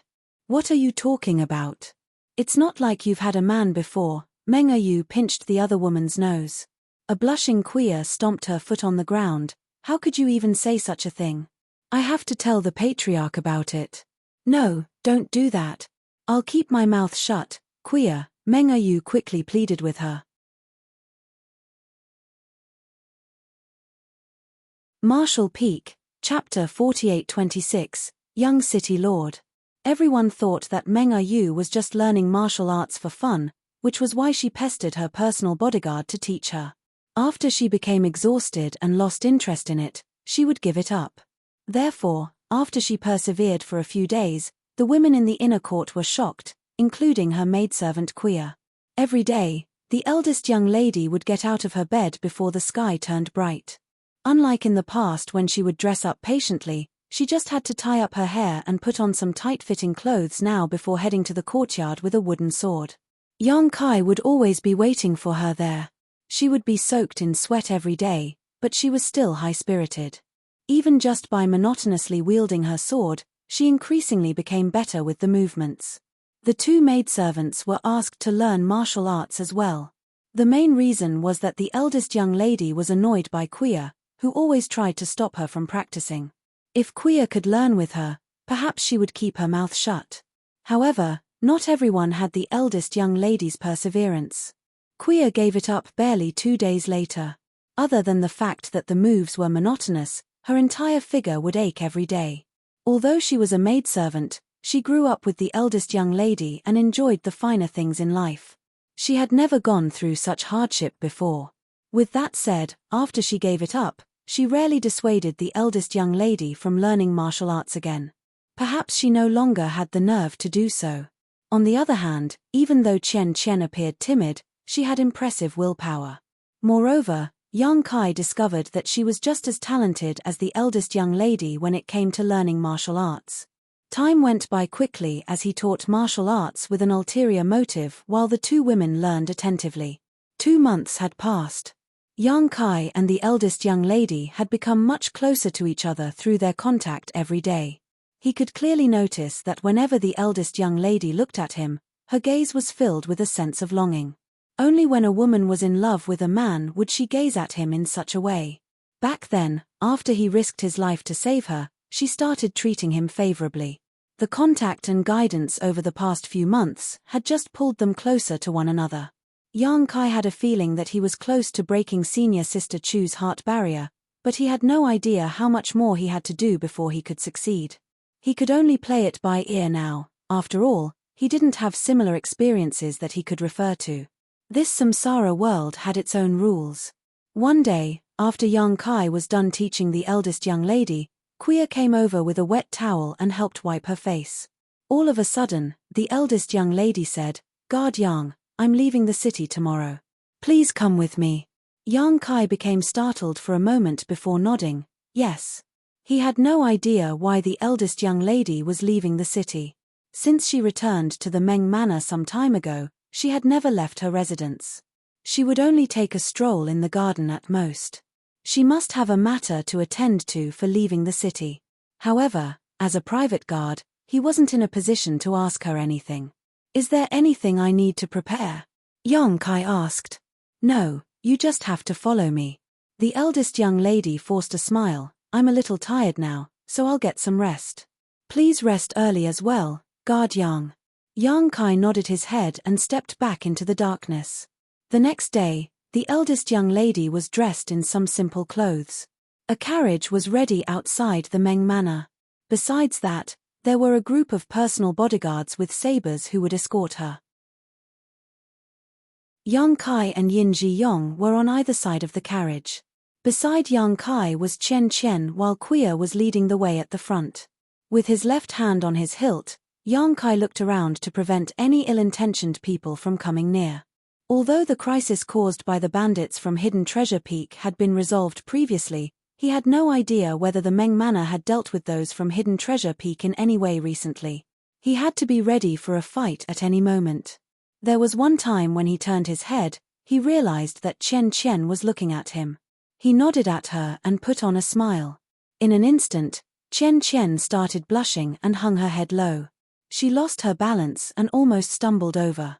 A dexterous Yang Kai quickly took her arm. "Watch out." A flustered Chen Chen retracted her arm and said in a small voice, "Thanks." Yang Kai flashed a smile at her. He was pleased with this maidservant who was timid but hardworking. She was unlike the annoying Kuya, who loved to boss others around just because she was the eldest young lady's trusted maidservant. What happened? The eldest young lady lifted the curtain and revealed her alluring face. She must have heard the noise just now. "Nothing," Yang Kai shook his head. The eldest young lady shot him a doubtful look and gazed at the blushing Chen Chen before snorting, "Don't bully Chen Chen. If you do, I won't let you off." "I would never dare to." Yang Kai secretly smiled in a helpless manner, thinking that the eldest young lady was the one he wanted to bully. However, he couldn't say such a thing for the time being as he was just a personal bodyguard. The eldest young lady pretended to be fierce and showed him her fist before letting the curtain down. A moment later, she was heard saying in a melancholic voice, "It's the anniversary of my mother's death. I visit the gratitude shrine to pray for her every year." It was only then that Yang Kai found out why the eldest young lady was leaving the city. Gratitude Shrine was more than a dozen kilometers away from the city where a lot of believers would pray to the heavens. Shrines were rarely seen in the 3,000 worlds. There were no shrines in the universe worlds where Yang Kai had stayed before. With that said, he was aware of such places. It had something to do with a kind of faith. Furthermore, over the past couple of months, Yin Ji-yong had given Yang Kai some information about the Meng manor. Although Meng Er-yu was the eldest young lady, she wasn't a legitimate child. Her mother wasn't Meng De-yi's wife. Instead, the two apparently got to know each other when they were still very young. Even though Meng De-yi had many wives, he loved this woman, who had started following him since childhood and would never leave him, the most. Unfortunately, she didn't enjoy a long life. She passed away when the eldest young lady was still a young child. Perhaps Meng De-yi felt guilty as well as a sense of longing, so he doted on Meng Er-yu the most out of all his children. Despite the fact that she was pretty mature now, he had never forced her to marry anyone. In this samsara world, women who were still not married by the age of 26 or 27 would be treated like jinxes. However, the eldest young lady was still doing perfectly well in the Meng manor, which was a wealthy family to begin with. Despite the fact that she was a noble lady, Meng De-yi still allowed her to learn martial arts. Gratitude Shrine was more than a dozen kilometers away from White Jade City, where there were a lot of believers. While going up the mountain, they saw a lot of people walking along the path. Seeing the formation of the Meng manor, these people would move to the sides. The ordinary people would never dare to offend those from the Meng manor. 1 hour later, they arrived at the peak.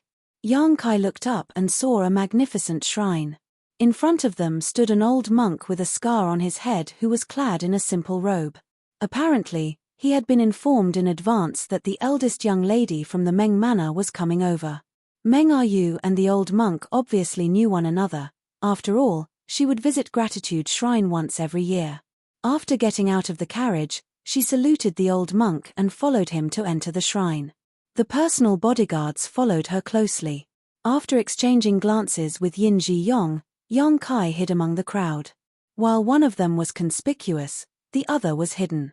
Moreover, with the protection of other personal bodyguards from the Meng manor, there were no worries about Meng Er-yu's safety. After following the old monk to an altar where ceremonial lamps were placed, Meng Er-yu poured some oil into it for her mother and headed to another grand hall where she would light some incense sticks, pray, and perform divination with sticks.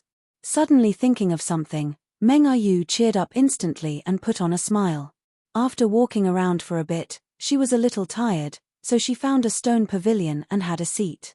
Quia quickly fished out the cakes and tea she had prepared earlier while the personal bodyguards dispersed and guarded the stone pavilion. Inside the stone pavilion, Meng Er-yu was having a joyous chat with the maidservant while looking around. She was a little disappointed when she didn't see the person she had been longing for. However, when she thought of the fact he would protect her at any moment, she became at ease. Right then, a young man clad in white clothes was sauntering towards them. He was followed by a servant who had a sword in his hand.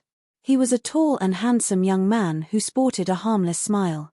There was no doubt that he was a gentle and good-looking nobleman. When Quia caught a glimpse of the young man, she could not move her eyes away from him again. "Stop right there. The eldest young lady of the Meng manor is resting here." The responsible personal bodyguards tried to stop them from coming closer. Despite the fact that the young man was a noble, he wasn't infuriated at their rudeness. He just cupped his fist and said with a smile, "Please tell the eldest young lady that Feng Cheng-sai of the Feng family would like to see her." The personal bodyguards were shocked as they finally recognized this young man and they quickly put away their arrogance. Despite his gentle voice, Meng Er-yu could hear him as she wasn't far from him to begin with. When she heard the name Feng Cheng-sai, she turned her head and appeared surprised. Then, she beckoned to Quia and spoke to her in a small voice. Quia nodded and walked up to Feng Cheng-sai before saluting him in an elegant manner. "Young city lord, our young lady would like to see you." Feng Cheng-sai smiled and nodded his head, "Many thanks." Quia stole a glance at him and hung her head low with a blushing face. After leading him to the stone pavilion, she stood behind Meng Er-yu. Meng Er-yu examined Feng Cheng-sai and put on a smile. "It's really you, young city lord. Why are you here?" It wasn't the first time they met each other. Previously, when she was in danger, it was Yang Kai who stood in front of her and became exhausted from fending off all the enemies while in the end, Feng Cheng-sai came to the rescue with the soldiers from White Jade City. Nevertheless, Meng Er-yu was concerned about Yang Kai on the way home, so she wasn't in the mood to talk to Feng Chengsai. Feng Chengsai replied with a smile, "The weather is lovely today, so I decided to leave home for a walk. I didn't expect to see you here, little sister are you? What a coincidence." Meng Yu reckoned that he was older than she was, and he had done her a favor previously, so she only felt awkward but not disgusted by the fact that he called her little sister Yu. With a smile, she said, "I should have personally thanked you for helping to save me previously, but I haven't had a chance to do so.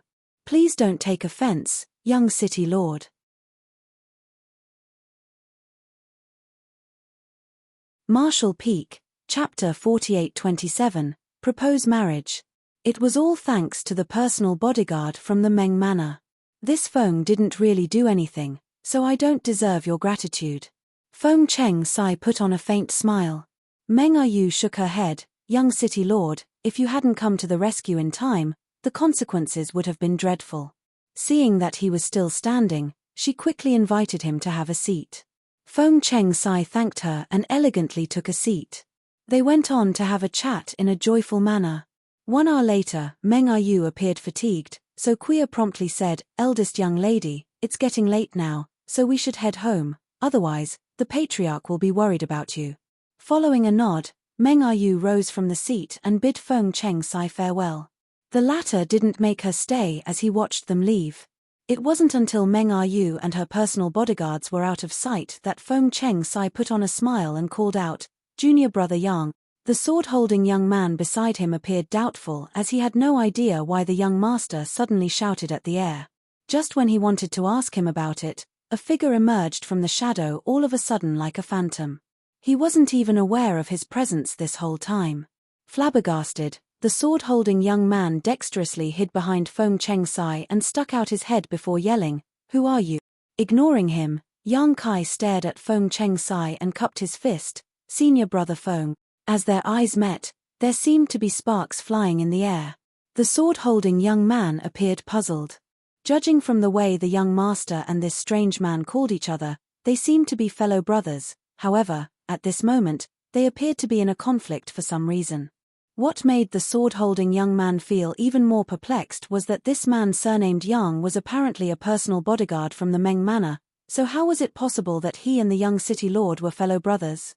"I've heard a lot about you, junior brother Yang. We've finally met each other. You're indeed a handsome man." Feng Chengsai flashed a smile at him. "Many thanks for the compliment, senior brother," Yang Kai replied dispassionately. Sensing his impassiveness, Feng Chengsai said with a frown, "It wasn't my idea to come into this world. However, since I've received the order from my honored master, I have to do my best. Please forgive me if I've offended you in any way." Yang Kai nodded, "We'll do our best in our own ways, then. However, I still have to persuade you to quit as early as possible so that you'll be spared the embarrassment." Feng Chengsai asked with a smile, "Do you have so much confidence in yourself, junior brother?" Yang Kai lifted his head and replied arrogantly, "Don't you get it? I'm very close to her now." He found it somewhat laughable that he was competing against another man to win over a woman's heart. Feng Chengsai said, "I'm fully aware of the advantages you have, but you'd better not underestimate me. I have my own advantages as well. I'll be looking forward to it." Then, Yang Kai turned around and disappeared into the darkness. A moment later, the sword-holding young man, who was hiding behind Feng Chengsai, looked around curiously. "Young master, is that ghost gone?" An annoyed Feng Chengsai knocked on his head. "What nonsense are you spouting? We're heading back now." "Yes." The sword-holding young man responded as he kept looking back at the stone pavilion, as though a saber and sword-wielding ghost would reappear at any moment. Yang Kai would soon find out what Feng Chengsai's planned to do. That guy showcased his advantage with just one move and forced Yang Kai onto the defensive. The day after they returned from Gratitude Shrine, the eldest young lady and Chen Chen were learning martial arts from Yang Kai when Kuya rushed over with an excited expression and shouted, "Eldest young lady! Eldest young lady! Something major has happened." Meng Yu, who was wielding the wooden sword, was shocked as she stopped what she was doing and looked at her. However, upon seeing Kuya's expression, she glared at her. "Why are you shouting?" "I was frightened." Kuya stood in front of the eldest young lady and stuck out her tongue before saying in a hushed voice, "Eldest young lady, something major has really happened." "What's the matter?" Meng Yu asked with a frown. While trying to be mysterious, Kuya glanced at her and replied, "It's something great." A helpless Meng Yu rapidly extended her hand and pinched the other woman's waist. "How dare you keep me on tenterhooks? Are you going to tell me or not?" Kuya giggled and begged for mercy, after which Meng Yu let her off. Chen picked up a towel and passed it to Meng Yu, who wiped her face with it and listened attentively. It was then that Kuya said, "Those from City Lord's mansion have sent us several gift carts. It's said that the young City Lord is proposing marriage." Meng Yu froze for a moment before taking a glance at Yang Kai with anxiety and asking nervously, "Propose marriage? What are you talking about?" Kuya replied with a smile, "What else could it be? It's the marriage between you and the young City Lord. You saw him yesterday. He's handsome and good at martial arts. Moreover, he's wealthy and mild-tempered. Everything about him is good. He's a perfect match for you." An anxious Meng Yu asked, "Did my father agree to it?" Kuya shook her head, "I have no idea, but the patriarch looks pleased. He's having a chat with the young City Lord in the reception hall right now." Upon hearing that, Meng Yu quickly tossed the towel away and sprinted off. A shocked Kuya asked, "Where are you going, eldest young lady?" Meng Yu ignored her. Nevertheless, she suddenly stopped in her tracks and stood there for a moment before turning around. With a conflicted expression, she gazed at Yang Kai. "Guard Yang, I'm a little tired now, so let's call it a day." Yang Kai nodded, "Since you're tired, you should get some rest, eldest young lady." Following that, Meng Yu shuffled into her room and closed the door. All of a sudden, Kuya glared at Yang Kai, her eyes full of hostility. 1 hour later, the Meng family patriarch Meng Deyi arrived at the inner court and entered Meng Yu's room. It wasn't certain what the conversation was about, but when he left the room, he shook his head and sighed in a helpless manner. Kuya followed him, but she was soon captured by the patriarch's personal bodyguard and brought to Meng Deyi. She could be completely at ease in front of the eldest young lady. After all, they grew up together, so they were as close as sisters. However, in front of the patriarch, she would never dare to cross the line. That was because there were initially 3 other girls who grew up with the eldest young lady, but eventually, she was the only one left. The eldest young lady was innocent and kind-hearted, so she thought that the 3 maidservants had found decent husbands. Nevertheless, Kuya knew that they had already lost their lives. While working for the eldest young lady, one might be killed for making even a small mistake. Kneeling in front of the patriarch, Kuya was trembling. "Patriarch, there's something I need to tell you." With his hands behind his back, Meng Deyi said impassively, "Speak." After hesitating for a moment, Kuya replied in a shaking voice, "I'm not sure if I'm mistaken, but the eldest young lady. She seems to have developed some feelings for Guard Yang." Then, she quickly added, "I don't know if it's just a misunderstanding. I'm not certain about anything." The patriarch didn't respond in any way, however, Kuya knew that it was how the patriarch reacted when he was furious, so she became increasingly anxious. A moment later, the patriarch asked, "When did you discover it?" A terrified Kuya replied, "After the eldest young lady was rescued." Meng Deyi questioned, "It has been months since she was rescued. Why didn't you tell me earlier?" Kuya pressed her head against the ground. "I wouldn't dare to." "You wouldn't dare to?" Meng Deyi sneered, "Cut her into pieces to fertilize the plant." Kuya felt her entire figure turning limp. It wasn't until 2 personal bodyguards took her arms and dragged her out of the place that she started begging for mercy. "Please have mercy on me, patriarch. Please spare my life. I'm the only long-time maidservant by the eldest young lady's side now. If I'm killed, she'll be sad."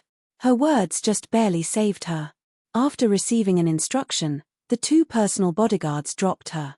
Meng Deyi's voice could be heard saying from a distance, "Watch over the eldest young lady and inform me immediately whenever something happens.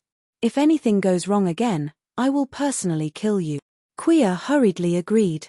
When she looked up, there was no one in front of her. After that day, the eldest young lady was back to her usual self. Yang Kai didn't ask how the young city lord's proposal was dealt with, but Yin Ji-yong had found out quite a bit of information. In fact, the young city lord had personally come over to propose marriage, and Meng De was apparently pleased with him. After all, Feng Chengsai was of noble background and was a perfect match for the eldest young lady of the Meng family. Meng Yu was not getting any younger, and it was impossible for her to stay in the Meng manor forever. If there was a suitable man for her, Meng De wouldn't reject him. Nevertheless, Meng De didn't seem to have given a positive reply regarding the proposal. This made Yin Ji-yong realize that the patriarch truly treasured the eldest young lady. Even in families that were wealthier than the Meng family, the parents held the right to make an arrangement for their children's marriages, not to mention in ordinary families. Rarely would any woman decide for herself what man she wanted to marry. However, in the Meng family, the eldest young lady had the final say in this matter, and even the patriarch, who was known to be iron-fisted, didn't try to force her. With that said, Yang Kai clearly noticed that there were now more people who were hidden around the eldest young lady's residence. Other than paying close attention to the eldest young lady, they were also watching over him. Recently, Quia had been acting weirdly as well. In the past, he could sense that she detested him, but it seemed to have turned into resentment now. She could barely contain the hatred in her eyes. Yang Kai had a feeling that something was amiss. One day, Yang Kai and Yin Ji-yong were told to see the patriarch. Inside the grand hall, Meng De gazed at them and said, "I have some goods that have to be sent to Great Abundance City tomorrow. These goods are extremely important, so I want you two to escort them." Upon hearing that, Yin Ji-yong was startled. What about the eldest young lady? He and Yang Kai were the eldest young lady's personal bodyguards, so supposedly, they would have to send goods to another city. Hence, he was puzzled by Meng De's order. Meng De replied, "I've made arrangements for her, so you don't have to worry about her." He paused for a moment. "She'll marry someone sooner or later. You two are loyal to the Meng manor. After she gets married, I'll need you two to work in other areas. So, try getting used to it now." An excited Yin Ji-yong cupped his fist. "Many thanks for trusting us, patriarch." Meng De waved his hand, after which they respectfully left the hall.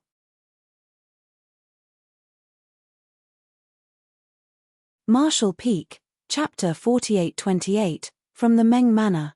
It would take a person about half a month to travel from White Jade City to Great Abundance City. He would pass through a lot of desolate places where bandits might appear at any moment. The average person had to be escorted by powerful cultivators if he wanted to take this journey, otherwise, he would most likely be killed. On the other hand, this was one of the major business routes for the Meng family. Every year, countless goods would be sent to or dispatched from the Meng manor through this route. There were more than 20 people who were tasked with escorting the goods this time. Other than Yang Kai and Yin Ji-yong, who were personal bodyguards from the Meng manor, the rest were from Grand Abundance Bureau, an armed escort service provider from White Jade City. The chief armed escort was surnamed Guo. He was a straightforward and well-built man. The Meng manor had worked with Grand Abundance Bureau many times before, so they were on good terms. Therefore, after accepting the order, the chief armed escort immediately made an arrangement and even personally led the best armed escorts in the bureau to protect the goods to show that they truly valued this partnership. The task assigned to Yang Kai and Yin Ji-yong was simple. They just had to follow the people from Grand Abundance Bureau and escort the goods to Great Abundance City. After the other party accepted the goods, they could return. Yin Ji-yong had been confined to the eldest young lady's side recently. Upon leaving the Meng manor, he was as happy as a bird that had been released from a cage. With a wine bottle in his hand, he went everywhere to look for people who could drink wine with him. Besides that, he also boasted to Yang Kai that the women in Great Abundance City were beautiful and promised to take Yang Kai to a brothel when they arrived at the destination. The armed escorts from Grand Abundance Bureau were professional.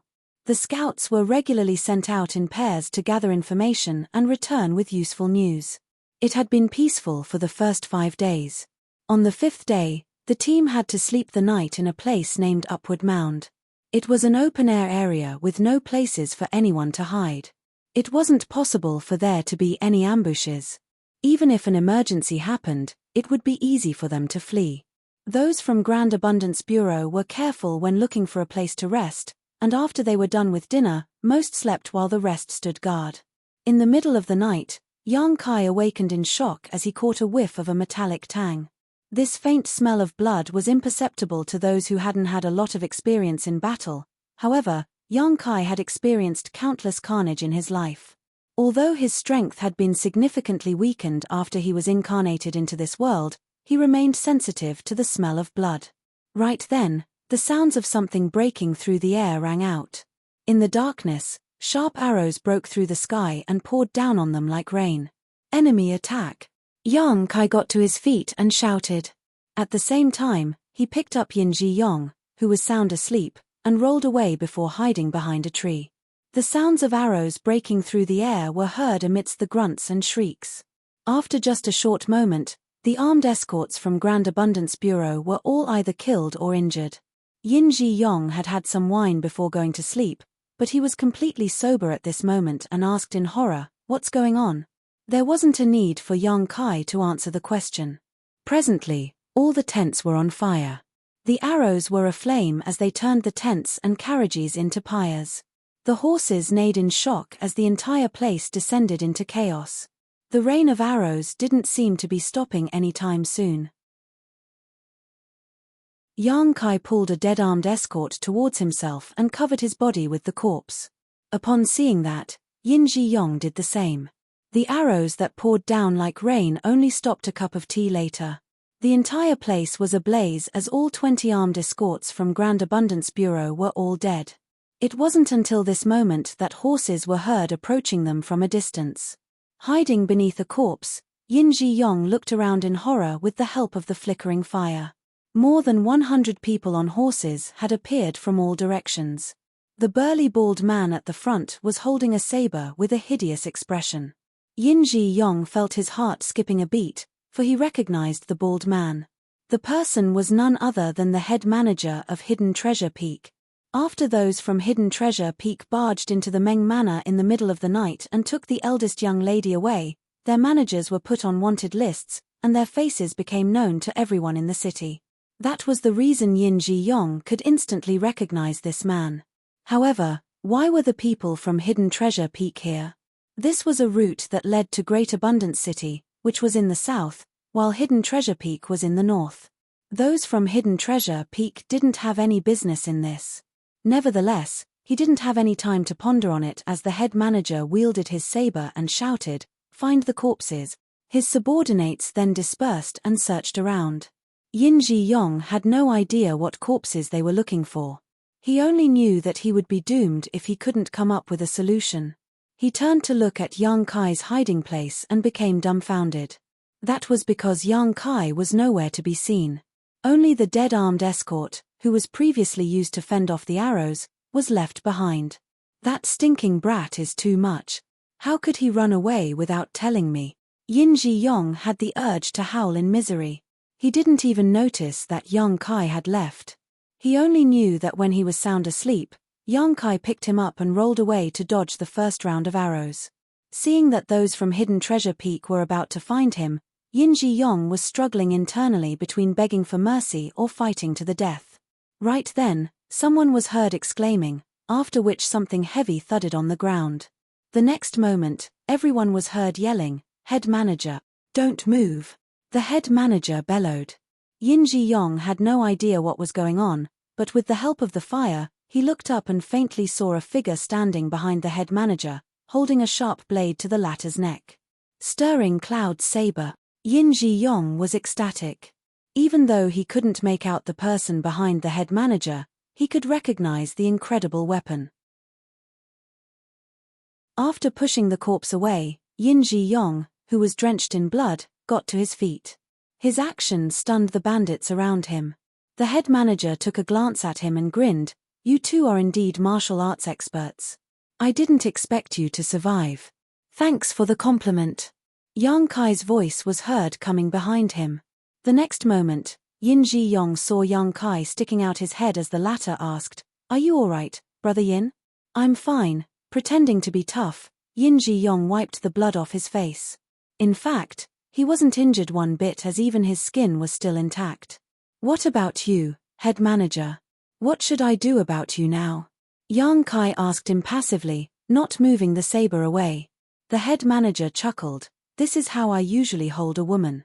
I hadn't expected to be embraced in such a way one day. It's a new experience. Just then, a glint flashed through the weapon as 2 fingers were sent flying away. The head manager grunted while his hand, which had secretly reached for the dagger at his thigh just now, was covered in blood. At that moment, the head manager turned ferocious while the bandits from Hidden Treasure Peak were agitated. Nothing good will ever come out of your mouth, huh?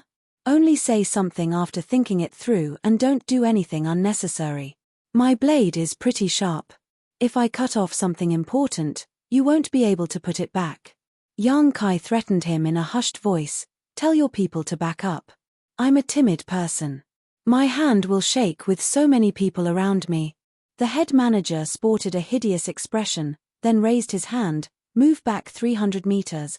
The bandits from Hidden Treasure Peak exchanged glances before they stepped backwards and disappeared into the darkness. Despite the fact that the head manager was held captive while his blood was dripping from where his fingers were cut, he remained calm and collected. Yin Ji-yong couldn't help but think that this man was really something. I think we can have a talk now, the head manager said. Yang Kai sheathed Stirring Cloud's saber and leaped off the horse before shuffling towards the carriages where the goods were kept. When the head manager saw Yang Kai facing away from him, he had the urge to unsheath his saber. However, as he recalled Yang Kai's mastery of martial arts, he stifled his urge to do so. When he held Meng Ayu captive previously, he led more than 100 bandits to launch an attack on Yang Kai. Nevertheless, a lot of his subordinates were killed while the other party persevered until the soldiers from White Jade City came to the rescue. This time, the head manager was captured by Yang Kai while he was unsuspecting, which was why he became at a disadvantage. He still couldn't believe that those from the Meng Manor had found such a powerful guard. Tell me, who told you to do this? Yang Kai asked with narrowed eyes while standing in front of the carriage. Upon hearing that, the head manager sneered. Do we need anyone to tell us to avenge the death of Hidden Treasure Peak's second manager? How did you find out our route and exact location? I'm guessing you have been hiding here for more than a day. The head manager replied impassively. That's what we do for a living. Of course we have our own ways of gathering information.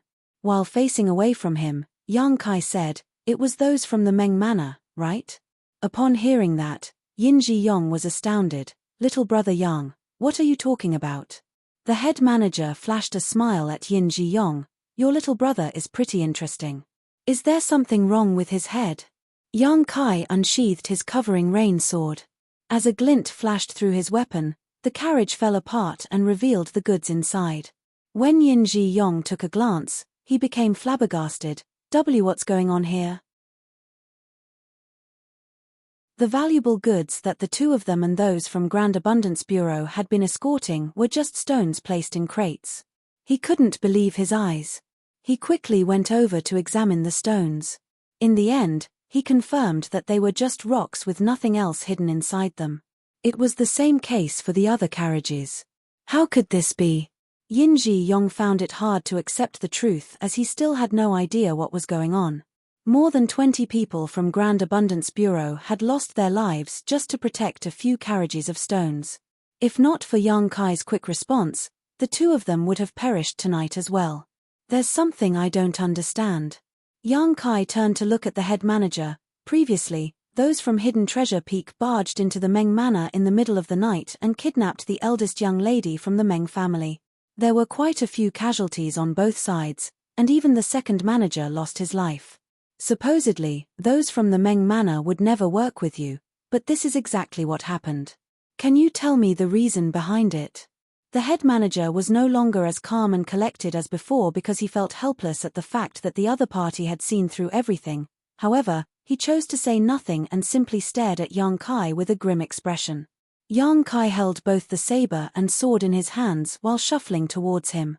With his gaze lowered, he said, "A person who doesn't speak is no different from a corpse." The head manager replied grimly, "I can only tell you that I received a piece of information that you would pass through this place while escorting goods. However, the person who told me this has nothing to do with the Meng Manor. Who is that person associated with, then?" Yang Kai asked while standing in front of him. The head manager shook his head, apparently unwilling to reveal anything. Farewell, then. As soon as Yang Kai finished speaking, he pushed out his saber and sword at the same time.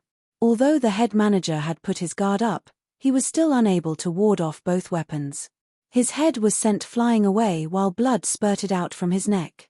On the other hand, Yang Kai leaped onto a horse and picked up the dazed Yin Ji Yong before clenching his thighs. The next moment, they galloped off in a particular direction.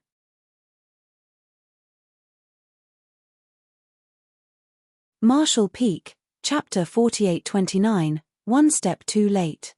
After the head manager was killed, the bandits from Hidden Treasure Peak madly chased after Yang Kai and Yin Ji Yong while the latter killed those who pursued them. It wasn't until the break of dawn that they were finally safe. Yin Ji Yong was already soaked in blood, and there were cuts all over his figure. With that said, those were not comparable to his mental fatigue. In front of a river, Yang Kai cupped some water with both hands and washed his face. After that, he leaned against the tree trunk and panted. Unable to contain the doubt in his mind, Yin Ji Yong gazed at him and asked, "Little brother, just what is happening?" The incident on this night was too strange. He wasn't really a bright person, so he was unable to figure it out. He just had a feeling that he and Yang Kai were sold out. After measuring his words, Yang Kai said, "It's me who has dragged you into this." Yin Ji Yong replied, "What are you talking about?" "That's really the case," Yang Kai reiterated. "Those from the Meng Manor want me dead. That was why they told us to escort some goods and orchestrated an attack in the middle of the night." Yin Ji Yong parted his lips, not knowing what to say. They were the eldest young lady's personal bodyguards, but they were suddenly tasked with escorting some goods to Great Abundance City. However, the goods from the Meng Manor were just a bunch of stones. On the other hand, the bandits from Hidden Treasure Peak lived in the opposite direction from their route, but they had laid an ambush around this business route in advance. Moreover, before the head manager's death, he said that someone told him Yang Kai would pass by Upward Mound while escorting some goods. All of this showed that Yin Ji Yong had been dragged into a scheme. Is there a partnership between the Meng Manor and Hidden Treasure Peak? Yin Ji Yong found it hard to accept the notion. It wasn't that he was surprised that those from the Meng Manor were in contact with bandits. As a wealthy family, it was expected that those from the Meng family had contacts in both the authorities and the underworld. Nevertheless, just like what Yang Kai had said the day before, those from Hidden Treasure Peak had kidnapped the eldest young lady, so there was supposed to be a blood feud between them. Given how the Meng family patriarch doted on the eldest young lady, there was no room for partnership between the two. That might not be the case. Yang Kai shook his head. There is something in between that connects the Meng Manor and Hidden Treasure Peak. Yin Ji Yong came to his senses. Are you saying that there is no direct partnership between the Meng Manor and Hidden Treasure Peak? Instead, there is a middleman between them. Yang Kai nodded. Regardless, I've dragged you into this mess. Yin Ji Yong still couldn't figure it out. But why do those from the Meng Manor want you dead? Did you do anything wrong? Yang Kai shook his head as he didn't want to explain anything. He finally understood why there were more people who were hiding around the eldest young lady's residence recently and the reason Quia's gaze was filled with resentment whenever she looked at him. It was apparent that they were the patriarch's spies. The fact that the eldest young lady and Yang Kai were in love must have been exposed, which was why the Meng family patriarch wanted him dead. There was no way Meng Deyi would allow his treasured daughter to fall in love with a mere guard.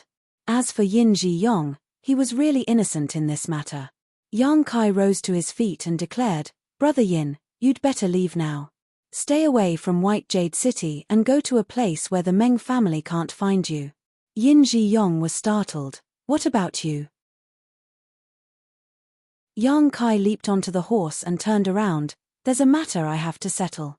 Upon finishing his words, he drove the horse to leave.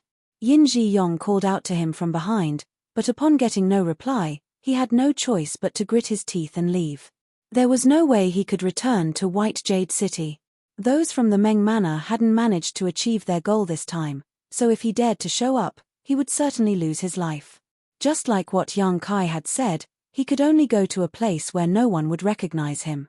A few days later, A young man covered in dust passed through the city's gates. When he looked up, he saw two new faces on the wanted list on the wall. Both of them were private guards of the Meng Manor. One of them was named Yang Kai while the other was Yin Ji Yong. The painter was pretty skillful as the two pictures were quite lifelike. On the wanted list, it was said that both of them were the private guards of the Meng Manor, but they had worked with the bandits from Hidden Treasure Peak and ruthlessly killed more than 20 people from Grand Abundance Bureau at Upward Mound before stealing a lot of goods that belonged to the Meng Manor. They were cold-blooded and unforgivable. With a dispassionate expression, Yang Kai looked away and directly entered the city. He had put on a disguise, so he could easily fool the people who were looking for him. He had lived for many years and killed countless people, so it was expected that he had learned various skills and techniques. He wasn't particularly good at disguising himself, and in the eyes of the experts, he must have made a lot of mistakes. However, his skill was good enough for him to deal with this kind of situation. Nevertheless, not long after he entered the city, Yang Kai realized that he was being stalked. This surprised him quite a bit. When the stalker barged into the alley, Yang Kai, who had been hiding in the dark, instantly appeared and clenched his neck. The stalker was apparently shocked as he pleaded, "Please don't kill me, I'm just following orders, and I don't intend to harm you." "Who gave you the order? What are you trying to do?" Yang Kai questioned coldly. Seeing that the stalker shook his head, Yang Kai exerted more force with his hand. The person widened his eyes in horror, but he still wouldn't expose anything. Just when he thought he was about to get killed, Yang Kai suddenly tossed him away. Having just escaped from death's door, the stalker coughed violently and panted. "Speak. What's going on?" Yang Kai asked. The stalker got to his feet with difficulty and looked at Yang Kai with a terrified expression. With his head lowered, he replied, "Sir said that he wants you to follow me to another place." Before Yang Kai even replied to him, he went on to say, "Sir also said that you don't have to worry about anything as he has no intention to harm you. If he wanted that, I just needed to shout loudly, and you wouldn't be able to leave White Jade City. There's no point in going to such trouble. I would kill you before you could shout," Yang Kai threatened. The stalker trembled. "Even if I can't shout, someone else will." "Is your sir threatening me?" Yang Kai narrowed his eyes. The stalker shook his head. "No, no, no. It's just his way of showing his sincerity. That was exactly what Sir said, so please don't blame me." Yang Kai was suddenly interested in the so-called Sir. After giving it a thought, he asked, "Do you know who I am?" The stalker shook his head again. "I have no idea. I'm just following orders." "Lead the way, then," Yang Kai nodded. The Sir behind this person must be aware of Yang Kai's identity, and he had found out that the latter had entered the city. It meant that someone could recognize him just now. Perhaps that Sir had been observing the surroundings somewhere near the city's gates. However, just like the stalker had said, he could expose Yang Kai's identity by simply shouting it out loudly. By then, Yang Kai would never be able to leave White Jade City. In that case, he could only play it by ear. He wanted to find out who was behind all this and what their intentions were. They took countless turns as Yang Kai followed that person. He suddenly realized that White Jade City was currently bustling with noise as the sounds of drums could be heard from time to time. As though noticing his doubt, the person at the front said in a small voice, "In 3 days, the Meng Manor's eldest young lady and our young city lord will be getting married. It's wonderful news for all of us in the city. They'll be married in 3 days." Yang Kai was astonished upon hearing that. That's right.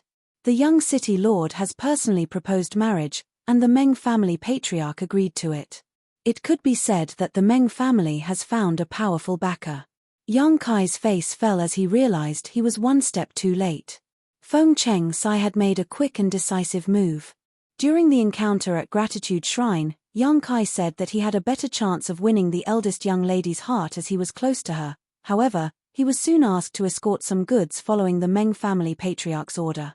Eventually, there was an ambush that awaited him. Now, he had lost all his advantages while Feng Cheng Sai had gained the upper hand. He didn't think that Feng Cheng Sai was a despicable person. He had his own motives for coming to this samsara world, so he had to do his best to achieve his goals. The person with better methods would have the last laugh.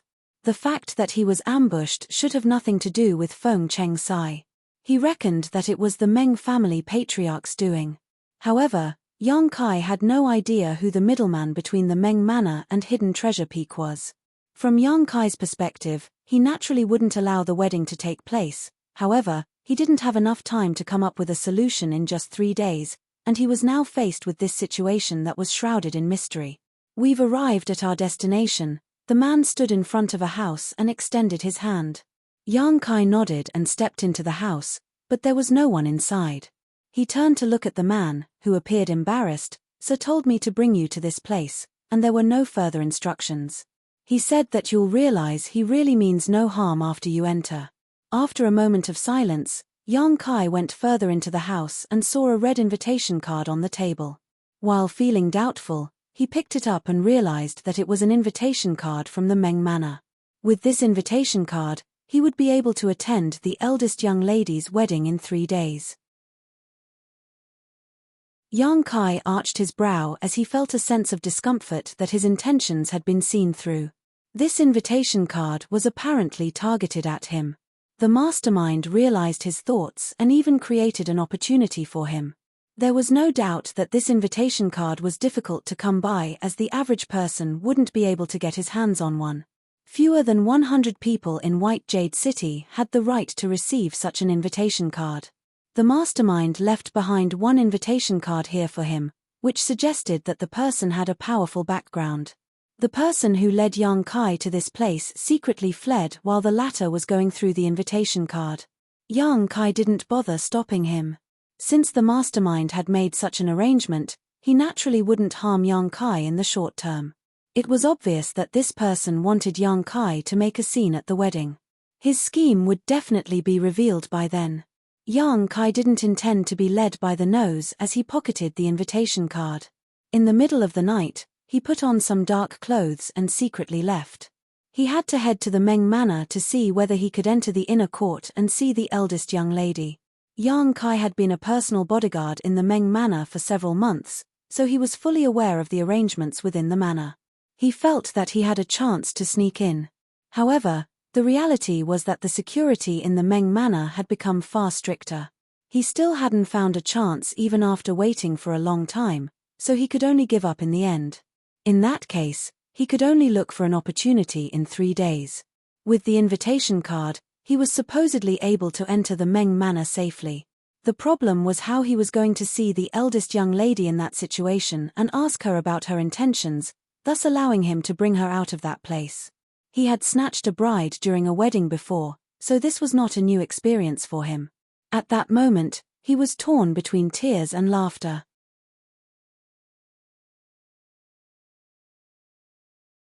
Marshall Peak, Chapter 4830. Will you come with me? There was no doubt that the most noble great force in White Jade City was the City Lord's mansion, which ruled over several 100,000 citizens. No one in the city would dare to be disrespectful to them. On the other hand, the Meng family was one of the most prestigious families in White Jade City and was extremely wealthy. Therefore, when word got out that both parties would soon be connected through marriage, it sent a shockwave across the entire city. It was rumored that the Meng Manor's eldest young lady was a stunning beauty that was rarely seen in the world, while the young city lord was handsome and talented. They were undoubtedly a perfect match. On the wedding day, the entire White Jade City was bustling with noise as countless buildings were decorated with red ornaments on the outside to celebrate the occasion. All the citizens seemed to have been infected by the jolly atmosphere of this wedding, as the entire city was engulfed in a festive atmosphere. The team that would fetch the bride departed from the City Lord's mansion and headed to the Meng Manor with sounds of music playing along the way. The bridegroom, who was clad in red clothes, was riding a well-built horse, which was also decorated with red ornaments, as befits the occasion. In the meantime, Yang Kai, who had put on a disguise, showed the invitation card at the entrance and easily got into the Meng Manor.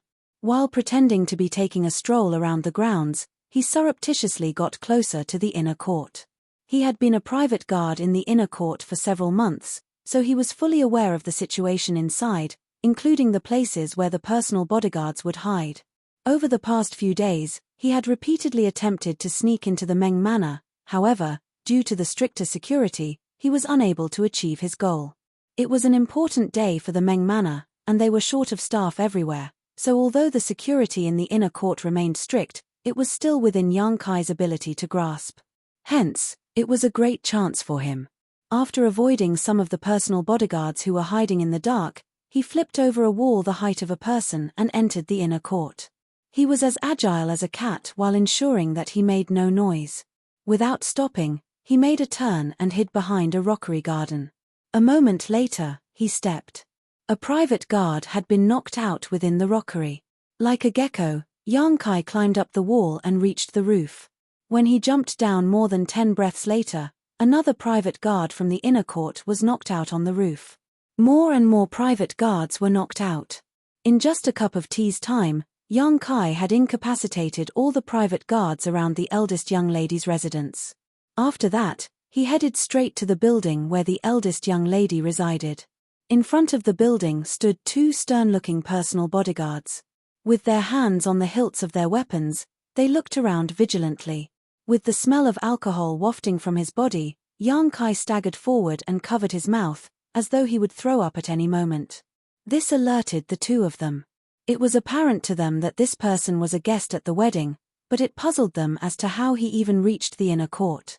Even if he had lost his way, the personal bodyguards outside should have stopped him. How did anyone even arrive at this place? The 2 personal bodyguards exchanged glances, after which one of them raised his hand and snapped, "Stop right there. You're not supposed to be here." With his hand covering his mouth, Yang Kai waved at them with his other hand. At the same time, he stumbled over and crashed into them. The personal bodyguard who spoke earlier frowned and stepped forward in an attempt to stop this mannerless guest. As soon as they came into contact though, the personal bodyguard froze on the spot while Yang Kai was heard throwing up. The other personal bodyguard soon realized that something was off. Just when he was ready to go over, the drunk guest appeared right in front of him the next moment like a phantom. His clear eyes suggested that he was not intoxicated at all. Flabbergasted, the personal bodyguard unsheathed his saber, but it was too late. Yang Kai hit the other person's neck with the side of his palm. The personal bodyguard turned limp and collapsed to the ground. At the same time, the other personal bodyguard behind him fell to the ground as well. Yang Kai let out a breath and adjusted his clothes. Then, he stepped into the building and walked up the stairs. Although he had been a private guard in the inner court for several months, it was actually the first time he stepped into this building. He just knew that the eldest young lady usually lived on the 2nd floor. The room door on the 2nd floor was closed, but someone could be heard speaking in a small voice inside. It was Quia. "You look stunning today, eldest young lady.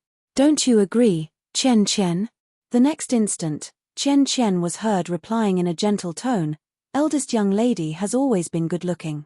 Quia said with a smile, "But she looks especially beautiful today. It's said that a woman looks her best on her wedding day." As she spoke, she suddenly felt a lump in her throat. "Please stop smiling like a fool, eldest young lady. You make me feel worried. What's good about Guard Yang? He's just a private guard in the Meng Manor. He's not comparable to the young city lord at all when it comes to his status. Only the young city lord can give you the happiness you deserve." "Haha." Meng Yu was heard laughing. "Am I smiling like a fool?" "Yes," Quia replied. "Moreover, the patriarch said that Guard Yang had worked with the bandits from Hidden Treasure Peak. He killed many of the armed escorts and took away the Meng Manor's goods. Now, those from the city lord's mansion are hunting him down. He must have had an ulterior motive for coming to the Meng Manor all along." Meng Yu refuted, "The man I love is not such a despicable person. He didn't do any of that. Furthermore, he'll come back to look for me." "Are you out of your mind, eldest young lady?" Quia was furious. "You're getting married today, and you'll be the young city lord's madam. He is supposed to be the only man you love." Meng Yu said in a calm voice, "The man I love must be a hero who will go against the entire world for me. He's being hunted down. He'll never come back to White Jade City. Will you please wake up to reality, eldest young lady?" Just then, a creak was heard. The ladies inside the room turned their heads and saw Yang Kai, who had restored his original appearance. The next moment, the color drained from Kui's face while Chen Chen was astonished. Only Meng Yu seemed to have expected it as she rose from the chair with a joyful smile. She was clad in red clothes with a phoenix coronet on her head. Her beauty was out of this world. As their eyes met, Yang Kai put on a smile. Meng Yu could see nothing else as her vision was filled by this man. Yang Kai asked, "Will you come with me?" Without hesitation, Meng Yu lifted her dress and dashed towards him with a joying expression. It wasn't until this moment that Kui came to her senses and exclaimed, "Eldest young lady."